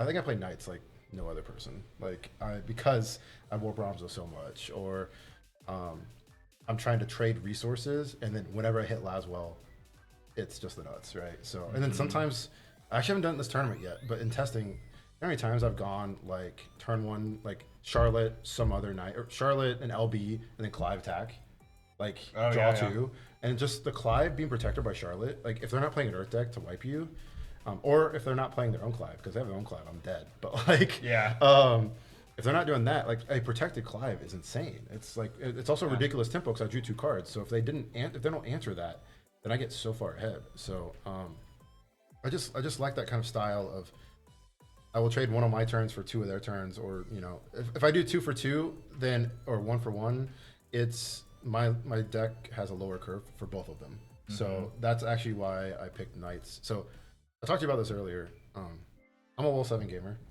I'm a versatile gamer. I don't like Knights. I don't. And I think I don't know why, but I'm starting to think it's because it has a 3rd color, and I know Wall 7 has 3rd color, but it's like a water deck with splashes, in my opinion. So whatever, for Gilgamesh. So, but yeah, Knights has that inconsistency. Everybody knows about it, and I tried to math my way out of playing Lilith. It's in the deck. It has to be. It has to be in the deck. So. Yeah, I think there's a lot of numbers games. There's a lot of like min-maxing. I mean, going back to like what you said earlier about the tempo gained and managing that card economy between board state, hand size, all of that. there was a turn even where you're like, okay, I guess I just have to swing here with my Corilla. You had a Corilla and a Laswell on board too. He had the Warrior Light. Yep.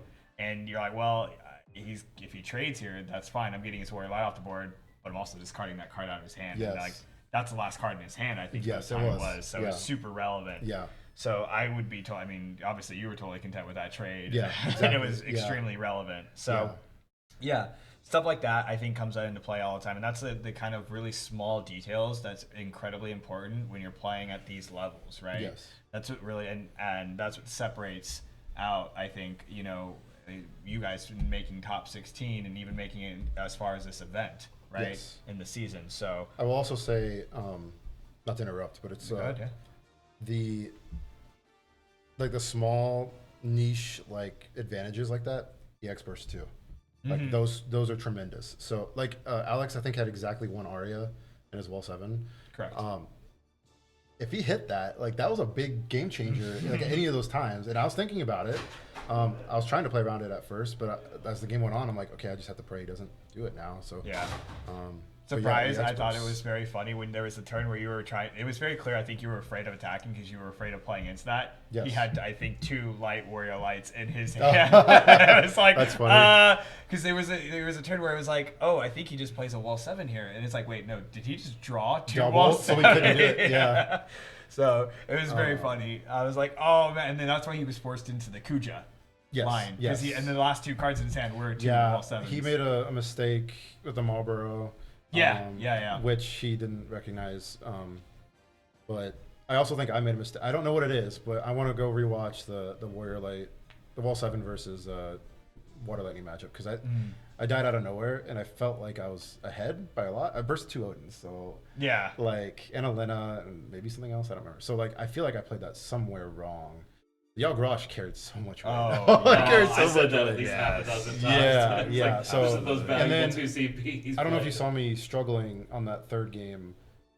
Like he just wouldn't let me have a witch, you know. Yeah. So I was like, do I really sack a Moss Slasher? There was a third one in the deck, but I was like, do I trade 2 monsters here? Because I didn't have the Odin, I don't think, but I had a Marlboro in my hand, I believe. You did, yes. So like at worst, I can still push in, but I was also obviously looking for a lightning, right? So I wasn't sure. I'm still not sure if I was supposed to trade 2 monsters for the Genova there, but my mindset was just like drawing another Moss Slasher actually isn't that bad. It's just another like evasive attacker.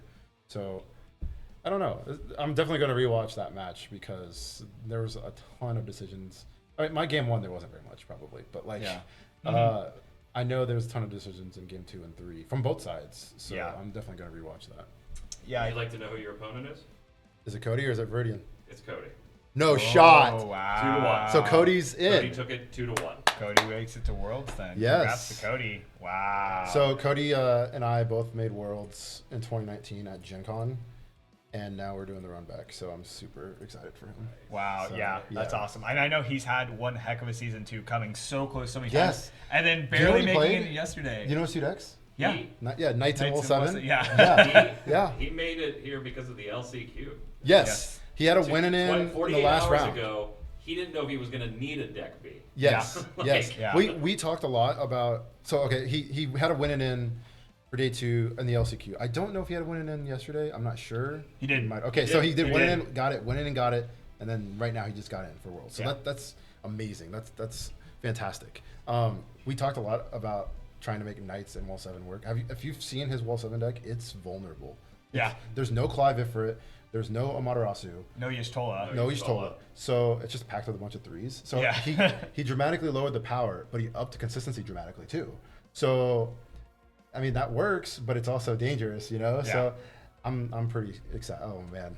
I'm going to go give him a big hug when I see him. So. Yeah, I'll do the same. I mean, I did after I think the LCQ. I was like, brother, good luck tomorrow. Yes. And then after Yeah. he qualified for Top Gun, I was like, brother, good Yes, luck tomorrow. yes. Oh, dude, I'm so excited. That's So, amazing. Yeah, it's definitely earned. Yeah. Yeah, that's awesome. Well, that'd be fun. He would play 2 ice decks. He loves playing ice. Yeah. So- And it's surprising there's not much lightning in them either. Though. Yeah, He's yeah. a big ice Dude, he lightning. tried so hard to. So I won with the Adia FF8, Wall 7 deck, right? Yeah. He tried so hard to play that deck. We tried to make it work.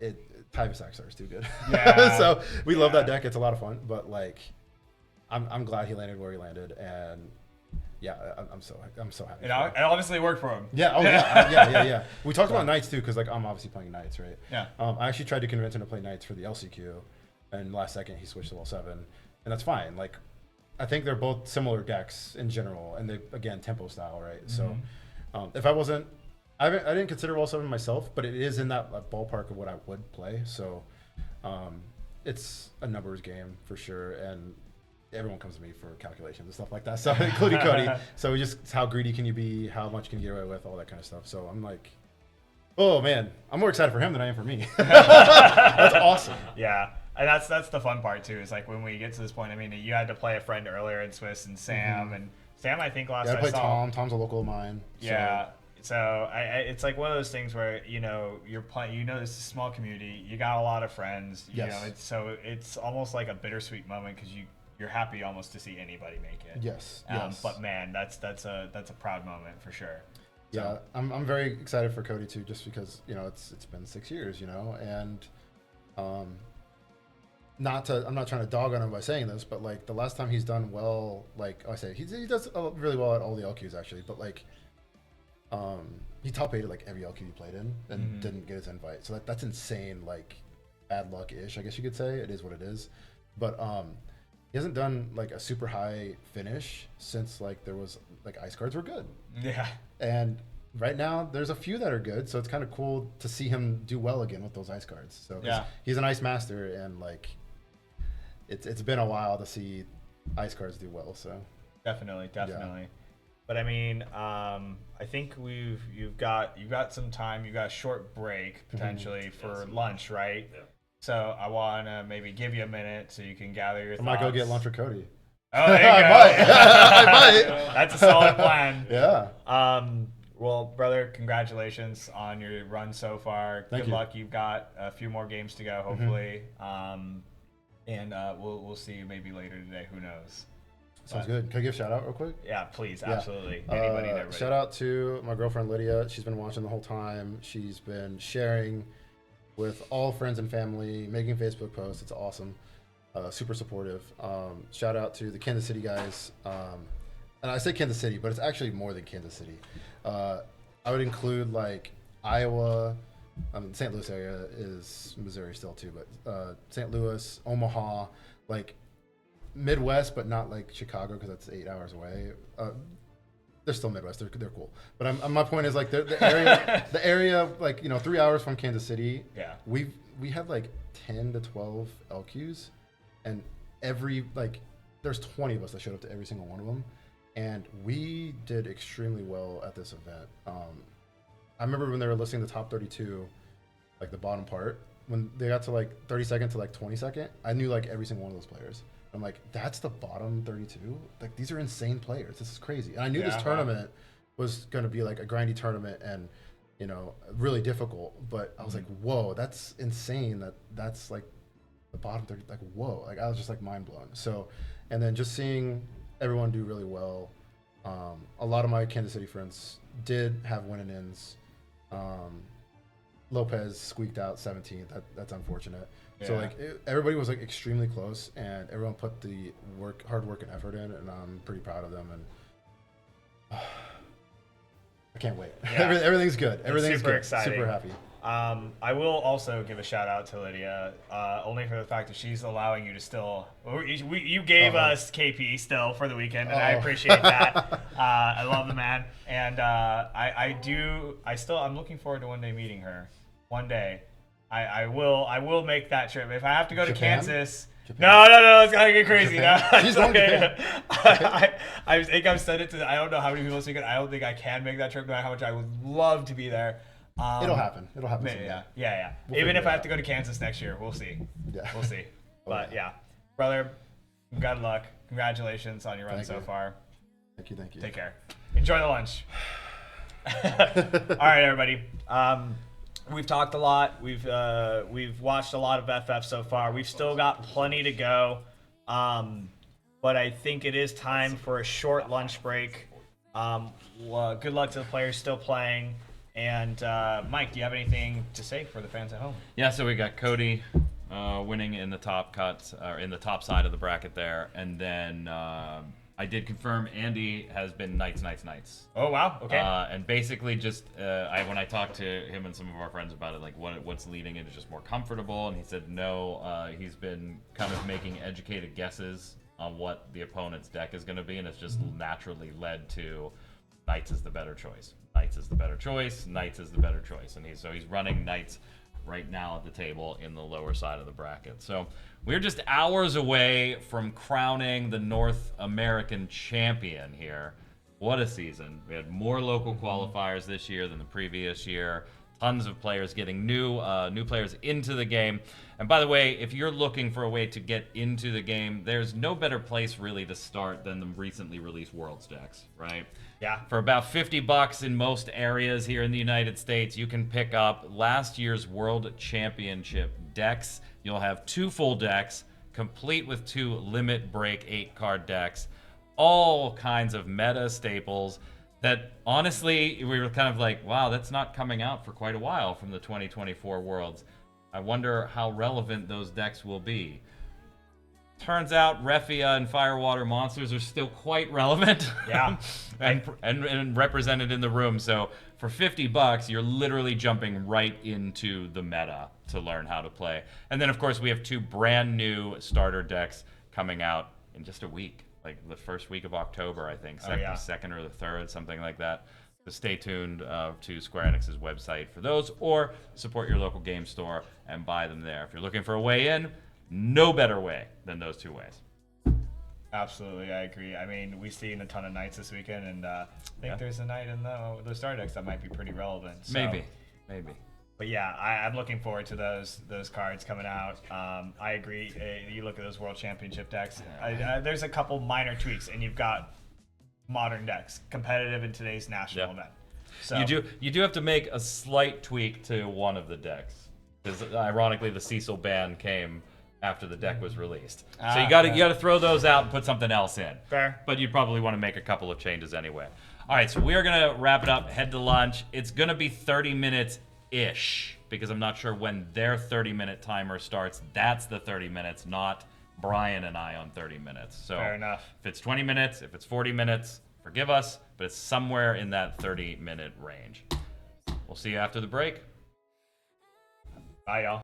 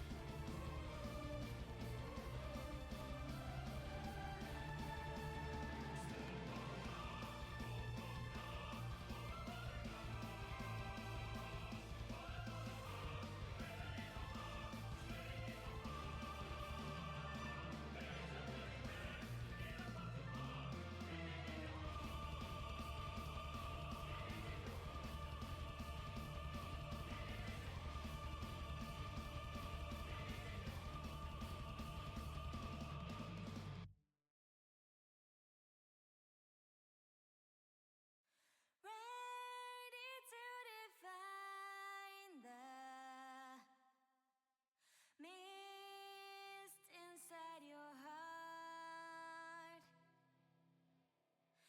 Take a breath and start your life.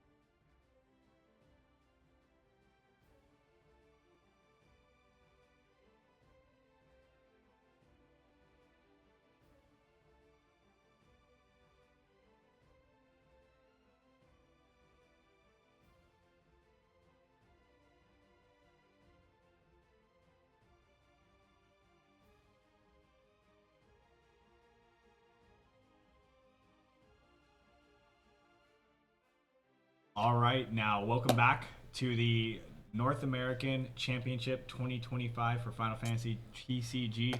Mike, I'm excited. We're getting down to it, brother. Yeah, We're getting yeah. down to it, brother. Obviously, taking a look at the top bracket just to refresh everybody's memory or bring you up to date if you just have joined us. Thank you so much. Hope everybody enjoyed your lunch.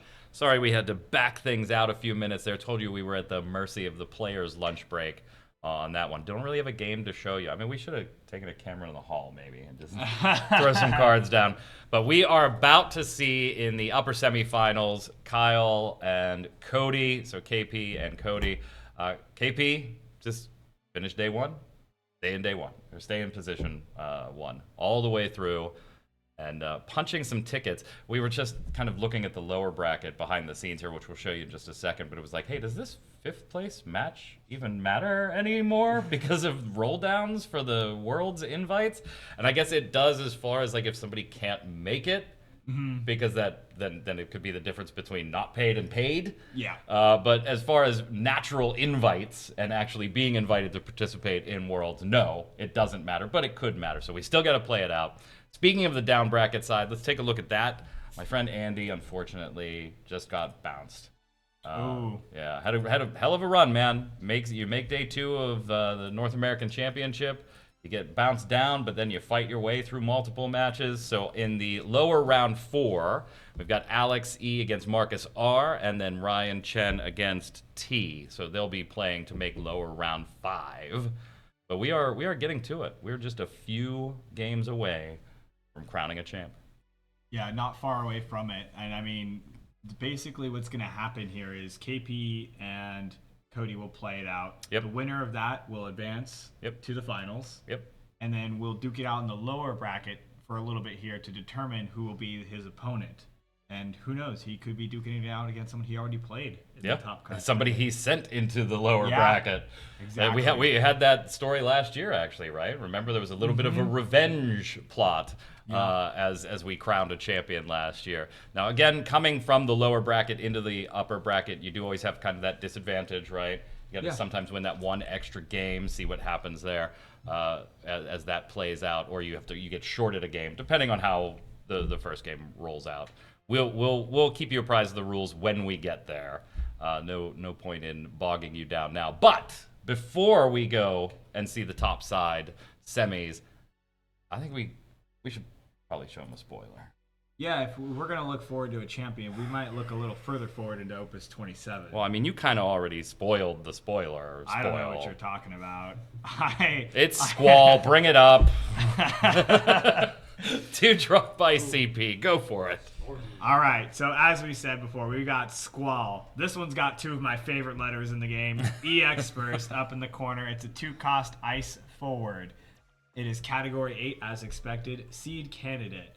Forward, EX Burst. When Squall enters the field, reveal the top 3 cards of your deck. Add 1 category 8 card among them to your hand and return the other cards to the bottom of your deck in any order.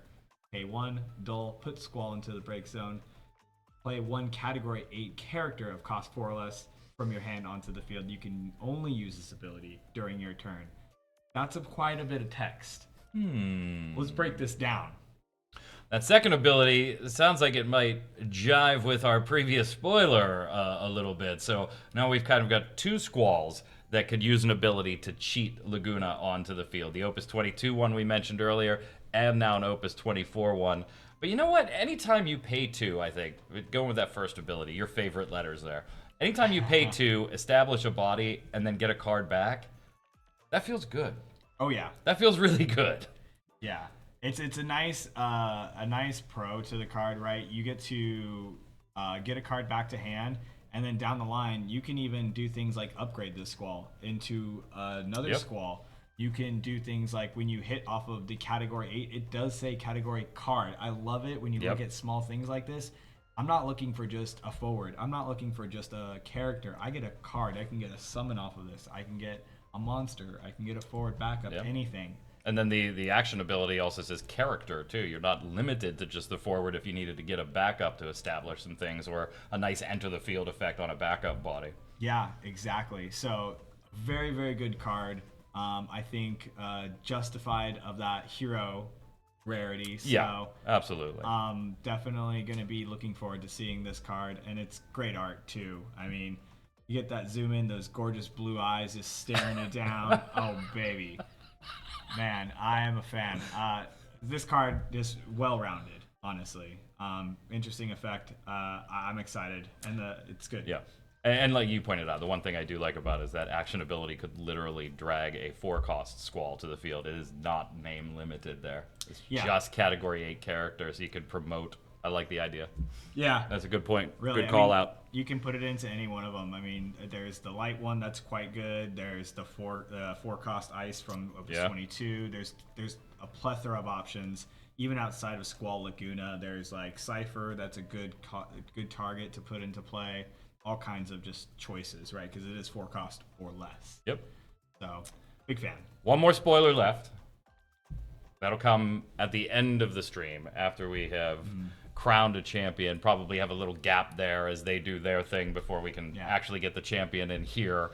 So we'll give you our final spoiler then. We'll talk with the champion, and then we'll kind of wrap it up at the end. But we don't know who we're going to be talking to. So stay tuned. We got to put you on a break for just a minute or 2 while we wait for the table to be set. And we're going to take you to Kyle and Cody in the top semis.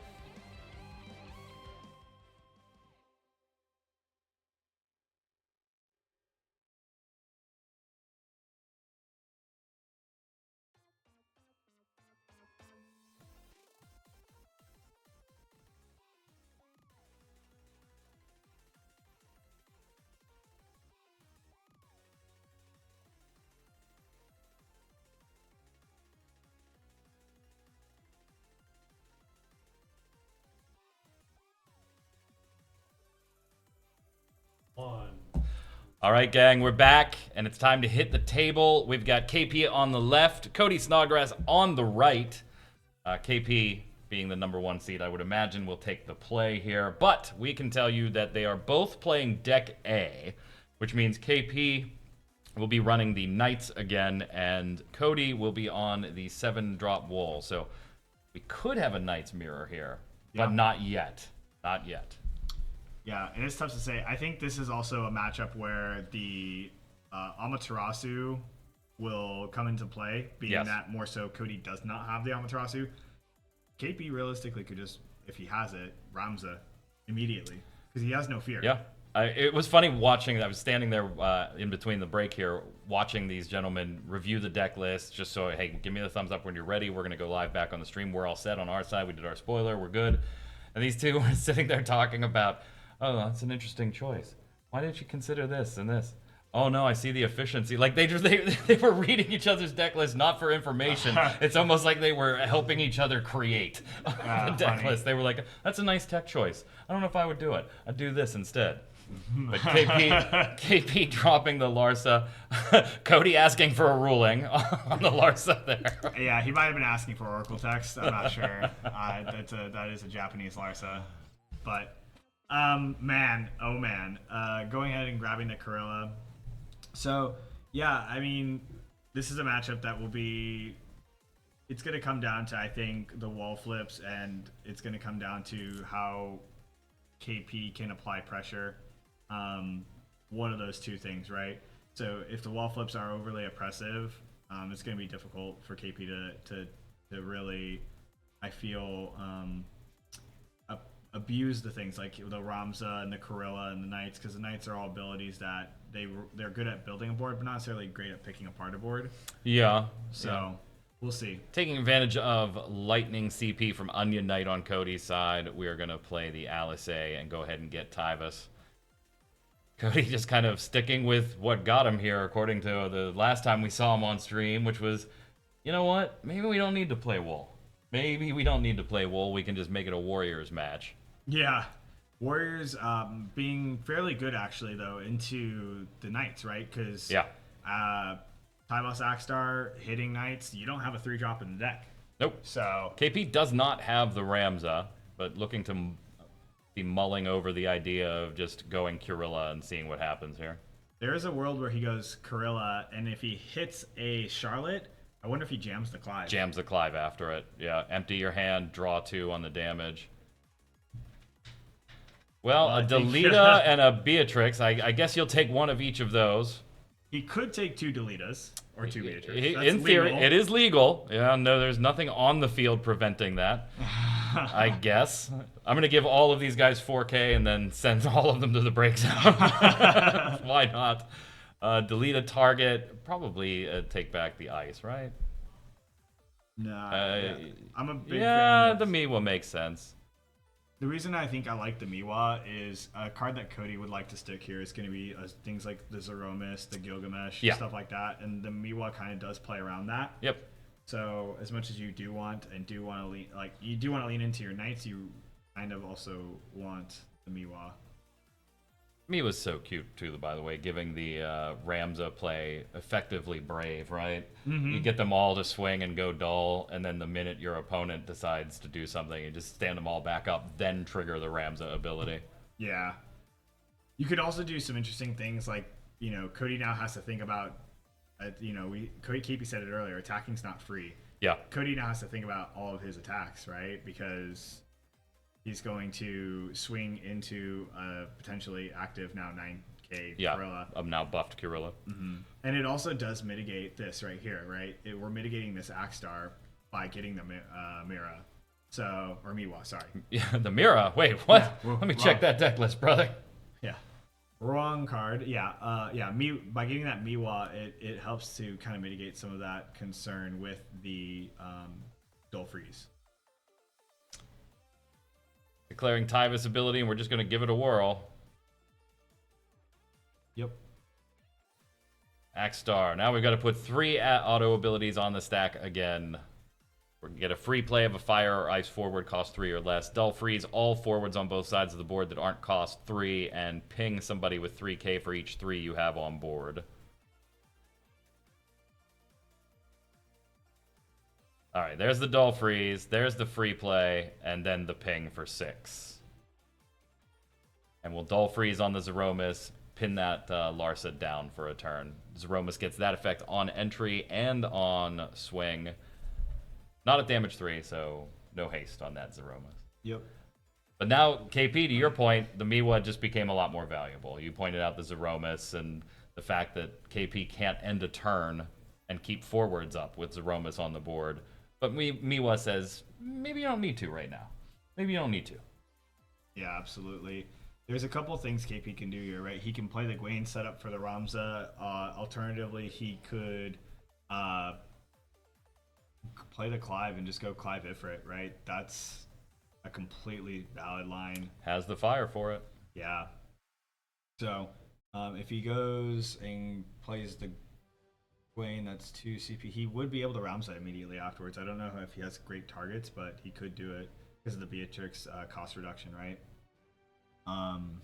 Yeah, your targets at the moment would be Delita, Lilith, Laswell, and his Physalis, I think, in the back there. That's not... It's not spectacular. I mean, the Laswell doesn't feel terrible, but it also doesn't feel like it's a big enough payoff to warrant the kind of all-in. Yeah. But I do think that there is, I think that he's just mathing and seeing if it makes a lot of sense to do, which one line it makes sense to do. Yeah. With the Clive or, I if mean, we got a Garland line, maybe start jamming a bunch of 2-drops. This is the thing. I mean, when you have cards like this in hand, and you've got actually quite a few lines you can go down. Surprisingly, even with a deck that feels sometimes as linear as Knights. Yeah, a friend of Creon who was on stream yesterday, and I often talk about Knights and it being a very low floor as far as the ability to start playing the deck, but such a high ceiling. Like, you watch somebody like KP play it versus somebody that is just, okay, let me go get Ramza and Kurilla and run it out and do the Knights thing. And it's just such, like a night and day difference watching those two styles. And obviously that's the case with most decks, but Knights just has that easy one play line that you could teach a new player how to run it in a day. Yeah. And then it's, okay, now you need to take 2 months to master it. Yeah. And I definitely agree. It is absolutely a night and day difference. Oh! Oh! I quit. It's crazy. I know I'm not a dad, but you would be surprised. As a dad, I'm proud of you. I'm quite proud of you. I have to pretend not to be proud of you, but my heart fluttered a little bit. Like, he's learning. All right, so getting the cost reduction on the Garland, playing effectively a 2 CP to return. We talked about getting free bodies. It just feels so great. Figuring out what he's going to return. Have we fully... Oh, we declared the 2 cost reduction. Okay. Yep. I was like, wait a minute. Oh, no, we're good. We're good. So Beatrix makes 2 cheaper. Garland wants to take back something. Yeah, and I think he wants to be able to play 2 Knights afterwards. So I think he wants to potentially go ping that Laswell Zeromus twice. Yeah, I think he wants to go Laswell Gwaine. Not positive on that. He took back the Laswell to get himself some ice for the other Laswell. I don't think there's any world you take that Laswell if you don't intend to play it right now. Right. We'll get a Dull Freeze and a 5k ping. Dull Freeze to Axstar, 5k to Zeromus. Laswell with the Dull Freeze. Garland with the ping every time a Knight enters behind Garland. Now we'll Dull Freeze the backup and kill the Zeromus with another 5k ping. And by the way, still end this turn with 2 cards in hand. This is stupid. Yeah. this doesn't feel right. Assuming one of those is going to be a Ramza, I know KP does like to warp it, so there is a world where he might even takes the Steiner and just warps. Yeah. Yeah. Again, not if he does do that, there's not a ton of great targets, but it's still 2 turns out, so a lot of the board texture can change between now and then. Yeah, I mean, you're going to see at least 4 cards. Well, technically 2, I guess, because you can't get any of those 2 in there. Right. Knight's not exactly known for its ability to respond outside of Amat and Rams's ability. And the spicy Miwa. Well, yeah, that's fair too. He does warp it. There you go. Good call, Brian. He does pull the trigger on the warp. Yeah, it's a Cody little bit- kind of looking at his board going, damn, this might be a problem. Yeah. I don't think I packed enough bags for Yeah. this. Yeah. How many wards can I play? Declaring free play with Tyvis. I love that both of these gentlemen are experienced enough on stream to be indicating visually with their hands what they're doing so that we don't have to guess. Yeah, I think one of the, Taps his Tyvis. We're like, okay, yeah, Tyvis ability ward kills the Laswell with 7k damage on entry. yeah, absolutely. Both these guys have had their fair share of stream games. Now, Cody looking to dive here possibly into the LB. Maybe Leo. Victora? No, so he's got the Surges, Little Leela, Zac, Leo, and Cloud. Is he holding Lightning in hand? Is he maybe thinking of getting that Beatrix off the board? For the Cloud? Maybe just unhappy with the hand and wants to Leo into a card? I think Leo might be what he's debating on because the problem is that if he clouds the Beatrix and then KP can literally just top deck and play the LB Beatrix. one, yeah. Yeah. It's he's got the RCP to as a backup guaranteed to do so or allow him to do so at least.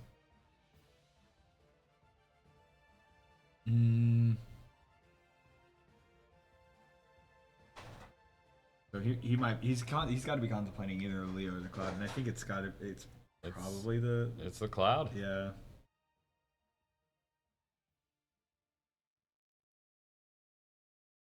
I got that one right. Well, the thing is that if KP just plays a Beatrix here, he's not really doing With the much Laswell else. gone, you're not terribly scared of Beatrix entering. You're Exactly. scared of her surviving the turn. Yeah, and what that means is that your Axstar will more than likely be able to untap, and that's really what you need. Yeah, and he's also already seen the Miwa, well, his entire hand, but also the Miwa ditched. So getting another Zeromas into play would be pretty tasty on Cody's side. Yeah, and those are, at least that Clive's not a card I'm super keen on discarding. It might make sense to do here, but I don't know. I'm not as eager. Yeah. Kucha. This is a little messy, right? Because Axstar, presumably Axstar is going to be up next turn.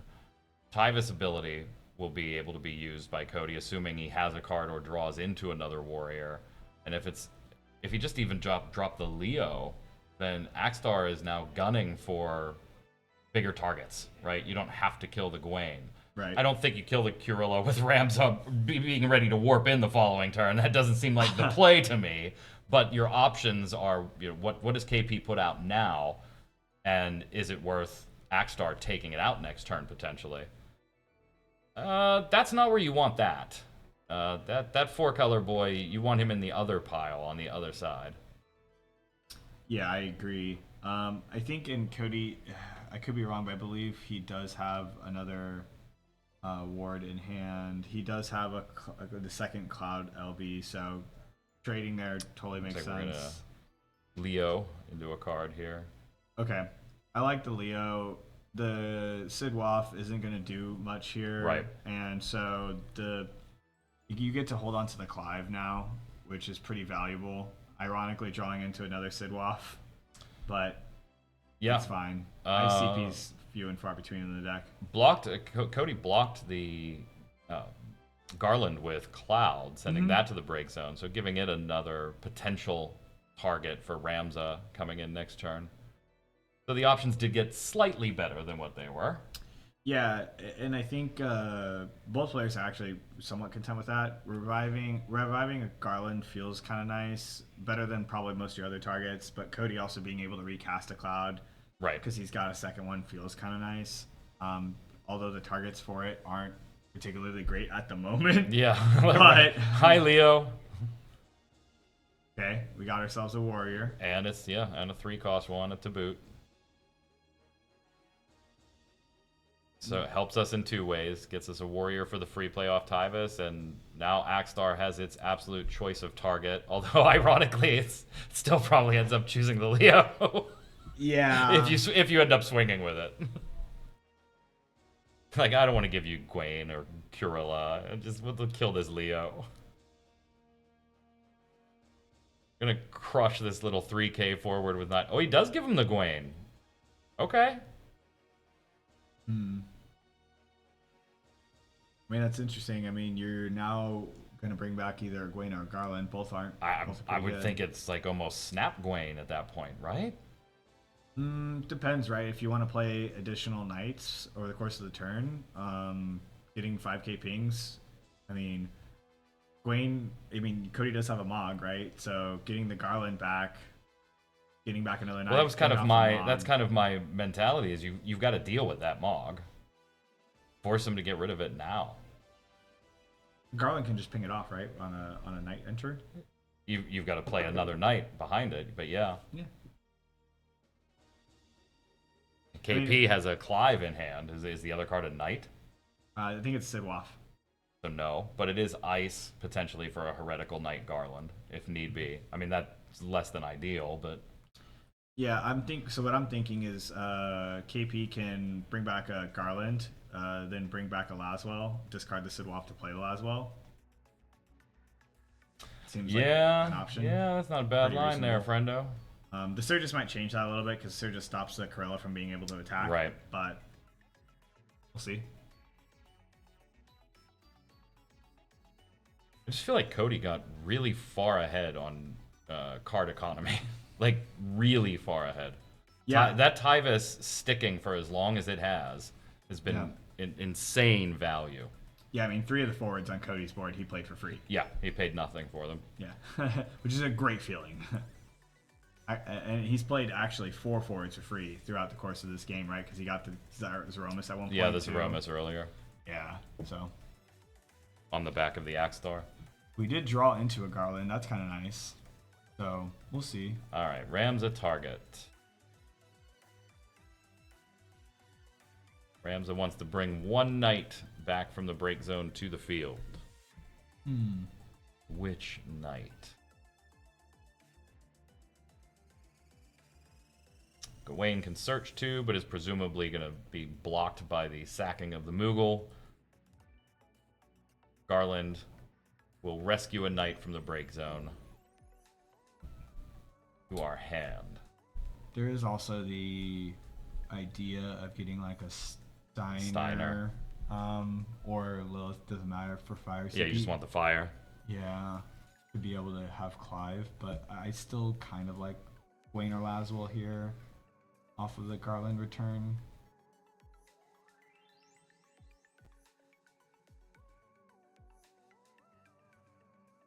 I really like the Laswell.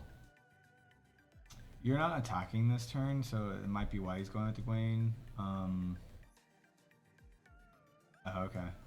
Oh, he's just gonna go straight into it, huh?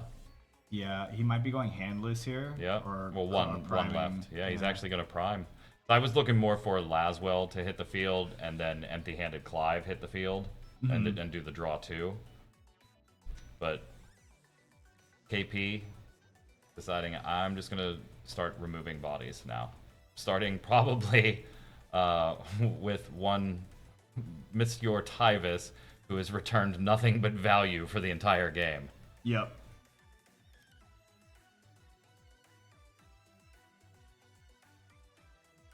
Okay, and Cody moving that Surges forward. I presume Yeah, to block. I'm pretty sure we're going to be trucking that Surges right into a free.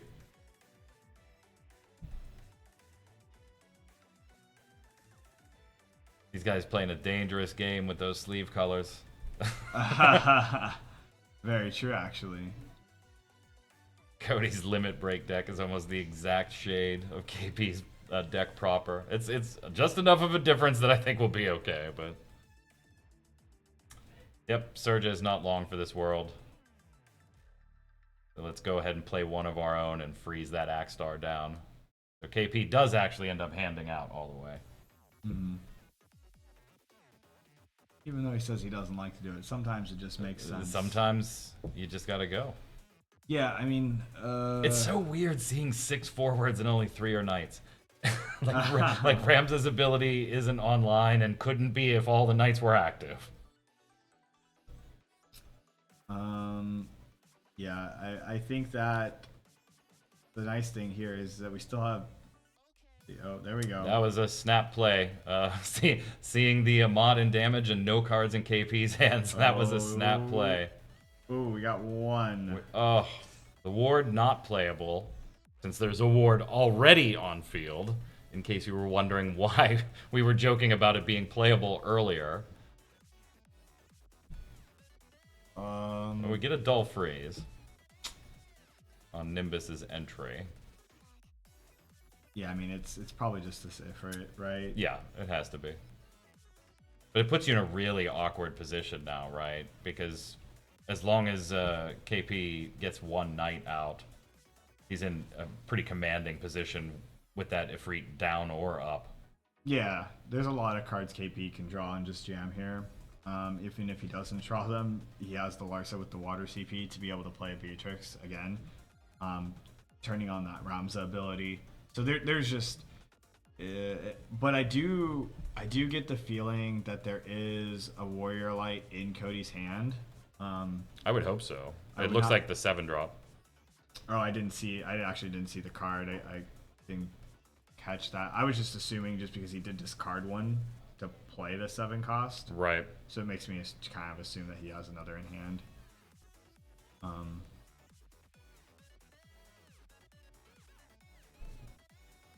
But Cody trying into a Miwa. Yeah, chat. The Nimbus was free played off of the Warrior of Light. Nimbus's text is that you can only cast with CP generated by backups.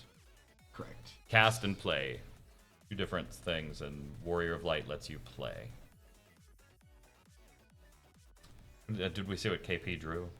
Yeah, I he was drew a glancing Miwa. at chat. Miwa Another and a Miwa. Miwa Steiner, I believe. So, Cool freeze, Nimbus.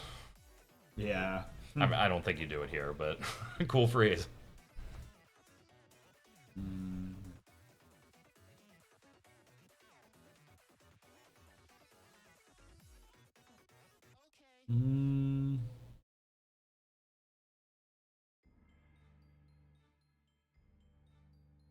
KP having a look at the break zone there. What landmines are left? What landmines are left? Did we count how many wolves were in there? Yeah, we might be also trying to figure out how far away we are from Gilgamesh being online. Yeah. Probably a light card away, is what I would imagine. Yeah. Ironically, we are the 1 card in. There's the Beatrix. Yeah. So we're going to opt for Beatrix instead of saving the Miwa. Even Cody was like, there it is. There it is, that Miwa.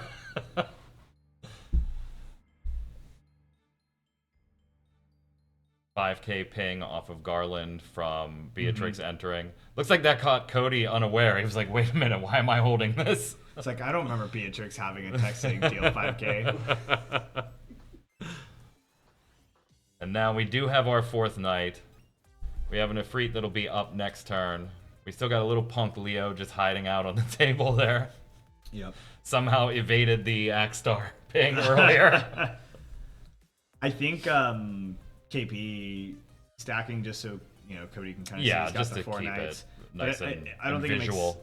I don't think it makes sense to do here. Nope. Just because you can, if Cody does have that S ability, he protects his guys and he's staring down KP, staring down lethal. Yeah, there's no reason to do anything here until Cody's main 2 at the earliest. And just say, do you want to try and flush one of these out of your hand if you have it, or get a forward when you have nothing left to do? That's the time to do it. Ooh. Okay, Interesting. that is an interesting dynamic. We got 1, 2, 3, 4, 5. We have actually 6 elements on board. Holy hell!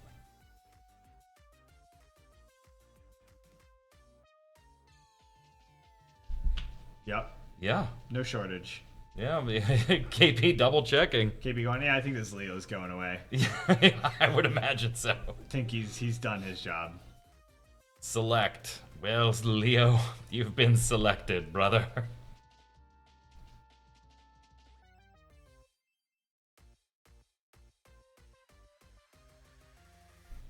Yep, there he goes. Little guy gone, and Cody gets the draw. That feels good. Yeah. I mean, you want it to be something other than Leo, but it still feels good. I mean, you got a 6 forward board versus a 5 forward board. These guys both went wide. Yeah. Which is exactly what we talked about at the beginning, that was going to happen. If one popped wide and the other one couldn't do anything about it, it was going to be quick. If they both popped wide, we'd have a math fest, which is what this is going to turn into. Yeah. And I think we're still kind of getting down to that point of Roms is going to kind of be poking away possibly at Cody's board. Cody does have the luxury of just kind of being able to swing in with that. Cards like his Nimbus, it's got 9k Brave, it's going to dull freeze something. Yeah. Axstar at 3, 6, 9, 12k on a swing if you want. Yeah, it's a little tough to swing in with the Axstar because he's an 8k staring down 2 different 9ks. Yeah, I'm not advocating for the swing, just mathing out that if you want to, it's a 12k swing. Yeah, and I'm not sure. Also I'm wondering how many cards are in Cody's hand here. Just the one. I thought he had more than one. No, because he drew off the Lena. Yeah, because he ditched Dull to play the Lena. Yeah, so he just has the one. Oh, 2. My bad. Okay, yeah, I thought he had more than one. I think I think it might be Zeromus and a Warrior's Light 7. I could be wrong, but I think that's what I caught. This Brave forward makes things fun. This at least still gives you some flexibility on Cody's side to push the action. Dull freezing the Beatrix on the swing, and there's the second Amat. A little too late for it anyway. Yeah, KP kind of just letting that ride. It's hard if you tap out 4 forwards. Yeah, you just get overwhelmed. You get overwhelmed.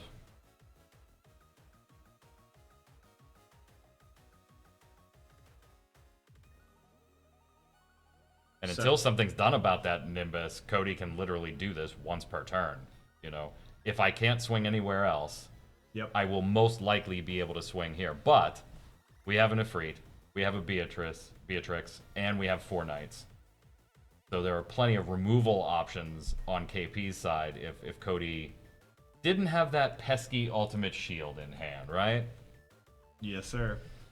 So, and the nice thing too is Cody dull froze the Beatrix, right? So KB can't even draw play a Beatrix, so limiting what he has as options is not always a good thing.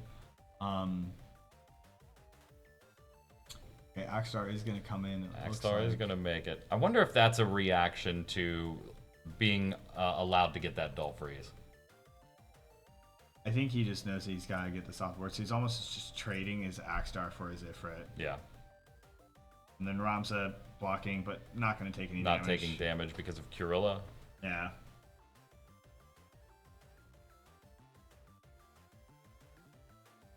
Also kind of, because what if KP rips specials? You know what I mean?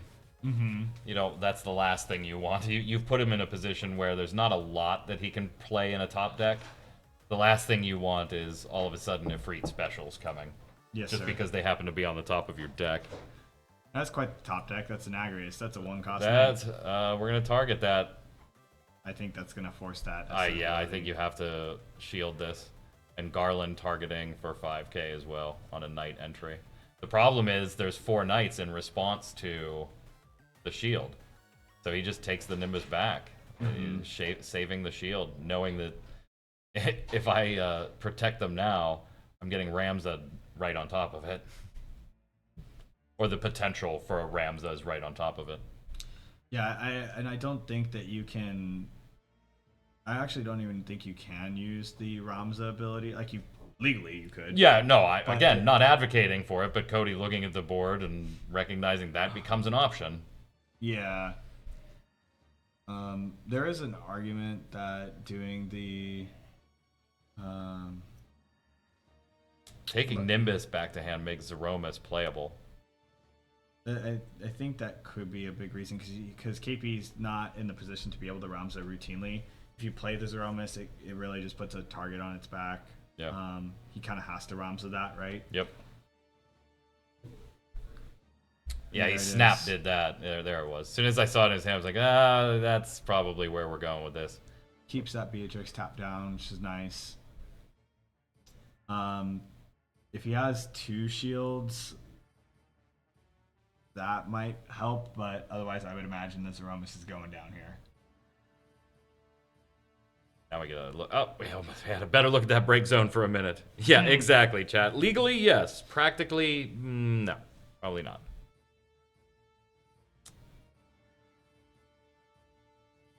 All right.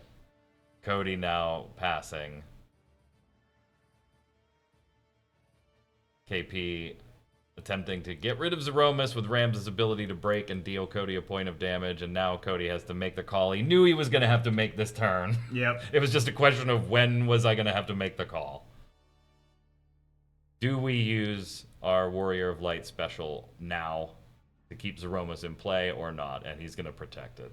Yeah, and I think you do, right? Yeah, I think you absolutely do. On the untap, there's a few things. One, priority pass it back to Cody. Also he can do things like Cloud onto the Agrius. Yep. Preventing him from Ramsaying further. But also, he can't. KP on the untap will have a hard time being able to use that Ramsa, right? Yeah. Because he's so low. Well, I mean, the thing is, though, if he doesn't, then Zeromus is just going to dull everything anyway. Yeah, catch 22, So right? it's, doomed if you don't, doomed if you do. Fire, ice, and water. Did it look like we got all 3? Was that an Agrius again? It was another Agrius, yes. Oh, no. Being able to put that Zeromus right back to hand, Let's baby. look at Cody's response. Cody, get the hell out of here. All right. No protection now. Somebody's taking a 5k ping from Garland, seeing Agrius, a knight, enter the field, and Agrius seeing more than 2 or more knights is going to bounce a forward of opponent controls of 3 or less. That'll be Zeromus. We already know that. I think KP's just probably trying to think of where the 5k... Oh, he was actually mulling over the bounce. Yeah, I think part of the reason he's debating is that he's going, okay, so if I bounce this, then I have to Ramsa that. Can I survive if I do that? Yeah. No, not really. So I guess it's defaulting back to the Zeromus. Pretty sure it was Warrior of Light that ate the 5k ping there from hand gestures I saw on the table. Yeah. You know, when things are looking dire, if you just back-to-back top deck a single CP cost knight that bounces the most annoying target, that seems pretty good. Just back-to-back. I mean, that's all you have to do to make this table, right? That is true. Just double draw Agrius. Now, I'm curious, does Cody have all the elements for... No, he doesn't. No. Probably. Otherwise, he would have... Otherwise, yeah. But Yeah. does Zeromus... I think I'm having a little bit of deja vu here. Well, probably, I would imagine, we'll target Beatrix here. The only deja vu that won't happen is Cody does not have the special this time. Right. To keep it alive in his main 2 when KP tries to Ramza ability it.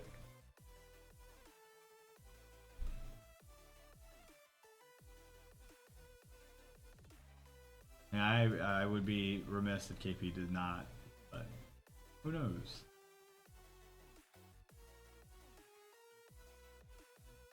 And we still have 2 knights in hand. Yep. All different colors. Yep. And none that are on the board right now. He's got a Garland, right? Oh, yeah. One's Garland. An ideal card to draw here might be something like a Laswell. Yep. Perfect timing. Seems good. I mean, there's 2 in the BZ, though, so... I mean, this dude's just ripping Agrius's back-to-back. One of those top 2 cards is a Laswell. Calling it now. Okay, one of the top 3. I didn't know if he was going to swing or not. That was a debatable situation. So this puts Cody to 5 damage now, and he's got... No, it puts Cody to 2. Sorry, 2 damage. Two damage. Facing 5 forwards. Okay, those 2 fire cards could not have been further from the last one.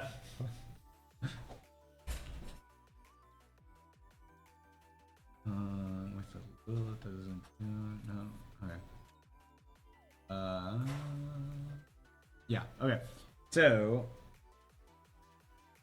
this might be just a situation of draw go. Draw pass, yeah. He does have Amat now for Yep. a little bit more agency, a little bit more protection against something that Cody might draw. Yeah, I mean, he's got one card. His limit break's exhausted. Mm-hmm. One card, one backup, so he'll end up having 3. You kind of bank on most things in his deck costing 3, which means you cut a card, you dull, you play a card, you're back down to 1 in hand. And if you Amat that, they effectively had a zero-sum game on the turn. And then, by the way, you get the option at the end of your turn to their turn to Ramza too. Yeah. So let's take. Not only did you lose the forward you played to try to get something, but I'm going to take one more from you on the way out. So yeah, I tend to agree. I would think that this is probably a pass. So the other thing to debate here is if KP has. He's got only one Leo, so I'm trying to figure out what his last 2 LB cards are. He's playing. The Lilith hits the field. 5k ping from Garland. Okay. And just passes. Gets himself another knight.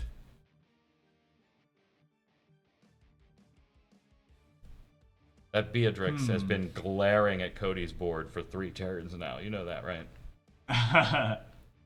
It wants to kill something. Wow, okay, that's a rip. That's a rip right there. Wow. KP smiling. Can I search? KP probably gonna say no on this one, but we'll see.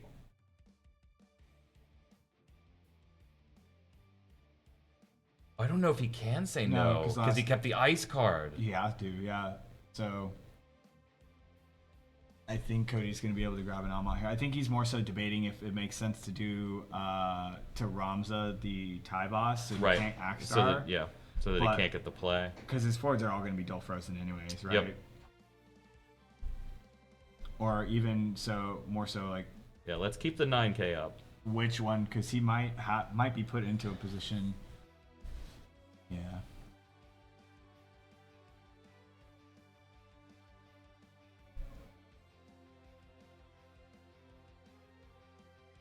Little judge intervention here.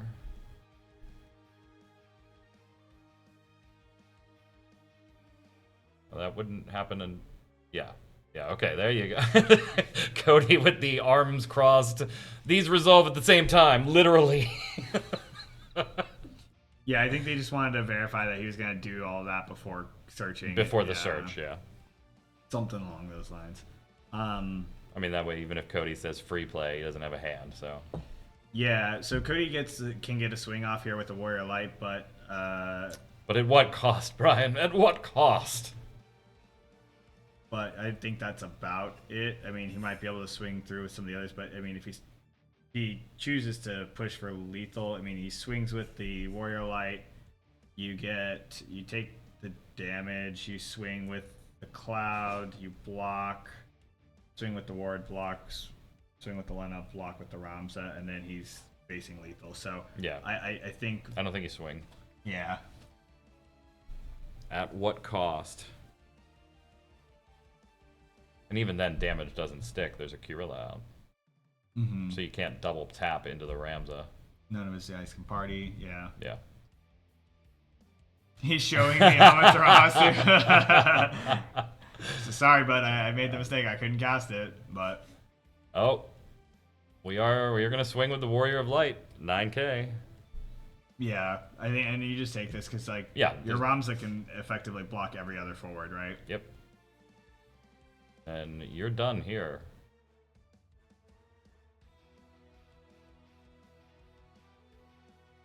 I think Cody's kind of realizing the counting here.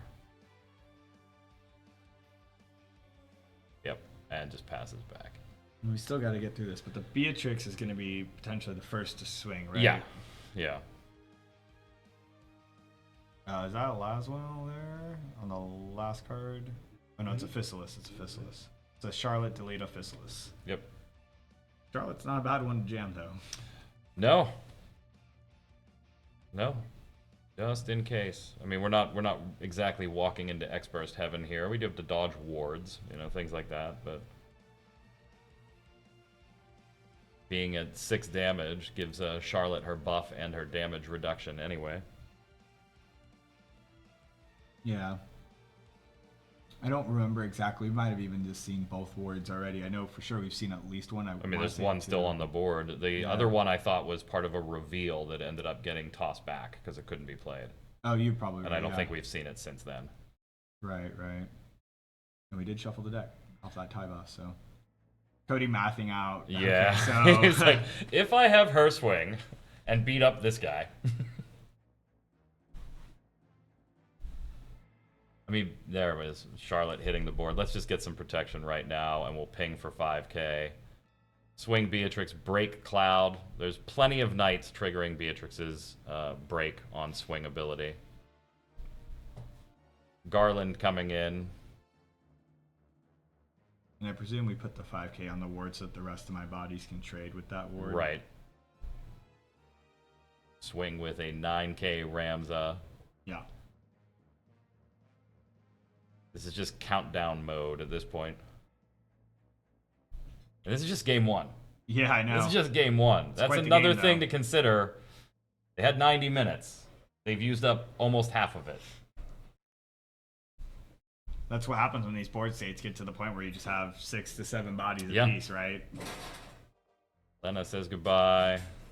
It's a very interesting thing. I mean, 2 decks you would think would be incredibly aggressive. Turns into a 40-minute slugfest. Hey, there's that ultimate shield we were looking for. Yeah. All right, game 1 goes to KP. Knights winning. Cody still gets to run either deck, but that's going to stick KP for the next 2 rounds if needed, or 2 games if needed, with his Lightning Water Monsters, which we've seen on stream a little earlier today. Yeah, and we've seen this specific matchup, I think, even on stream. So it's definitely going to be an interesting one. KP, I think a lot of it's going to come down to that Malboro being such a critical piece. Something we've talked about. I feel like we've talked about all day.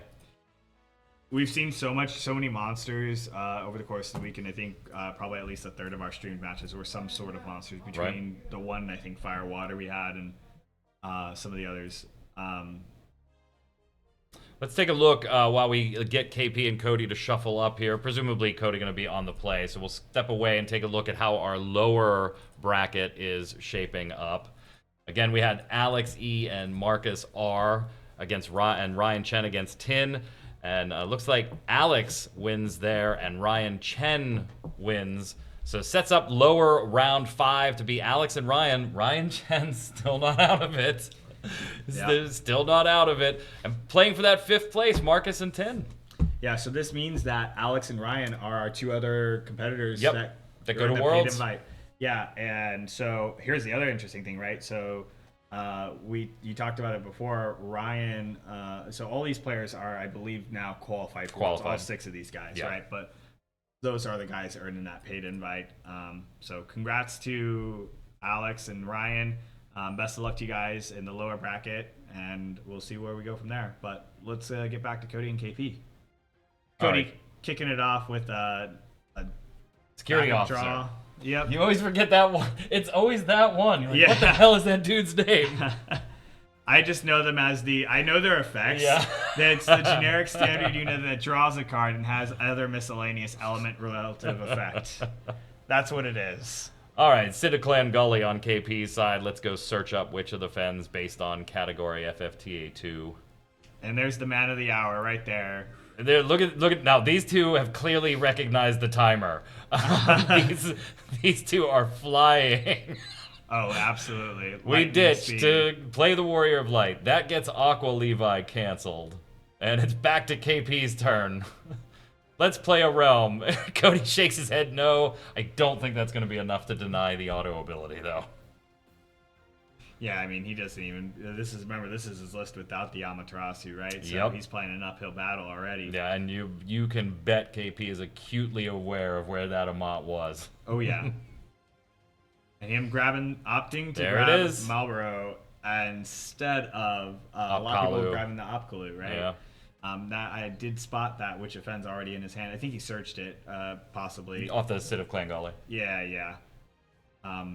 If that's not the one if not one discarded, but I think he has 2. Yeah, he had 2. Okay, that's what I thought. Yeah.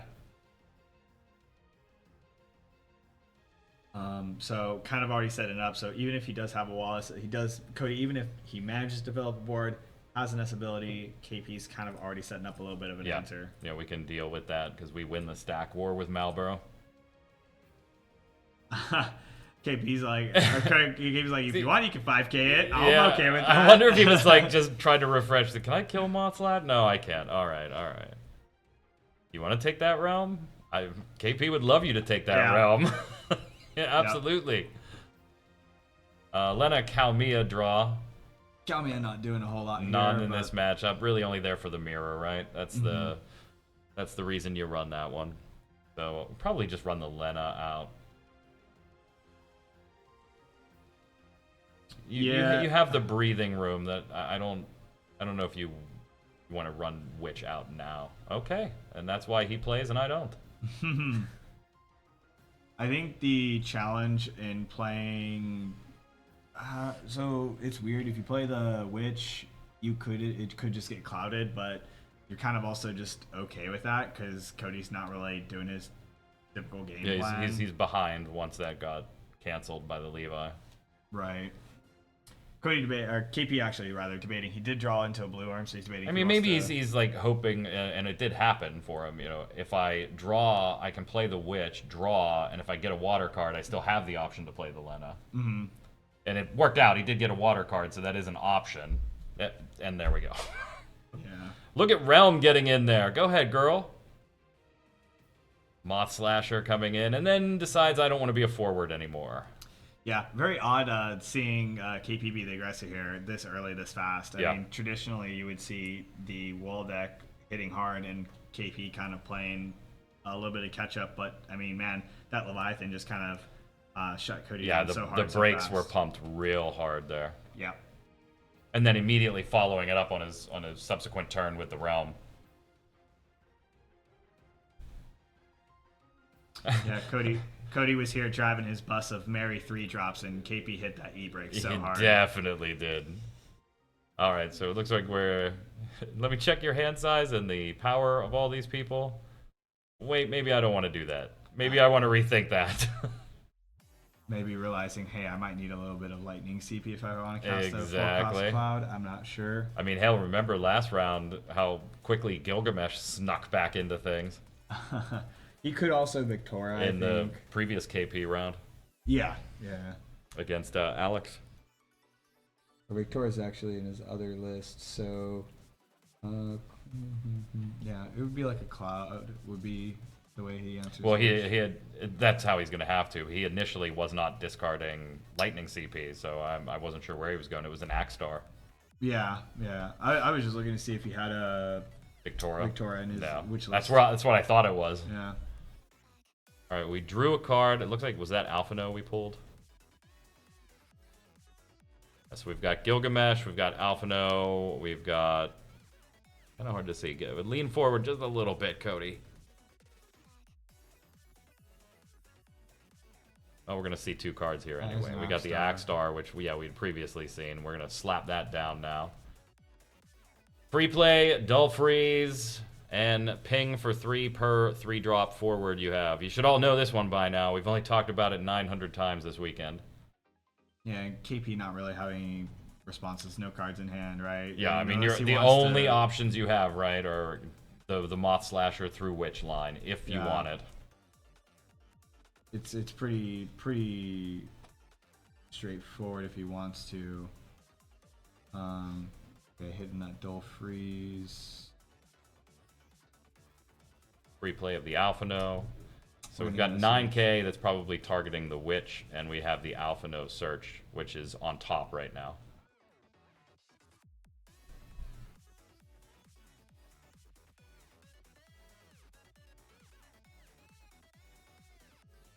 This would be some question of stack order, probably. Yeah, what I assume they're making sure that they're resolving these in In the- proper orders. yep. Just for clarity. So before the search, Moth Slasher is sacrificed to the Witch. 7k power reduction to Alphino. Moth Slasher hits the break zone. We go get another Moth Slasher, play it to the field, which has happened, and Cody is now presumably searching off the Alphino of enter the field effect. Yeah, when you get these deep stacks where you're going 3-4 plus effects deep, it does. It makes sense, right? Yeah. Have a judge, you know. Yeah. These are high level players. I'm sure they can walk through it on their own, but a judge just wants to verify everything that's happening, just so that there's no funny business, Yep. just so they don't have to rewind and get all kinds of, awkward board states. And Alphino getting off the field before what I assume is Axtar's ping is probably saving the Witch's life right now. Yep. And I think that's why they wanted to clarify that, because once the Axstar searches, things like that, effects start resolving. Yep. It gets murky and when the witch is responding to remove that, so it gets a little murky whether or not the witch. Well, yeah, is and he's allowed. probably being clear about Axtars because those are 3 independent auto abilities, right? It's a lot happening. And we saw the Dull Freeze resolve, so clearly we were already in the process of looking at Axtars.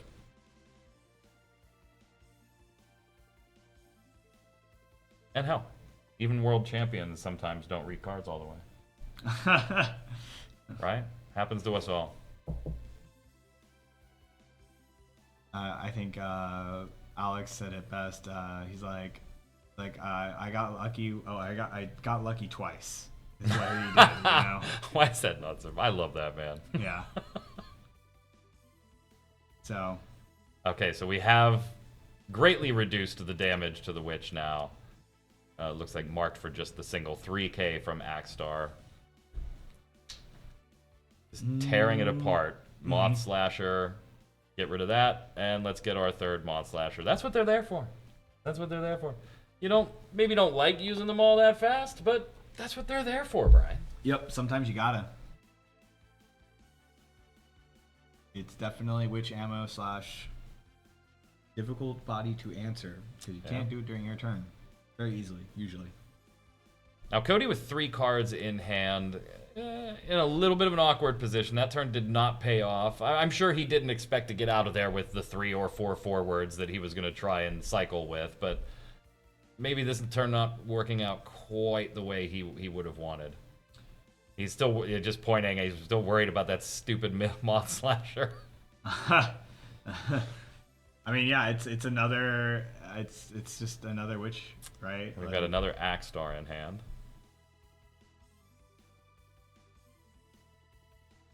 I mean, I'd be curious. Let's see. KP has seen what looks to be 1, 2, 3, 4, 5. So we're gonna play the Gilgamesh. 7. We've got our colors here. Ice and lightning. That Gilgamesh is fully online, friends. Cody just had to sit there and map out. Did you want to pull the trigger on this? Hey, speaking of Alex, were you in Raleigh? Oh, no. Yeah, I was. Yeah. Did you get a chance to say hi to Alex? Absolutely. Yeah, More than once. I did not. Unfortunately, he was very busy, and I didn't want to bother him. So, Yeah. but it was cool to see him there. That's for sure. I see what you did there. It's cool to see. I got him. See, all right, you're picking up what I'm laying down. It's about time. We only have a couple hours left. Gilgamesh. Oh, sure, free cards. Why not? I like KP switching it up, and now we're gonna pull cards halfway out of the sleeves. This is why the man plays non-foils. Yeah.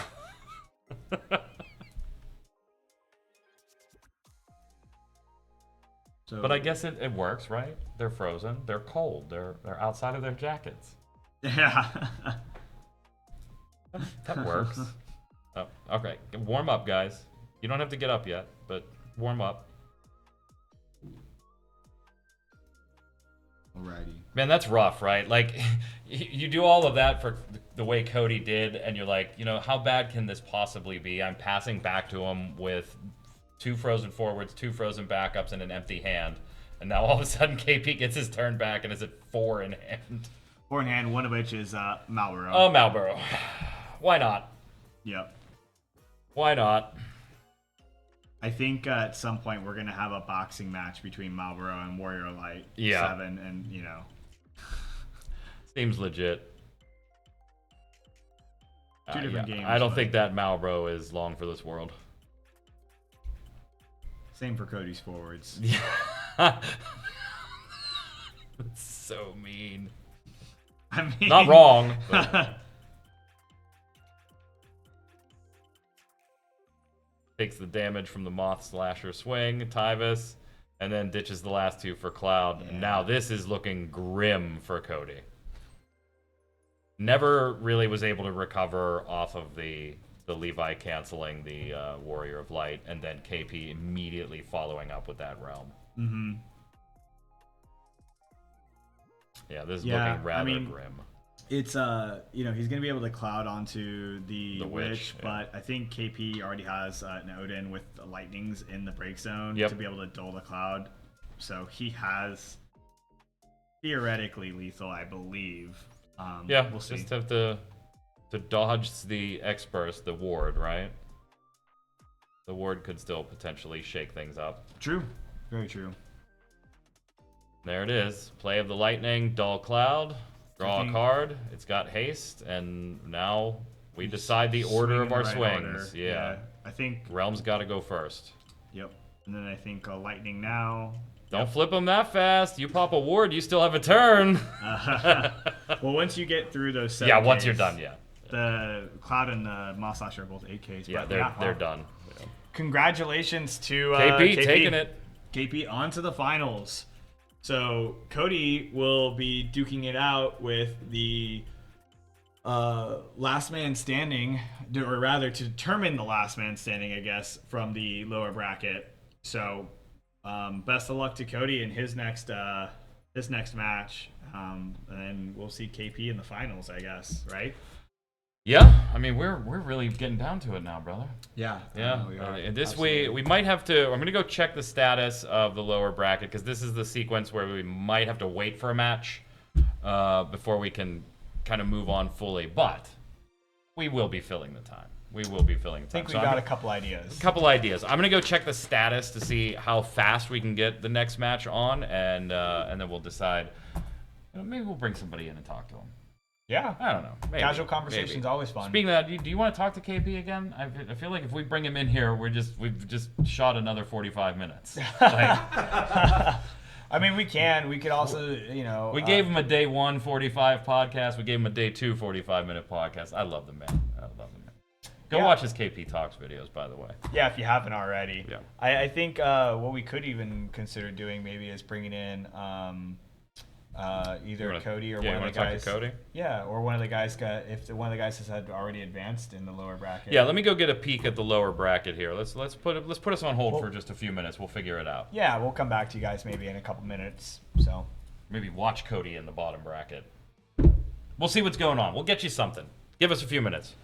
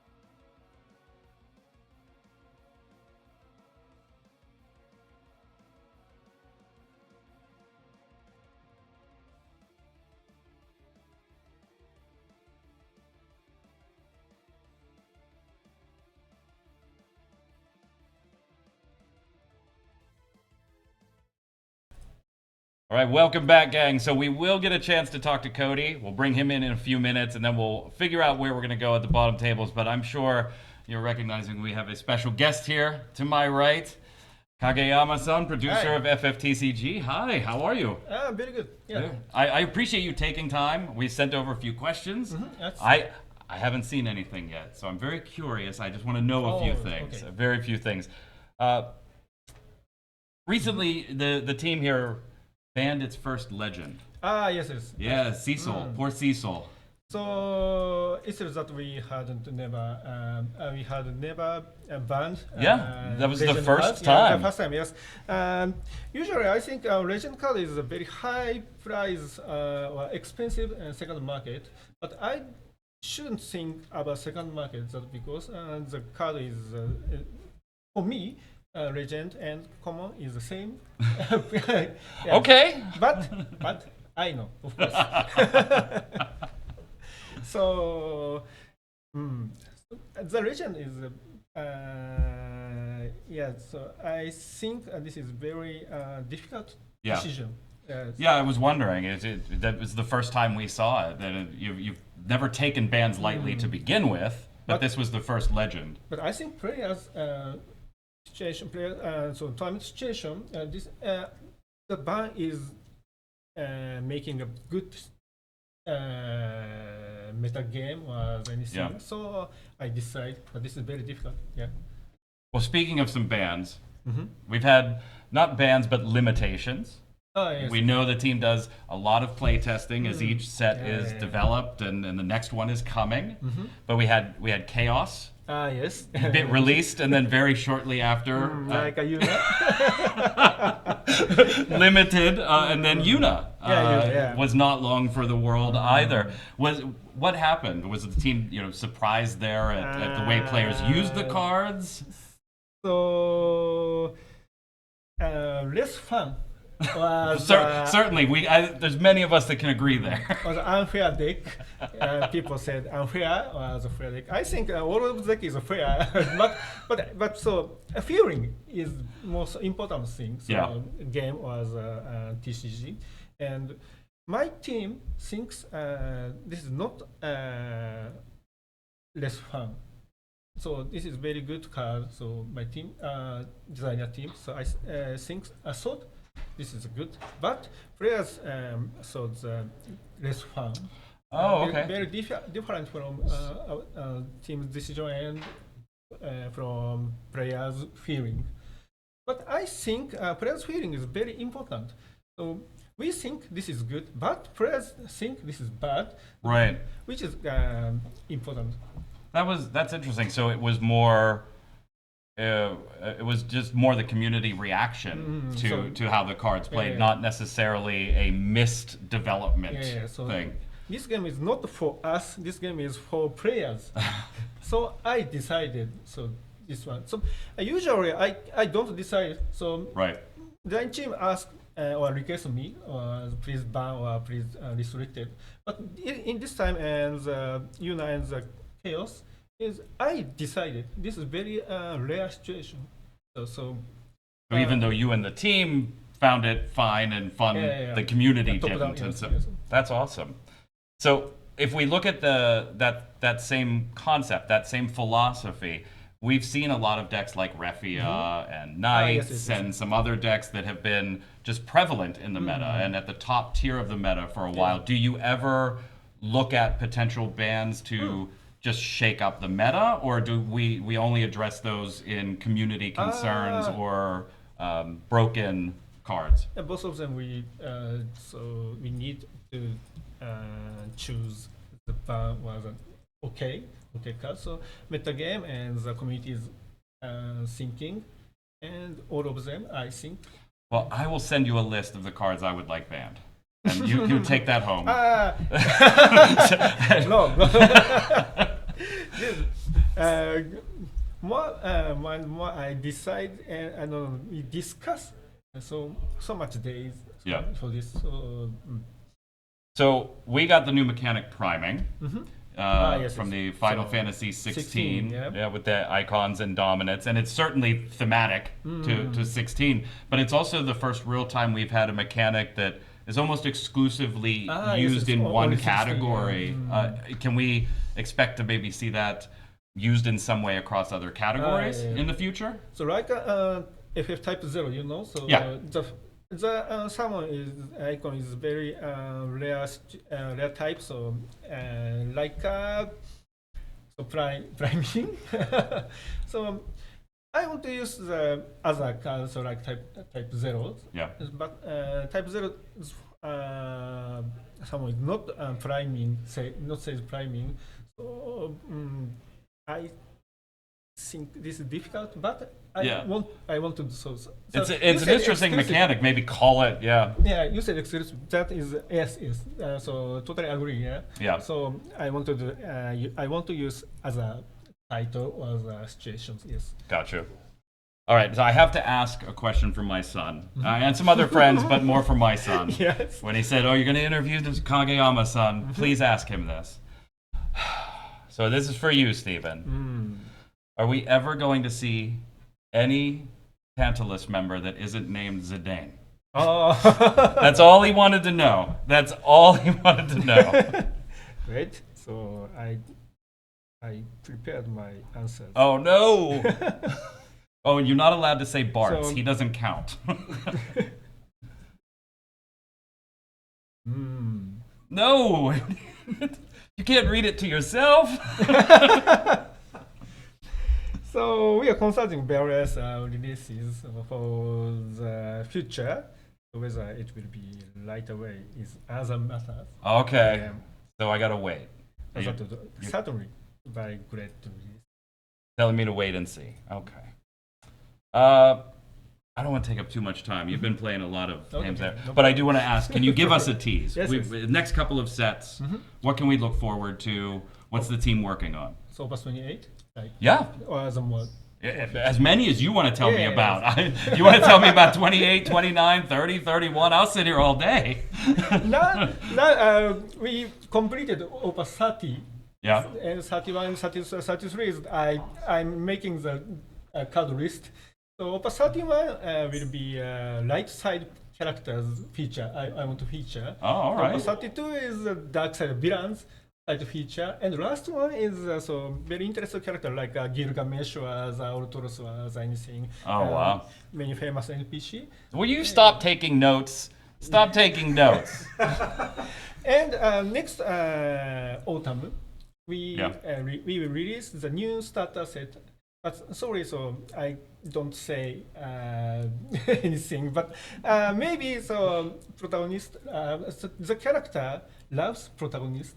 So the character loves us. Yeah? But we didn't. We haven't never made the character in FFTCG. So new characters from titles, but I cannot say the title. Oh, come on! You can't say the title. Oh, so light focused, dark focused, new characters from a new title. I'm gonna be spending a lot of money. I'm gonna be spending a lot of money. Kageyama-san, thank you so much for welcome. spending some time. Hope you enjoyed this. The man, the myth, the legend, producer Kageyama-san very of much. Final Fantasy TCG. We're gonna bring Cody in and talk to him a little bit about the last round we saw as we figure out what's going on with the lower end of the bracket. And we're just an hour or two away from crowning the North American champion. Thank you so much, Thank you very much. Kageyama-san.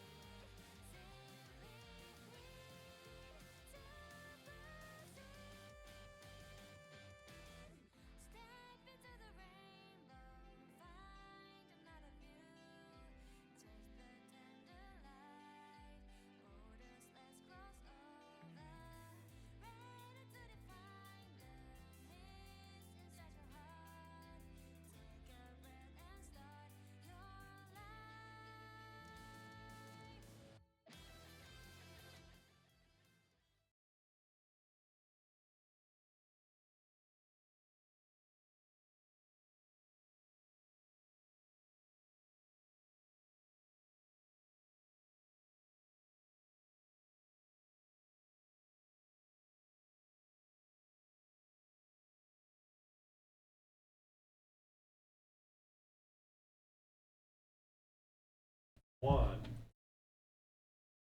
Alrighty, welcome back, everybody. I hope you had a chance to grab a quick soda or something to quench your thirst, because I've got someone who makes me hot, Cody Snodgrass. You know, it was a bit of a tough couple games for you, but hey, you're not done yet, and you've got, you know, pressure's off. You've got the paid invite. Yeah, Congratulations. Yeah, the rest is just gravy, man. Yeah. Kind of been playing on house money anyhow, from going into the LCQ to where we're at now. True. Yeah. All the pressure's off.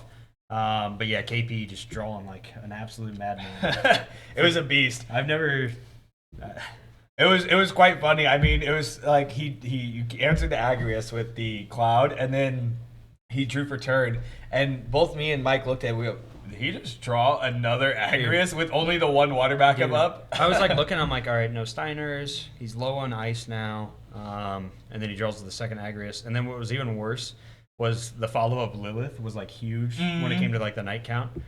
And then even in the Water Lightning matchup, it was like he had enough to play the backup to grab the Witch, enough to dump for the Water Lev, and then to follow up with the Witch. I was just like, The realm with yeah. It was he just drew like a madman. yeah. I mean, and he played super well. Discount, Him. yeah. But yeah, man, it was tough sledding. It's okay. I mean, at the end of the day, right now you have the opportunity to go up against Ryan, someone you're very familiar with. Yeah. I think you might have met him once or twice. And Who? yeah, who is Meridian? So you know, and once you play against him, then so that will determine who gets to go on to go against KP in the last round. What are your thoughts going into this match against Ryan? I mean, he's got 2 decks, and Is that it? Is it just this match and then? I think so, right? I could be I wrong. think, well, I didn't know if this was like second, third, or. yeah, I think it'll end up being second, third, and then there, well, it might be get knocked down to losers and then fight back. Like, Yeah, because you're now in the lower bracket, right? So Yeah. I believe Oh, yeah, KP's 'cause- onto the finals. Ryan has, I believe, moved on Yeah. Oh, yeah, to, yeah, pay, yeah. to play against you. Losers. Okay, so the guy that Ryan just beat is fourth. Yes. I believe so. think Yeah. Okay, okay, Yeah. okay. My bad. I didn't mean to be Okay. confusing. Okay, cool. Yeah. So with that being said, I mean now, so Ryan's got 2 decks to choose from. He's got, and then you've got your 2 decks to choose from. Yeah. How are you going to decide what we're going to go into? Well, Ryan's gonna go with Chark, and barring a miracle, we'll see what happens. It's an uphill battle, I understand. Yeah. I mean, he's going with Chark no matter what. And we'll see what happens. Yeah, I mean, coming out the gate swinging, right? Yeah, even when we had our match earlier, when he went Water Lightning first, and I was like, oh, thank goodness, I have a chance. And then crushed me with Chark, and then I beat the other Water Lightning again. So I didn't actually beat his Chaos Arc matchup. Okay. It's very hard for both decks. Mm-hmm. You just got to go fast and like have a Laswell or a Zeromus or like something like, super quick. Yeah. Limiting the resources. Yeah, Mog 6 is good, but if we have time, if I go with Knight or if I go with Wall 7. Yeah, I think I remember watching that. Was featured, right? And you had the No, not Mach that 6? Not Oh, that okay. one. That was against Kia. I played Oh, Mog 6 Mach like 6, 11 times. yeah. Or something, yeah. But yeah, so I mean, we'll see what happens. I'm going to give Yeah. it my all. But me, KP, and Ryan as top 3 seems pretty cool to me. Yeah.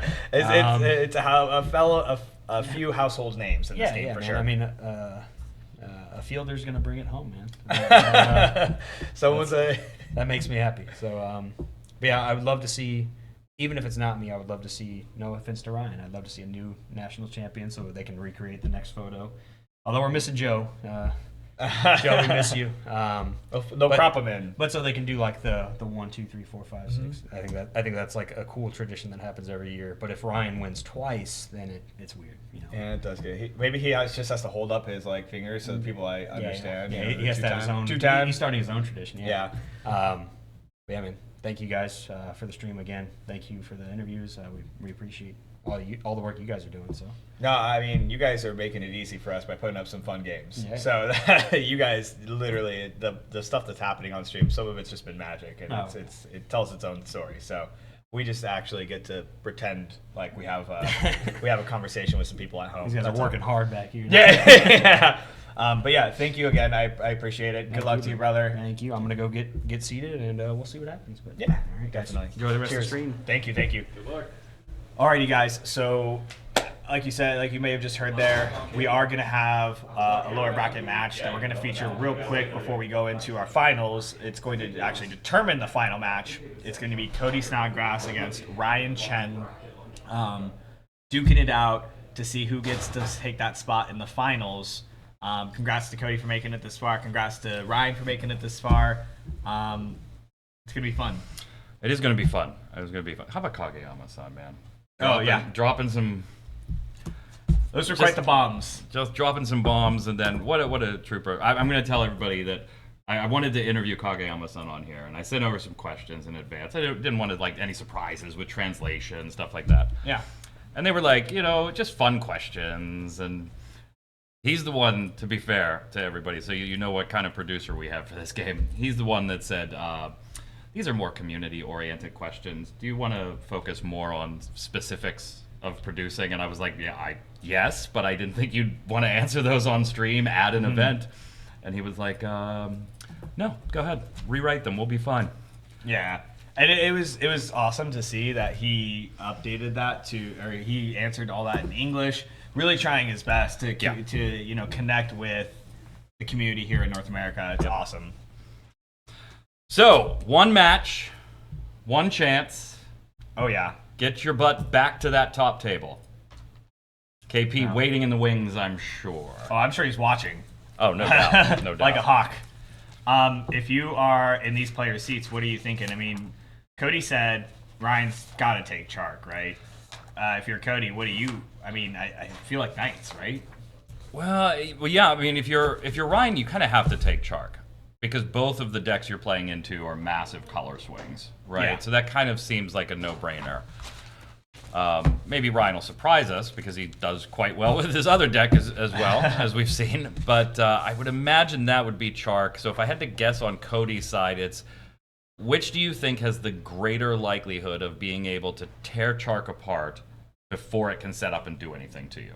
Yeah. And so for that, I kind of lean towards the Knights. Yeah. I kind of lean towards the Knights.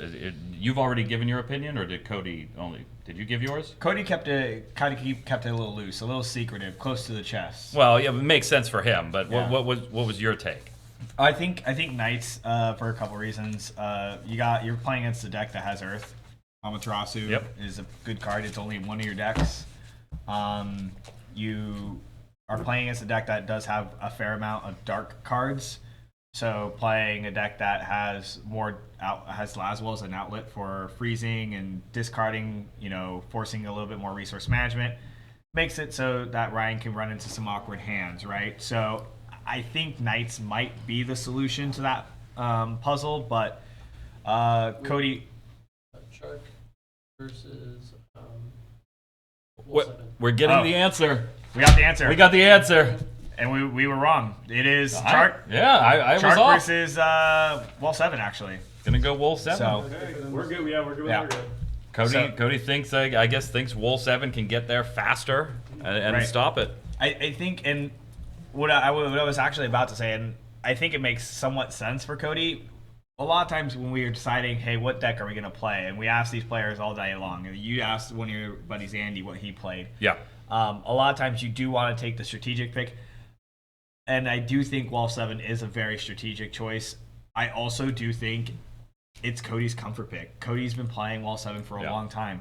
So both Knights and Wall 7 he's going to be very comfortable on. Yeah, I didn't think about that. And you and I have talked about that even if you're going to take a tier 0.5 or a tier 1 deck into a room of tier 0 decks, if you're more comfortable with the tier 1, you're probably going to do better than if you tried to walk in with a tier 0. Yeah, the miles you gain off of playing a deck that you're more familiar and more comfortable on is so much more than the inches gained by an Amaterasu. And here we go. 30 minutes to decide who sits down with KP for the title. Cody getting, about the best open you would want. Get that Sarah, get your 2 targets, immediately pass. I would imagine this will be one of each. Yep. And then the nice thing also, I think if I spotted Cody's hand, he does already have a tie boss, so even if he does get a swift board wipe. He's got a potential mini reload right behind it. Oh, yeah. Cody reading some. Do you know how many people have to read that summoner? There's probably quite a few. I remember when I I talked to Ryan had talked to me a little bit about this card. I was like, what is that? Why would you play it? And then I read it and I was like, oh yeah, it kind of makes sense. It's an interesting choice. Not getting its ETB here, sure, understandable. Now Cody gonna Probably go not ahead. an ideal backup to start with, but it's a 2-cost Earth backup. Cody gonna go ahead and run out that wall. We're gonna go to town. Let's see what we hit. Zaroma. Oh wow. Okay, so Ooh. I think I go Zeroma's Mog. Yeah. Let's freeze the backup. Let's stop the potential search. That Nimbus was pretty spicy too, though. Like I'm sure for a split second he was like, yeah, it only gets the 1 freeze now, but I think stopping the search against the Earth deck is way more important, and the card draw on the Mog is nice too. Yeah, I think the Mog was kind of a lock, knowing that Ryan plays like Rydia and things of that nature. I think it was just a little bit of a debate between the Zeromus and the Nimbus. Yeah. And the only reason I would honestly even debate is because I can actually cast a Zeromus. Should I draw one, you're probably never going to be able to actually cast a Nimbus. Yeah. Keep in mind, this does put us on 4 colors immediately on Cody's side. Yeah. Making Chaos extremely cost efficient. Yep. 8 CP less. Ryan did talk about that earlier, right? Just trying to find that combo as soon as possible. I mean, you know you're going to get to the point where that combo is going to be discounted. Right. So you're just digging for it. And that's why you got cards like Astrologian, right? You're going just deeper and deeper into your deck. Yeah, but that didn't even feel that great, right? Because you had to ditch 2 for it. You weren't able to ditch Dull with the Summoner being frozen. And as Zeromus swings, we're gonna protect everything preemptively and get that freeze on Summoner. Cancel Levi is damage 1. Tyro is damage 2. Well, if he doesn't already have it, he has it now. Going for... Oh, that's actually a great pick. Grabbing the Vincent there. Let me take out my 3-drop and below anti-tech right here. Yeah, so Vincent is a pretty good card. One of the reasons I love that card. It's so strong is that even if you have the Amaterasu, it's still a 9k first strike. Oh, wow. Now, luckily, we did preemptively Ultimate Shield. Yep. And we have no water forwards in the break zone. So, what could have been disastrous, Cody evaded in the most intelligent manner, right? Yeah, disaster averted for sure. I mean, that's one way that Ryan wins this match, right? Is just hitting cards like that into damage. And so Cody knows that and says, hey, I need to save my butt here. Yeah, he didn't even swing and wait for a no block declaration to shield. He shielded before he had even swung the first time. Oh yeah. It's like, let's just get this out of the way now. Yeah, and playing a Leo, so this is like a comment. This is like a very standard, almost line from. Yep, let's get these out of here with the Toto. Yeah. Can't see that 3rd discard, so I wonder what it is. But we've got the Unai, the Kusith, dulling the Astrologian, and Yuna backup. Okay. Not a question of the Earth. I was just curious what the card was. Okay, let's double fist 2. Look at this!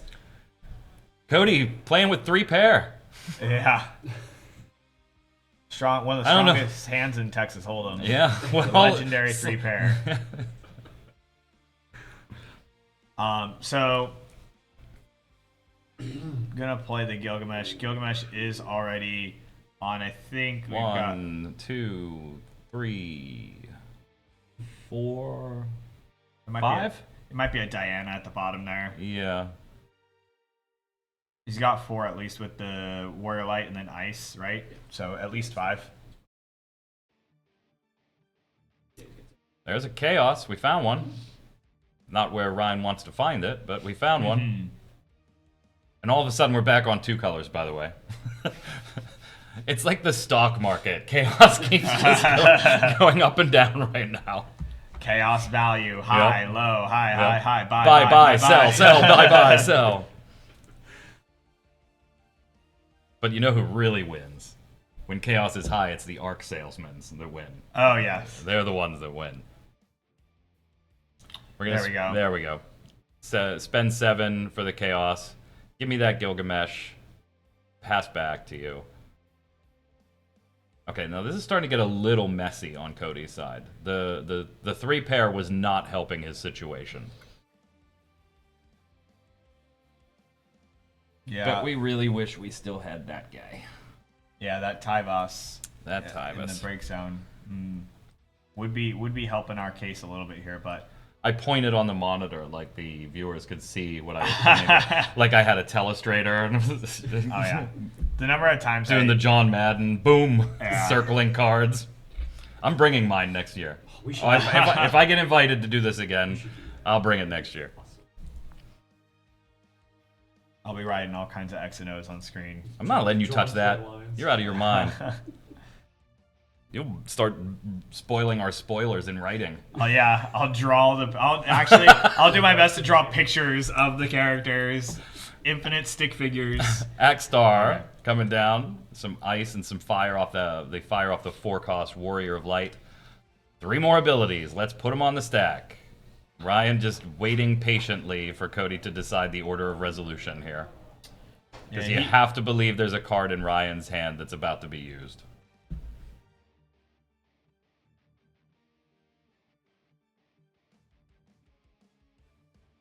I'm not sure that he has an arc right I now. don't. I don't think he does actually. If he's willing to. I think he might have a second chaos actually. Well, that would be all 3 of them, right? 1 in damage. Mm-hmm.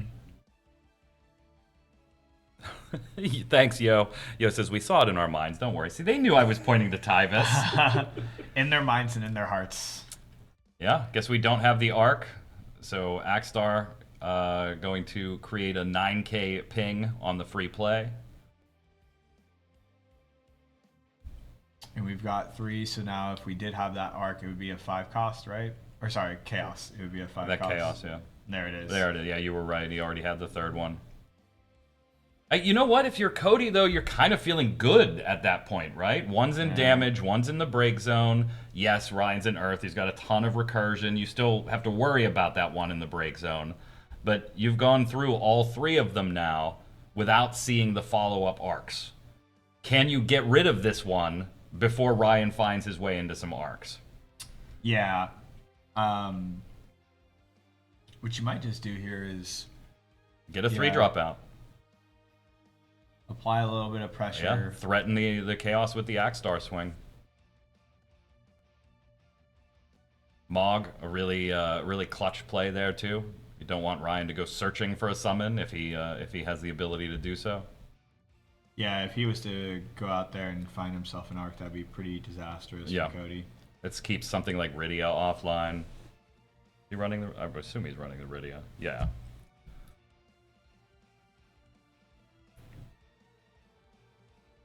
And Axstar, absolutely, I would expect to swing here and put Chaos away if Ryan doesn't have any response. 2 cards in hand, it's unlikely that he does.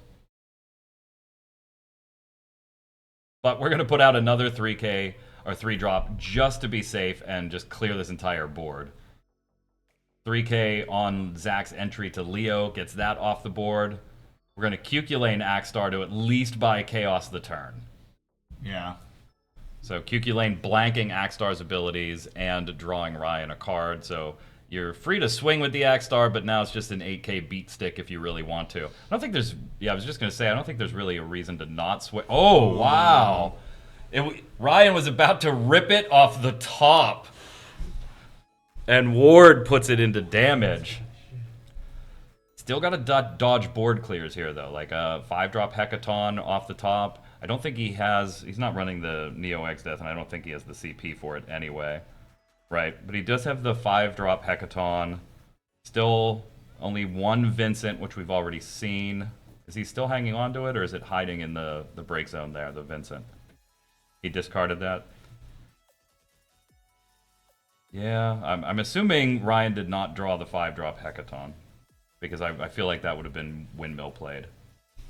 I think he's going for probably it might be a Luna Freya here. He's trying to really figure out what summons he can or what cards even he can hit. Yep. You know, checking for if Echo is an option, but you've got the Mog, so Yeah, Mog was pretty clutch last turn.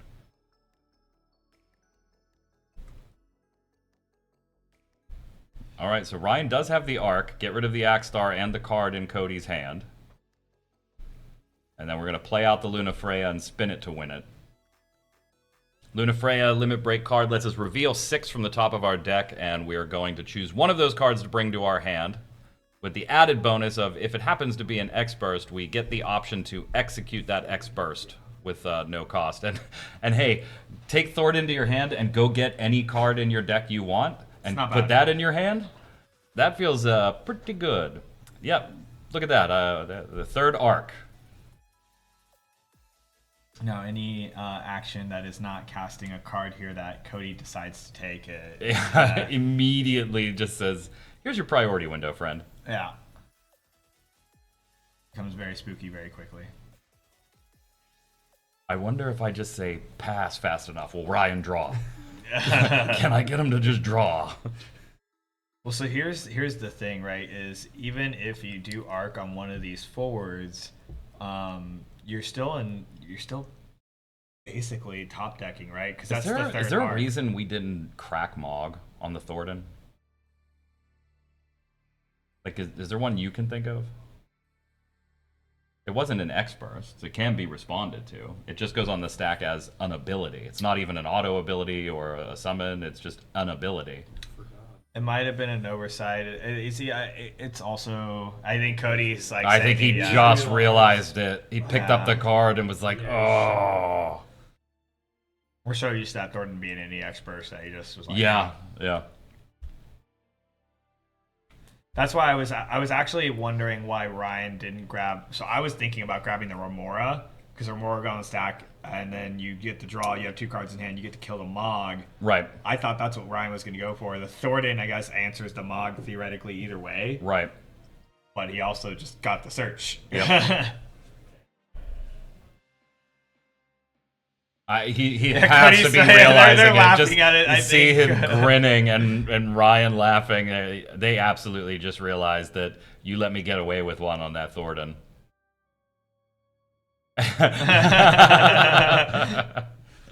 Cody poking that Mog, realizing that may have been the misplay that costs the game. Oh. Because Cryo grabs back Arc, 2 in hand on Ryan's side. Looking both I mean, like backups. that could have been a fatal misplay. Yeah. That's tough. I mean, the dude's only been playing for 3 days straight. Cody having to qualify through the last chance qualifier. Had a winning in there, if I recall correctly. He did. And then in day 1, had a winning in there, too. Absolutely. So, been fighting for his life all day. And this is a winning in, essentially, to get to the last table.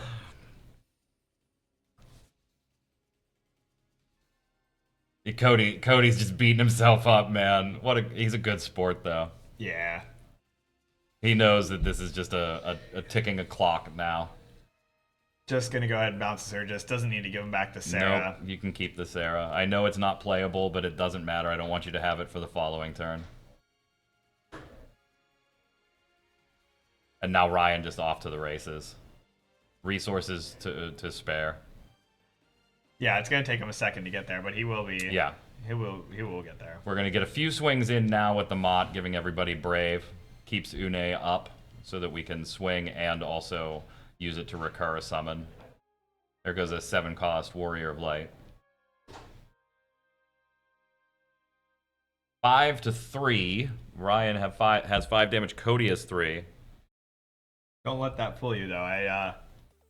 I'd say that the board presence is in control of Mr. Chen. Yeah, exactly. A little bit. Yeah. He's got the edge right now, we'll say. Yeah, understatement of the century. Right. But, I mean, Cody, I mean, if he can get away with, oh man, his only fire CP is that, but Axstar does keep him in the game. Yeah, turns out not much of Ryan's deck is cost 3. I'd imagine we're going to rescue a summon before any of this happens.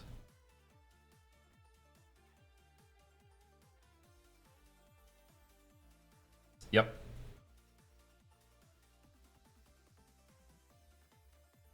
Yeah, Une just... Yeah, oh, that's right. It was just played. entered, Yeah, it was just played because it bounced the Surges. No haste. Leave this guy alone. No, it didn't. He just played Mott last turn. Oh yeah. No, he played Mott this turn for the Brave. Yeah, Oh so yeah. he's been on You're the right. field. You're right. It's been on the field then. Take back the arc. Yeah. All right, let's not drag this out. Yeah, Writing absolutely. is on the wall. Absolutely. All Man, right. I feel for Cody on that one because in Toronto, I on stream got I was on Mono Earth and got shellacked by Anthony on Chaos Arc. I think I literally got arced 6 times in that game. I just could never get the ball rolling because they got it rolling way too early. So I definitely feel for Cody. Absolutely been there. A little bit brutal way to finish, but what a run for that guy. And he's got the world's invite. Yeah. He's got the world's invite. He would love the trophy, I'm sure, but he did get the world's invite. I think, is there not a third place trophy?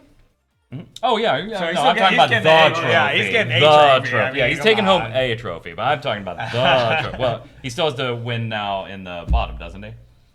For No, third, that fourth. wa- Oh, that that was was. that was That was it, that yeah. was right. You're right. So, but I mean, yeah, congrats, right? Yeah. Congrats are in order to both men. Both are going to be a part of the Worlds team, both having the paid invite, but only one of them getting to advance to the finals. Only one, and we're about to find out who takes the championship. Yep. I'm excited. We got one more match to determine who is going to be the North American champion for 2025. I got no other games to show you, so you got to deal with the break this time. I'm sorry. We have done our best to mitigate them as much as possible today.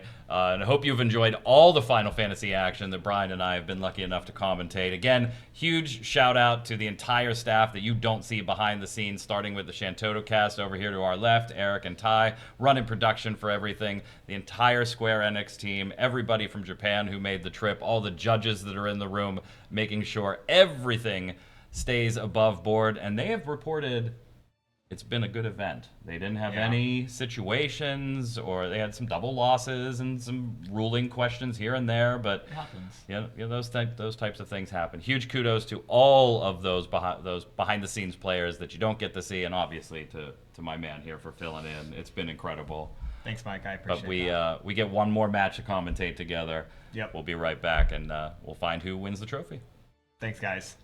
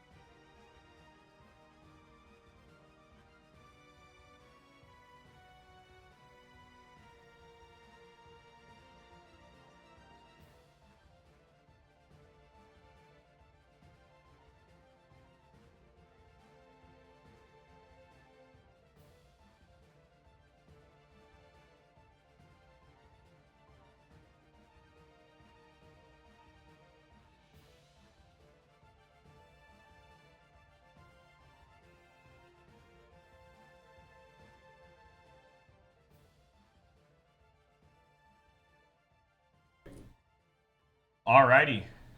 Welcome back, everybody. I am excited to bring our There it grand is. finals. We've got KP, Kyle Peters, going up against Ryan Chen. It looks like we're starting off with Knights from KP's side. Gonna go ahead and play Gwaine. Fetch a couple cards here. We've seen this open a few times this week. Yeah. Just a few times. Like we said, the Knights, I mean, some of their opening lines reasonably linear. And, you know, KP not necessarily knowing what Ryan's opening with, so this is very safe. Very, very safe choice, right, to start with. Well, I mean, I assume he knows now. They did the whole A-B thing. We don't know what Ryan has taken, but KP probably does at this point. Reviewing the deck lists and having done A-B reveals. Yeah, and it's pretty exciting here. This finals is going to be untimed, so players will have all the time in the world that they need, although they will be asked to make time decisions in a reasonable amount of time. While KP thinks here, I do want to talk about this match a little bit. So KP and Ryan play quite a bit. Just a behind the few scenes. times, yeah. Yeah. They've played a lot online in practice, preparation for all kinds of events, including this event. However, So we do get the Ramza and the Curella there, and then promptly ditch the Ramza to go play a fire backup and go search out. Yep. But yeah, however, in-person events, KP and Ryan have only played 2 times. Are we 50-50? 500? No, Ryan No. has never actually taken down KP, so they are very interested. Oh, there's pride on the line now. I mean, and Ryan, of course, playing for the second North American Championship title on his belt, Yeah. having won 2 years ago. And KP, like we said earlier, he really wants to prove that he is a force. I mean, we know he's a force to be reckoned with in this region, but he's done well on the world's level. He's gotten second here at Materia Cups, Crystal Cups, but he would love to become a national champion. Absolutely. So we're going to kick things off on Ryan's side with an Astrologian, kind of hinting at we're going Chaos Arc here. Yep. Starting that off. Ryan strong. just taking a long look at these 3. I will tell you, while he's thinking about this too, I caught up with Ryan in the hallway after the match with Cody, and he said, "Man, I got away with one there." Yeah. On the whole Thornton Mog, to which Cody's response was, while they were laughing at the table, Cody had told Ryan, "Yeah, I'm probably getting flamed in the Discord." He knows. He knows. I'm sure there We will be... saw the moment it crossed his eyebrows when it was, "Oh no, what have I done?" Yeah, I haven't looked at the Discord yet, but I'm sure there's some creative Photoshops already started. But circling back to this game, Ryan resolving his Astrologian, kicking it back to KP. KP thinking, okay. KP in that position you kind of like to be, right? You can swing with the Gwaine if you want, and then in main 2 drop the Laswell. But that's not the only option available to him. Yeah, knowing that Ryan plays as many EX versus he does, I wonder if he's debating on playing the Sid. Just get it down on the field for the random discards. Yeah, it's not an aggressive card that you want, but it is gonna stymie some of those EX bursts. And I know Ryan has played nothing but and revealed nothing but water cards here to KP, but he is clearly on Chark, seeing the Thornton and knowing that was what was in his Chark deck for Cody last round, and the 6-drop Levi. We've replaced the timer with an LB deck. Sure, why not? Oh, we do opt the swing. Okay. Get rid of the Kalmia. KP nodding his head in approval. Yeah, not absolutely. fading the And now he's Espers. just gonna go. Not opting for the conservative play, but Mist Dragon coming down. Mm-hmm. No break zone for KP. Ramza and Gwaine out, 1 card in hand on KP's side. KP basically rolling the dice there, saying, "Hey, if you've got a Mist Dragon, Yeah. you got it, sure. If not, then you better have a board clear. Yeah, I'm putting you in a real tough spot." So now, I don't hate that move because it literally does that. Do you have the Mist Dragon? And if not, I'm gonna flush a board clear. And if not, I'm gonna win. Yeah. You know, it's a scenario where all 3. You don't want it to get Mist Dragoned. And we'll take Ramza's ability away, draw a card, but Ramza gets the 3rd point of damage. okay, so now If you're KP, you've got a Garland, Steiner, and Hanging on to that Sid. Want to hang on to that ICP, even if you don't intend to ever play that Sid. Now, it might be just, put down non-committal, something non-committal, being that Leo. A Leo.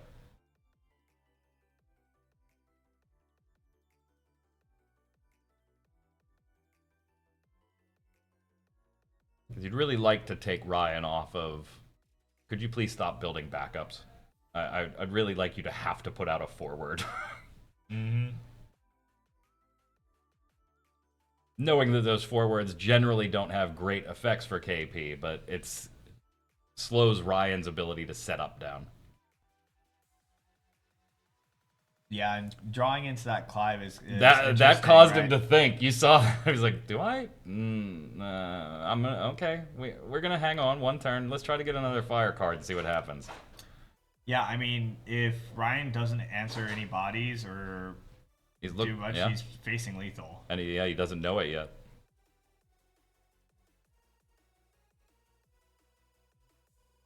Let's see. So, and Ryan just kind of debating. I mean, counting. He's like, "Oh, it's a 6 damage potentially. Clive, I could be in rough waters here." I mean, he knows the Clive and the Ifrit are there, so he's probably already banking on. I always have to put KP on at least one haste. Yeah. Gonna Rydia. Go get us a job summoner and a summon of varying elements.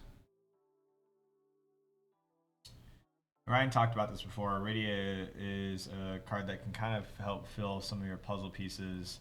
But KP doing a pretty good job at making sure he's only putting ever 2 colors so far into play. Yeah.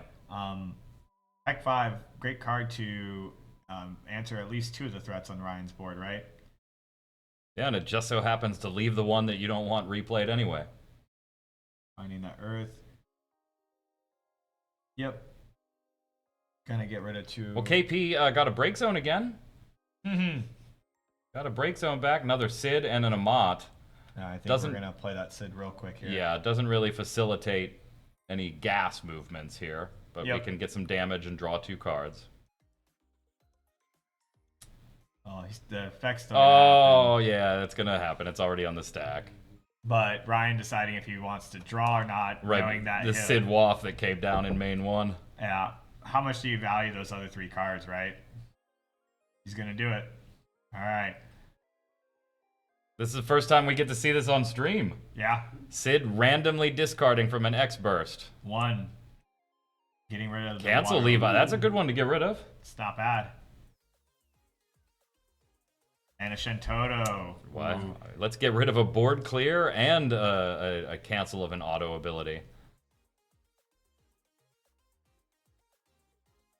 So we've had to board clear once with the Hecaton, and you got to think your best option out of this right now is yet another board clear.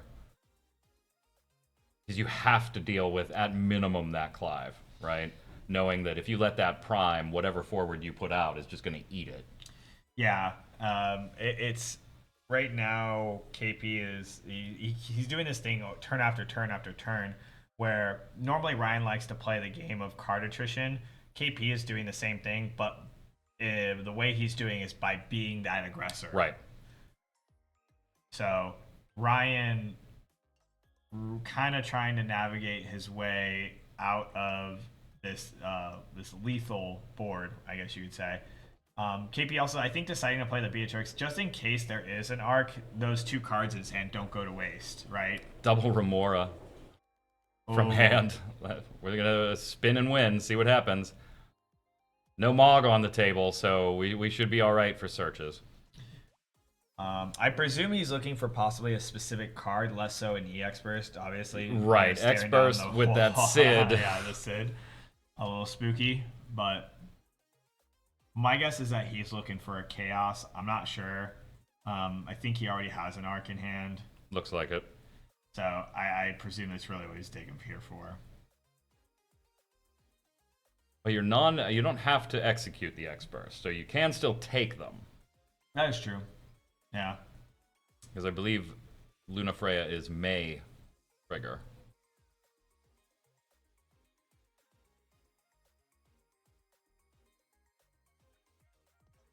Very deliberate thought process going on here.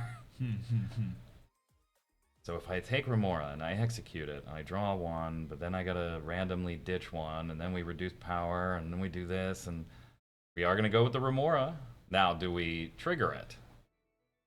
I'd imagine so if you're gonna take it, yeah. Yeah, I mean, no matter what, it's going to go on the stack. It's going to hit for 8k even after the Right. discard. So, I think Ryan just saying over there, please be gentle.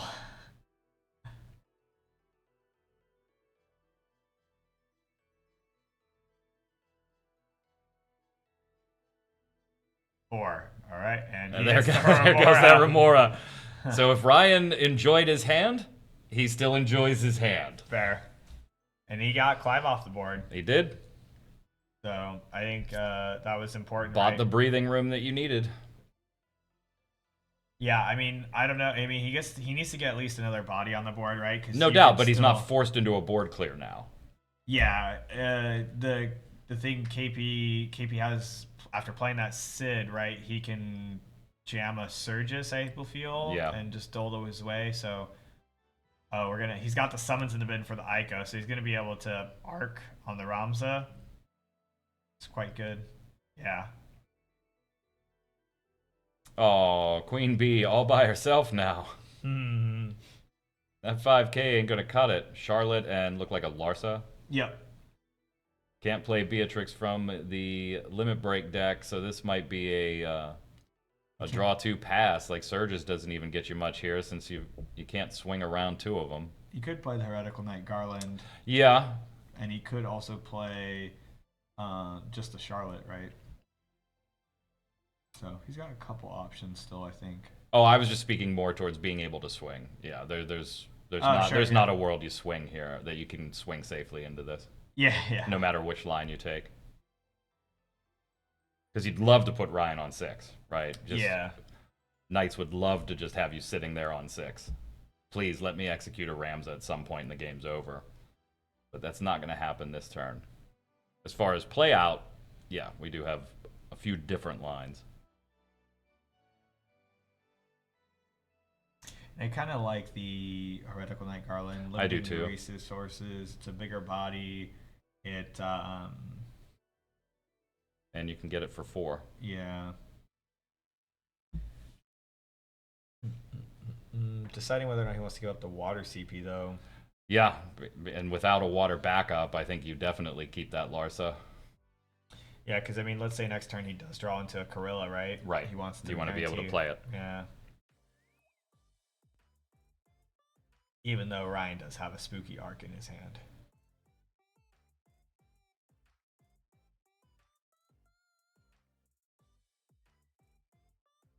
All There's right. the chaos. Water backups are frozen, and we've got the Chaos and a Mist Dragon. And 3 colors on Kyle's side, making Chaos cheaper by 6. Ryan just opts to pass. I just don't think he has the mana. Yeah, I the think he- resources. Yeah. Radical Knight did its job. Oh, KP can prime here and just He go could. for it, right?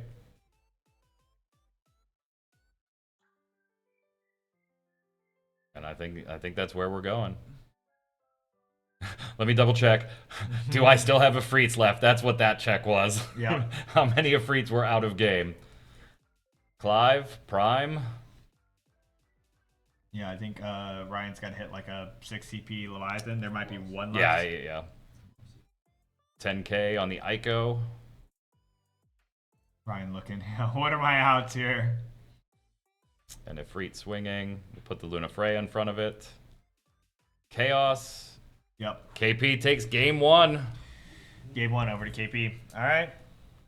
All right, Kyle. I see you. Right? Right? But pushing now. Now, Ryan's got to play Chark into Water Lightning Monsters, which we've talked about before, Yeah. historically being a tough matchup. That's a for tough Chark. one. Yeah. But if there's anybody that can do it, Ryan Chen is quite good with Chark. So I think he could be. I think he's got a few reps with it. He's got a few reps with it. Yeah. I think them kind of, you can see Ryan still, I think, kind of smiling, and them talking about probably, what happened, Yeah. KP counting his deck. Smart man. Let me make sure there's 50 here before we start. I am not taking a stupid game loss on something stupid. Yeah. Did I get them all from the box? We've all done that. There's a card still left in the box. All kinds of silly shenanigans. Alrighty. Now, Ryan gonna get to go first here. Yeah. Very interesting. I mean, KP in this deck. He Score doesn't is really- 1-0 KP's favor. That was game 1. Now, I might be a little biased, but I would like to see at least a game 3. Not just because Have I we want seen one on stream all day? A game 3? Yeah, we've seen like KP. I have my notes right here, and I'm asking you. KP and Cody went to a game 3, right? Yeah, KP and Alex went to game 3. That's right, because Alex put a loss on KP. And then Cody and Key went to 3 games as well. The thing I really want to see in that game 3 potentially is a Water Lightning mirror match. Yeah. That would be a lot of fun. That's a real test of skill. We've been able to avoid the mirror matches all day. Quite, yeah. We had the opportunity in our very first matchup today for a Chark one. We had an opportunity in the last one for the last best of 3 for Knights, and didn't hit either of them. But let's see what we got here. We've got a Witch in and a Realm and a backup. That's 2 backups, one of each color. That doesn't really get any better as far as a starting hand for Water Lightning monsters. Lena, a Lightning backup, a Realm, and a Witch. It's kind of what you want to see, right? Yeah, no kidding. Using our backup to front load an arc into the break zone for Ryan, so at least you guaranteed know where 1 is right away. Yeah. We do have deck lists for both players, yes.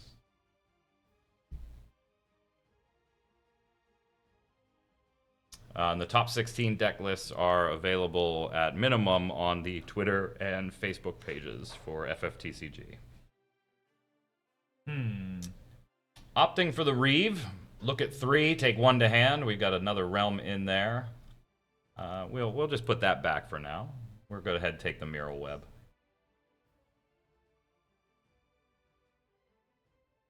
We see another double colors? Yeah. Yeah. We saw him play that exact line earlier. And it might be a Merweb coming down next turn, maybe. You are welcome, Captain Lizard. You can find all top 16 dual deck lists there.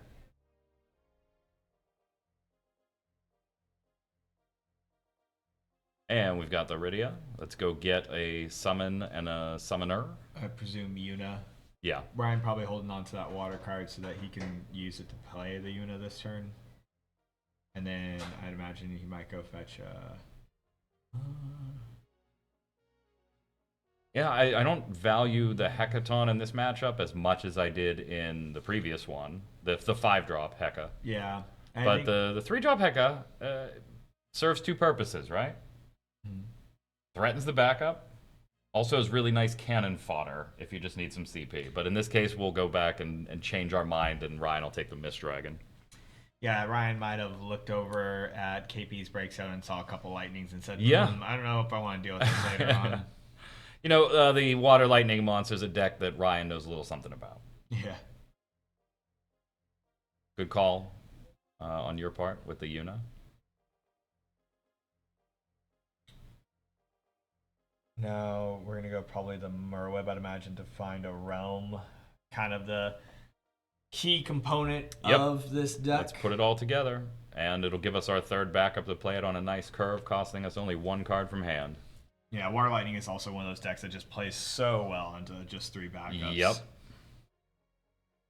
You feel like you have all the resources in the world. Anytime you get to 4 and 5, you're like, what am I doing? I have so much CP. Look at all this room for activities.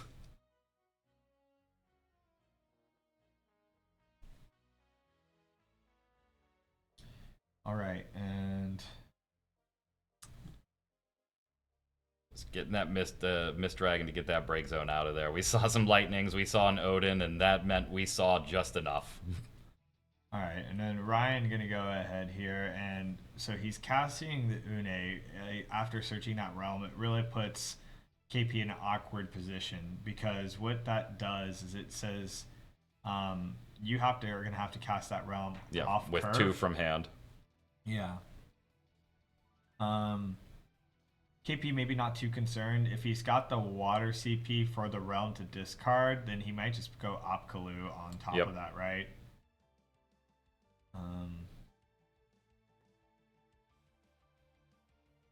He does need to make sure he answers. Une is one of those cards you kind of have to answer. But I do like this here. Going into realm, grabbing. Probably, I'm imagining a blue worm. Blue worm and Opkalu, yeah. Draw 2. I think you have to kind of forego the Moth Slasher for a minute. You've already got 1 in hand anyway. Definitely wanted to see the board, but this might not be the exact moment. It also gives you a draw 2, so you can justify casting that witch after the fact. Or you could do Blue Worm Malboro. Yeah. You don't get the draw, but has its threats of its own if you go that way.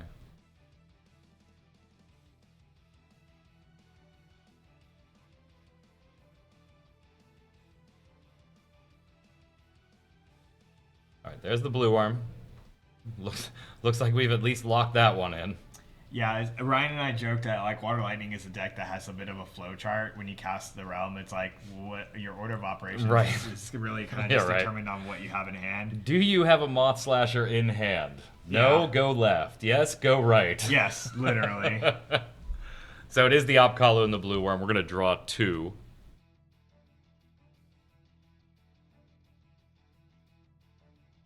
There's the Cancel Lev and looks like a Kalmia backup. That's a nice card you can discard to play that witch, right? Yep. Oh, opts to use the Emperor for the Moth Slasher. Get those online before we accidentally start drawing more of them. And now the witch with a draw. And we're just going to crack these first and go search the Moth Slasher as the order of operations I assume is happening here. We'll draw in a moment. Mm-hmm.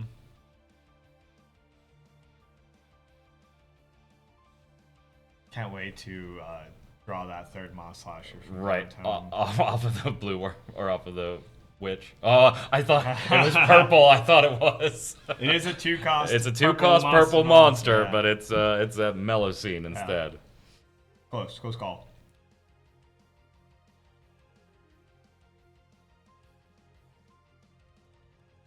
Alrighty, now he's got 2 bodies. There was a time to Toto. You know, you're not. It's not your favorite thing to do in the world. It might be it here. Hey, earlier we saw 2 board clears almost back to back that only got the witch off the field. True. That's how badly people want that card off the field. Yeah. We saw it Shantoto'd with the 7-drop Shantoto backup, and we saw it Hecaton. Yep. I mean, and or not Hecaton, Genova Synthesis. Sorry. Yeah.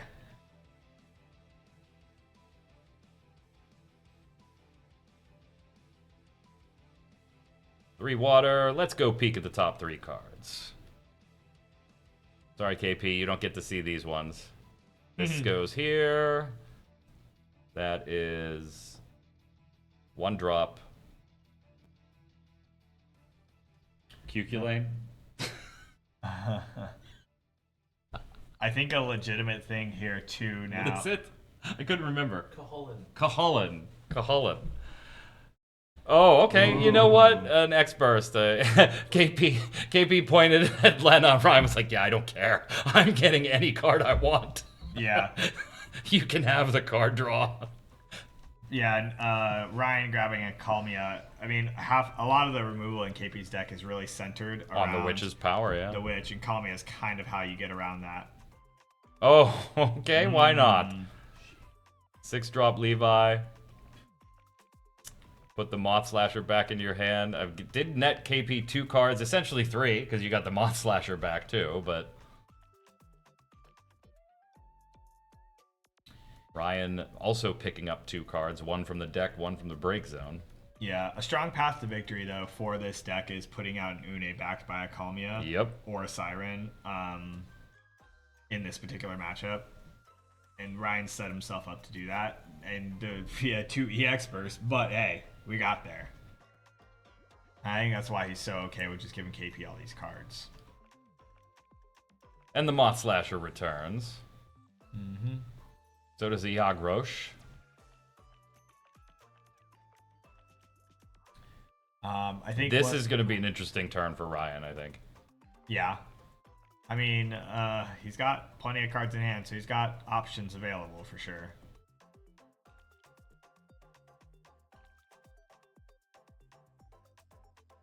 Now, so now chat has like 4 different pronunciations for this thing in there too. We know, we've had the discussion behind the scenes. We're gonna call it that 1-drop dude. Choo Choo Land? Yeah, Choo Choo Lane. We'll just call him the Impure.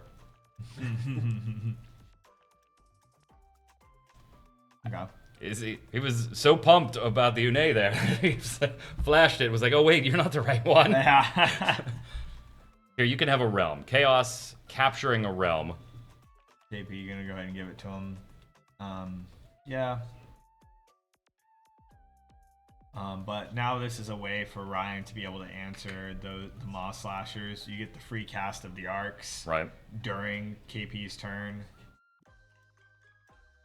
So that's pretty good. So I hear. We still do have the 3rd Moss Slasher in deck. Luckily, we haven't accidentally drawn into that with all the drawing we've been doing. Yeah, and the other thing too is KP does have the 3rd Witch here, so I mean he can at least start trying to take advantage of those witches before Ryan slams that Kalmia, because surely he's gonna slam it at some point. I mean KP knows he has it. This is the moment, but how do you navigate around the arc at the same time? That's how you do it. You put down a card that says I might cancel things that target my forwards. I have a high probability of canceling things that target my forwards. Yeah.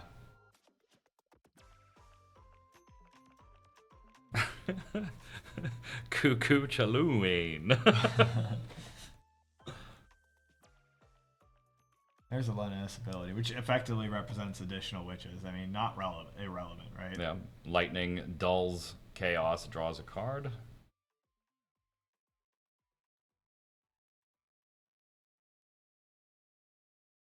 And I think... Yeah. Here comes Moth for damage 3. Puts a chaos in there. We don't kind of need that one right now. Oh, okay. The chaos that's on. Look at. Did you just see the grin on KP's side of the table? It's like, okay, we are killing this chaos right now. Yeah, I'm pretty sure he goes, yeah, that's good to know. Yeah. We are going after this right now. There's the witch. Draw a card on the stack. That's crazy back-to-back hits. Like, you hate seeing them over there, but Ryan's also in a position where it's like, you would have drawn both of those. Arc, targeting Siren, we're going to reveal. It is a forward.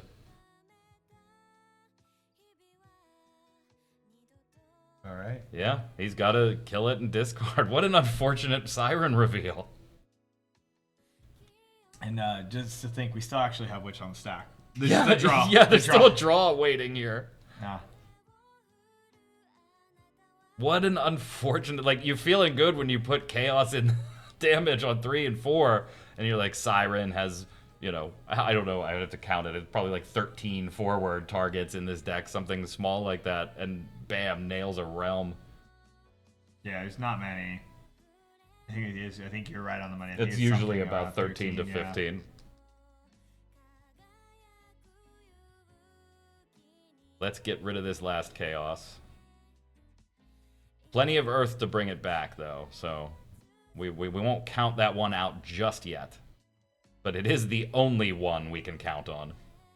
That's true. It's not a water forward for Leviathan. Or as Ryan liked to call it, it's expensive Kuseth. He does call it that. Yeah.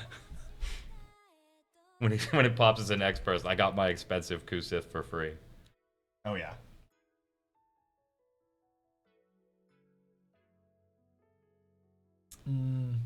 I imagine this is our Earth Water friend. Just checking for that alternate cost. Yeah. Do we want to pay it or not?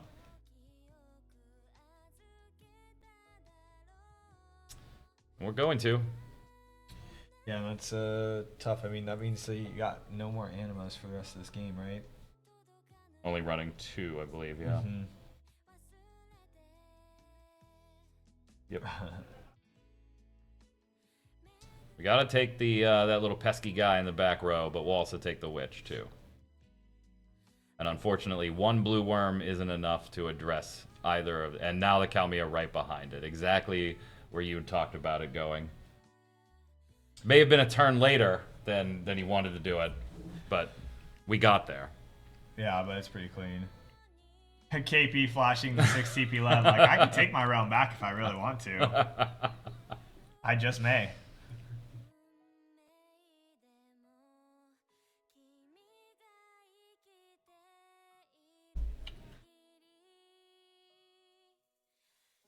He's doing the math. Let me set these 3 here with these 2 backups. Point at the realm. Point at something in my break zone.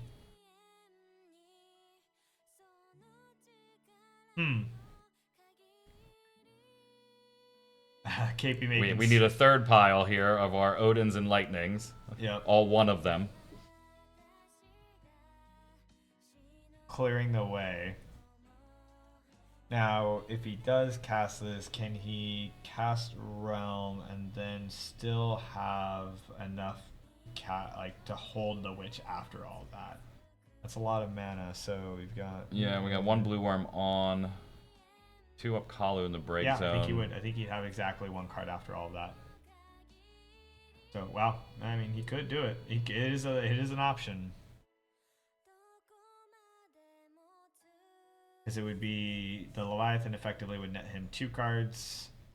Although he loses 3 from hand, he'd then have to pay 2 for the realm. Yeah, he'd have 1 left over after all that. Well, he could do it. He could. And then he obviously would get the realm, whatever monsters he decides to play off that. So.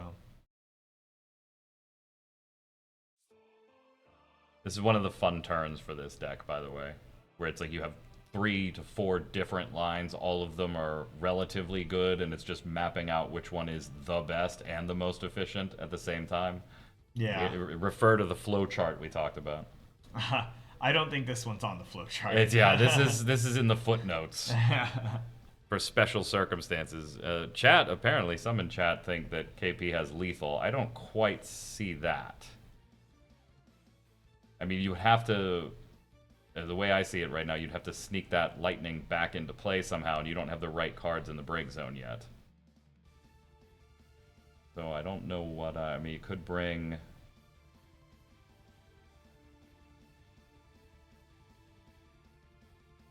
Alright, we're casting the 6-drop Leviathan, targeting Siren from our break zone to our hand, and returning Realm to its owner's hand. Yeah, the other 2 lightnings are exiled. Yeah. Okay. So I'm not crazy. I was like, I don't see it. He just has the 1 Odin in break zone. The other stuff was Mist Dragon very early when those 2 lightnings and 1 Odin were chucked out early.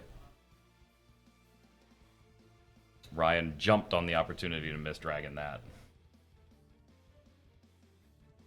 Yeah, and so KP did kind of do something along the lines of what we said, right? He bounced that realm back to his hand. He went and grabbed himself, played the realm. Now he's grabbed himself a couple monsters here. But the difference was he left himself the lightning card in hand, so he guaranteed being able to kill the Une. Lightning gets in there for damage, and it's a Tyro.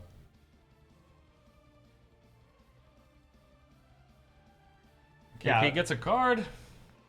It's not. Yeah, Ryan just running low on forwards here, though. Yep. He's got. Took his own Siren. Yeah, I mean he's seen 3 Chaos. He's seen a couple Une at least. Yeah, Hunter. I didn't see the math even if it was there. You're right. And what's up, Hunter? Wishing you well on your journey overseas, my friend. Yeah, I mean, I'm proud to say I've actually been to Hunter's house now, just without Hunter. Without him there. It was a good trip. Blue Worm getting in there to put Ryan on 6, and we're going straight to end phase from there. Ryan is in quite a scary position. Very, now. very dangerous. Yeah, being at 6 damage against the water lightning monsters is always someplace you really don't want to find yourself. Ryan probably peeping there. Yeah, moving the lightning to the top, wanting to know, okay, how many do I have to play around?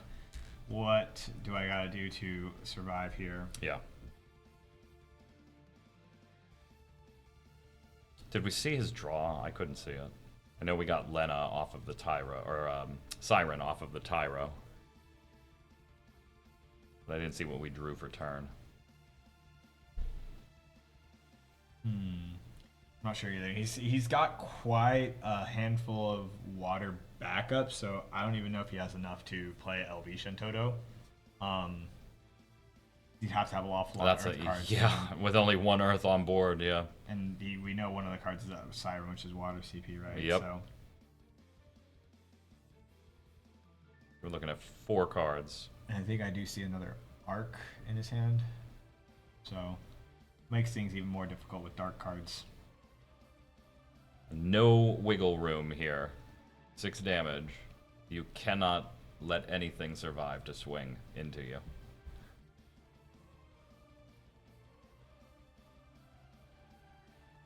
Ryan double checking. He says Every zone. He's I don't know what can I do to stop this lore from his ongoing Yeah. lore.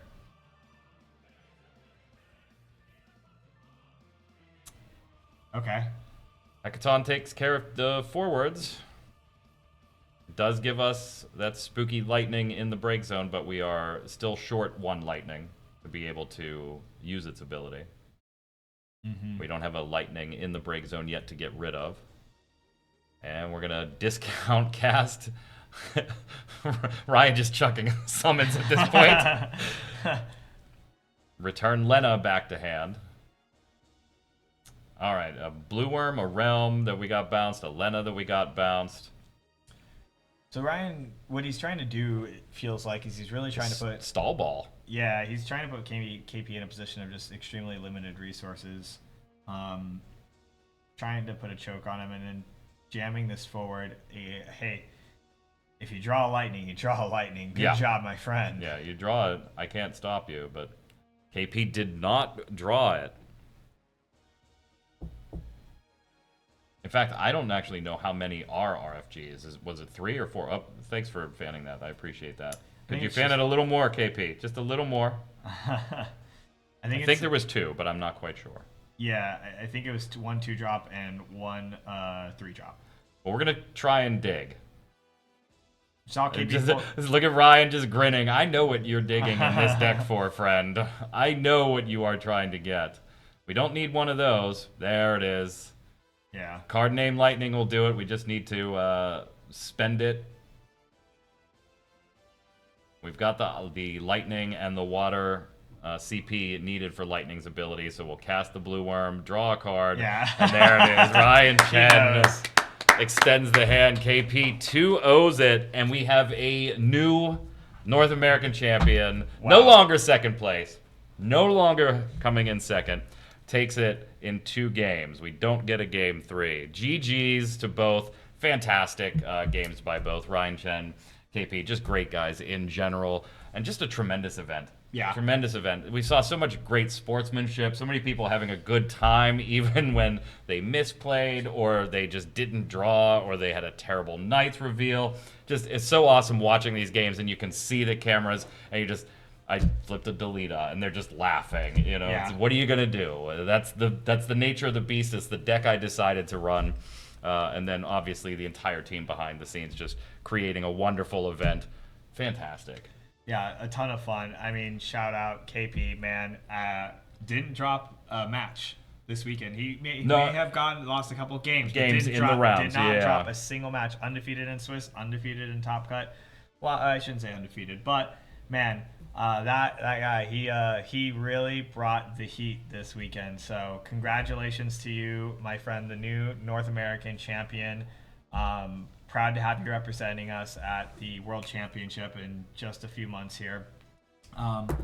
What we like to do, I think, now is what we're going to try to do is get KP in here for an interview. Yep. And then we'll see what he thinks of the spoiler. I haven't seen the spoiler yet. Did you peek it? I did. They I offered could not. Shintotocast offered it to us. I said I don't want to see it. I want to see it with everybody else. Read it for the first time, and you spoiled it for yourself. I did. And you know what the thing is that they were really scared to show it to me. They said, "All right, Brian, this one time we're trusting you with the secret. We need you to keep your mouth shut.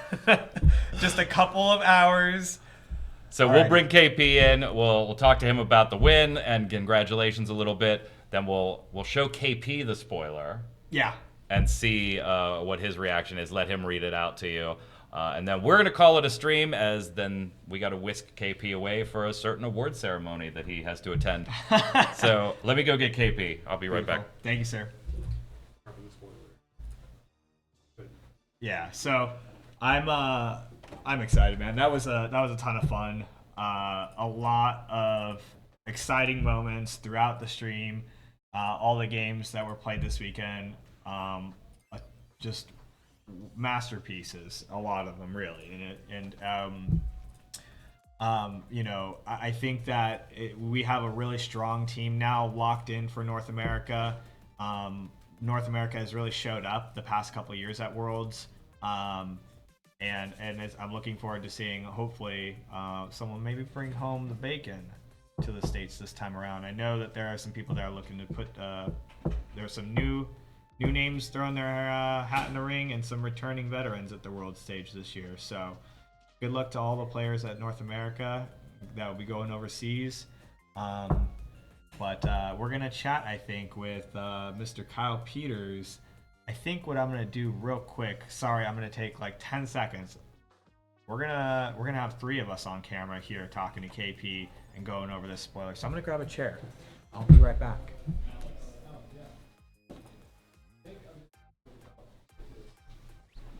Not a perfect tournament, but I guess by record. Yeah, record-wise, we already were like, yep, he's OM. Yeah. XL. All right. You gotta get in the middle, Big A. All right.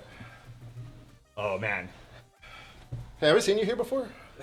I think we've met. My name is Brian Berkeley. Good to meet you. I'm KP. North American champion. You got Yes. a new title there. Added to the Mount Rushmore of Final Fantasy. Yeah. No second place. No second place. No second. It's done. And it's an arguably like perfect run. Yeah, we were just talking about that. I dropped 2 games, one to Alex early and one to Sam Tool, yes. Yeah.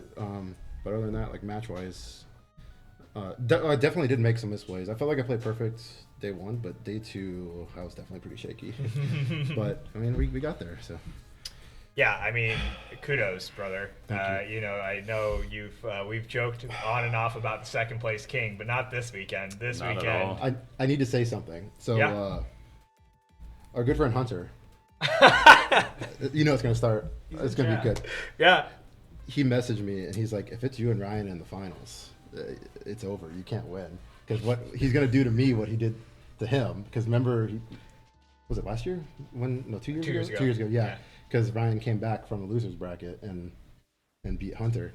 And Hunter's also like a second place king. Yeah, quote, true. unquote. Yeah. So it's like, am I going to run into the same thing? And for me personally too, I'm happy it didn't happen. Me and Ryan, anytime we play online, he wins like 90% of the time. It was 100%, and then like the last few, like I don't know, months or so, I sneak in every once in a while. But like in person, I've won every single time. So it was it was a game of pride, and also it'd be cool. Like for me, I'm happy I won because first time national champion. But it would also be cool if he won because it was first two times. So Yeah. so it was a really cool match. Really cool to play him in the finals. Also, he told me to play Knights. really. Yes, he told me. I was thinking to play Earth or Chark as my other deck. He told me to play Knights, and I just sent it, and here I am. So Decision. I'm sure there's a little regret on I don't right think there's. now. I don't think there's any regret. I think he was still favored. Like he Chark into Yeah. Knights. I think Chark's favored by a lot, but he didn't get the combo off. So, but it's more because like my playstyle. I know I discussed earlier tempo and all that kind of stuff. And it fit my style more than a backup deck playing a bunch of backups. So. Can you talk a little bit about the second match there, your Water Lightning Monsters, because you were trying to play the resource denial game particularly on the backup line, or forcing into situations where I don't want you to put out that third backup or that fourth backup. I'd rather you put out a forward that kills something and eat up your resources. But at the same time, you really didn't have the explosion of monsters off the beginning. You had to make a choice to get rid of the only two monsters you had to eat the Une, which you kind of had to do because you don't want the summon recursion. But we talked about the beginning stages of Water Lightning being kind of a flow chart. If this is in your hand, go get this off of Realm. If this is not in your hand, go get this. But then you had to just leave the flow chart at a couple different points in that game. Kind of walk us through some of those thoughts. Yeah, so I don't remember a lot of the beginning turns, to be honest. But like I remember... so, with any Earth deck, when you're playing, at least with Water Lightning, I actually think Fire Water is a little bit worse in this sense. But with Water Lightning, you want to get as much damage in as possible because your monsters are temporary because of Shintoto LB. Right. Yes, I have the Leviathan that cancels, but they also have Viz Dragon, so it's never like a fail-safe kind of foolproof thing. And Water Lightning can do that. They can just throw away their monsters because they have hasters and stuff like that. I didn't 100% do that against him. I did some of that because I had Lena. Yeah. But if I didn't have Lena, there's a chance. I mean, I attack with what I can, but I wouldn't like throw away blue worms, for example, stuff like that. And then there was like another point in the game where the Siren, I'm like, oh man, that Siren's gonna carry. And then I reveal the Realm. Oh, that was so unfortunate. Yeah. But I think there was some argument that I was supposed to kill my own Siren so I don't discard two. I lose a point of damage that way though. Right. So, and my hand was good. It was Lena special and the left. Yeah. So, but I was worried because he targeted Siren. I was worried that if he had a second arc, then everything is gone and just destroyed. So, and he told me afterwards if I tried to do something like that, he would have ICO'd and just like destroyed me basically. So it sucked, but it was like the lesser of the worst two situations, and also the deck has a little curve, so it kind of still works out. It's also funny. When we were checking deck lists, he mentioned nothing special. Except we shared our decks to each other before the tournament. We work together all the time, and helping each other out, testing each other all the time. That's what I told him before your match with Cody. I was like, these two guys they're literally chatting about advice on tech choices that they made. Oh, you went with this? I don't know if I would have gone with this. I was like, these guys aren't reviewing deck lists. They're offering advice. We're trying to help each other get as far as we can, and it worked out. Yeah. Look at this tournament, right? Yeah. And like, I would argue my matchups against Ryan, like he's favored deck wise. Yeah, because, absolutely. Like, I think like obviously the Water Lightning. I'm happy I won, but it would have been cool to see a Water Lightning mirror. We didn't see that. We wanted it so bad. Yeah, there's a lot of skill in that mirror. Yes. So, yeah. And then you can't always go for lethal because of Odin bursts and stuff like that. But yeah, I definitely think Ryan was favored in like the deck selection part of it. But it's when we work together, it's like that's not really. We're not trying to counterpick each other. We're trying to like raise each other up and get better options and stuff like that. I considered Heck 5 in Ryan's deck because I was actually considering Chark as well, and I had Echidna in my version too because I think Echidna is kind of a little underrated right now. And you've been speaking highly of Chark all weekend. He ended up with Heck 5 in his deck. When he's like, "There's nothing special," I'm like, "That's special, right there." So. I know maybe he didn't tell you about this. It was really funny. I think a couple days ago, he played one or two games online, and I think it might have been with you, and they cast the Heck 5, and then after you jumped off Discord, he goes, yeah, I think I'm putting Heck in the deck now. And that one Hackathon was really impressive. That's the thing about, like, I think a lot of my group of friends. It's like, you can, give a little shot at each other. But at the end of the day, it's not really about who's right, who's wrong. It's about what is right and what is wrong. So you know, even though I gave him a little jab about the Heck 5, it's like I'm glad it made it in because it was a suggestion of mine. It wasn't, you know, I wouldn't make the suggestion if I truly didn't think it was good. You know? Yeah, and we saw it be taken advantage of in both games against you, Yeah, right? it Early, was pretty very good, yeah. early against the Knights, Yeah. and then at the midway point through which. There was a time that when he played it, I pointed to Ramza and Corolla. I'm like, you want these to stay in play. That's why I said it's just like you want to read everything else, but keep These those are in play. 9s, they stay there. Yeah. So. Hey, would you do us a favor? Yeah. What's up? Before we wrap up today, we have one spoiler left. And we'd like you. Is it a Versatile card? We don't know. I don't. This guy knows I can't because say he anything. peeked early. I don't know. I'm seeing it for the first time, just like you. But I he will peeked. give you a hint. Okay. It's legendary. Oh. All right. Okay. All right, so you guys are gonna see the preview before the stream. Oh, so they can't can't see the card, They just can't KP's. see it, but you guys. So are they'll gonna see our it. reactions. Yeah. They're we're gonna gonna do know. some- Yeah. Give us those YouTube thumbnail Yeah. reactions. Yeah. Let's see. All right, 3, 2, Brian, you can do whatever you want. Yeah, it's just- and there it is. It's a Cecil, guys. Oh, I've been looking for this artwork actually for a while. I was wondering if they're going to use it, so it's kind of awesome. By the way, Cecil's like my favorite character in the Final Fantasy franchise, so this is literally perfect. I took a picture with the Win Cecil at Worlds last year, and then he got banned. That kind of sucks, but like Cecil is like my favorite character in the series, so this is so fitting. I'm even more happy I won. This is kind of awesome. Yeah. All right, can I see it or? I think Okay. we've Well, we kept can see it. these Can guys they in see it? suspense Can long they see it? enough. They can see it. Okay, Stream great. Can see it. You guys, Interesting. yeah. Look at the job is interesting. Yeah, it's got both. Both, yes. That's interesting. Okay, all right. Let's see. That is a wacky ability. So let's go ahead and read through this. Yeah. with the So stream. for Yeah. 0 cost, you're the champ. All right. Go for it. All right, 0 cost, four drop, 9K light forward, category 4, Dark Knight Paladin, 0 cost, choose one forward other than Cecil. Until the end of the turn, Cecil and the chosen forward lose power of any value less than Cecil's power. Units must be 1,000. You can only use this ability during your opponent's turn and only once per turn. Discard 1 light card. Cecil gains 10,000 power until the end of the turn. So I'm a little confused. I need to read this again. So I'm like not you gonna have lie. Witch out, and I can say I'm going to use this action ability and declare 7,000, and Cecil becomes 2,000 power, and the Witch chosen becomes 0 power. Yes. But then I also have the ability to discard a light card and give me the ability to save Cecil if I pick a number equal to 9, or pick a number higher than 9 if I want. So this is really interesting. Yeah. So basically, But when just be clear that you don't choose this number until we're done. Yes. Yeah, Yeah, until we so- go to resolution. Yeah, so so- you're not going to know my choice when you have your window.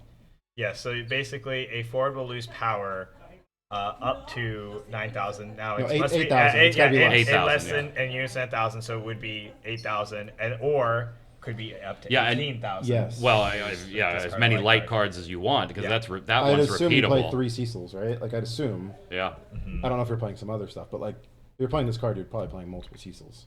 Yeah, So yeah, it's another. that's interesting. It's also, it's like, my first thought is like you'd play this in aggro. However, you can't because it says only on your opponent's turn. Right. So that to me now it's a control card, and it's pseudo free if they never get rid of Cecil every turn. So you accrue advantage over time. yeah, Well, Earth Cecil now has a new target, That's true. since Wind Cecil got the Bub-Eyes, which we talked to Kageyama-san on stream about and why that Yes. happened. So it would be kind of fun to play this guy That's interesting. during your opponent's turn. Yeah. Yeah. Now, one thing that was pointed out by our friends in the Shintoto cast that was pretty cool is this is actually a little bit reminiscent of the Fire Palom back in the day, where during your opponent's turn you got to 3 counters and you would just 8k it forward. Yes. So it's kind of reminiscent of that. Now, obviously, you can't do it during your turn and their turn, but you also don't have to wait Yes. for to accrue 3 counters. You get the immediate opportunity as soon as it's your opponent's turn and you get priority. I'd like to shrink that forward. Yes. Right. So, yeah. I like this. This is really cool. Mm-hmm. I still don't know if it's good or not, but like, I'm always very picky about light and dark cards because it's if they look, I don't want junk in my deck, right? Yeah. If you draw on their dead cards, that's unfortunate. But like, when a card's like this, it not only is it like self-sustaining because of the discard light card part, but it's like it accrues advantage over time. Mm-hmm. So it's not like your normal like play your light or dark card does one thing and that's it. Like Shinryu is a good example of that. Actually, both Shinryus. But like the 369 Shinryu, Yeah. where it's like okay, now it's in play, it's did its thing, but it has an ongoing effect. This doesn't do anything on ETB, so that might be the drawback. But it is a 9K. It's a 4-drop 9K. So I don't know. It's tough, right? The art is sick. So here's a question. I read cards all the time. Is Go-Go only during your turn, or is it both players' turns? It's It can only be No, cap. Go-Go. Yeah, it can Ice only- Go-Go. Oh, The new the 3-drop Ice Go-Go. action ability. Does it double on your opponent's turn too? Yeah. Because this works with that. Yeah, it's one of Mike's Yeah. favorite cards. Yeah. But it would be 7,000 or less though. But still. Yeah, because you're replacing the Or word less than Cecil 7,000. with Six Go-Go. thousand Yeah. or less, yeah. It's interesting. Just something, you know. Yeah, it's one of those things. So this is definitely one of those cards where it gets the gears turning. Yes. Kind of like we saw the 4CP light card Raw Yeah, Rala. Yeah, yeah. Yes. from the gears set where turning. you're like, I think this card's really good. It seems like it's a card that enters the field. It has continual value. I think I like this card. Then we get to the point where we play a card. We're like, I'm not so sure about it. I think this is going to be in a similar boat where we're going to have to play with it. We're going to have to toy with it to see how we feel really about the card. I really like that it's Dark Knight and Paladin at the same time. That's gonna- flavor win. And it's super got both cool. on the card. What if why couldn't it be a dark and a light card? Oh, You we can- talked. Yeah, you can do that by the way. You can have a dark if it's one card. You're right. All right. If it's one card, they can both be light and dark. But Yeah. you can't have two different cards. So it would have been interesting to be the first light dark card. Yeah. I mean, and I know you've been playing all day long, so I don't know if you heard about this, but Kageyama did up? talk about it on stream.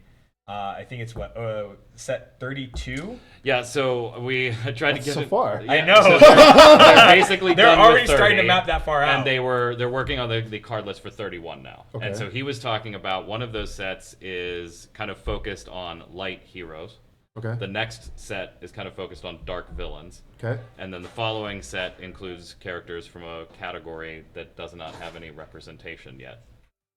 And I think he did interesting hint thoughts. that the last set featured more of like a duality, right? duality, Where yeah. you're like these guys are sort of the like Gilgamesh, good, evil, Yep. you know. So this that's kind of where I see something like a potential for a light dark multi-element potential. Yes. In a set like that would be really cool.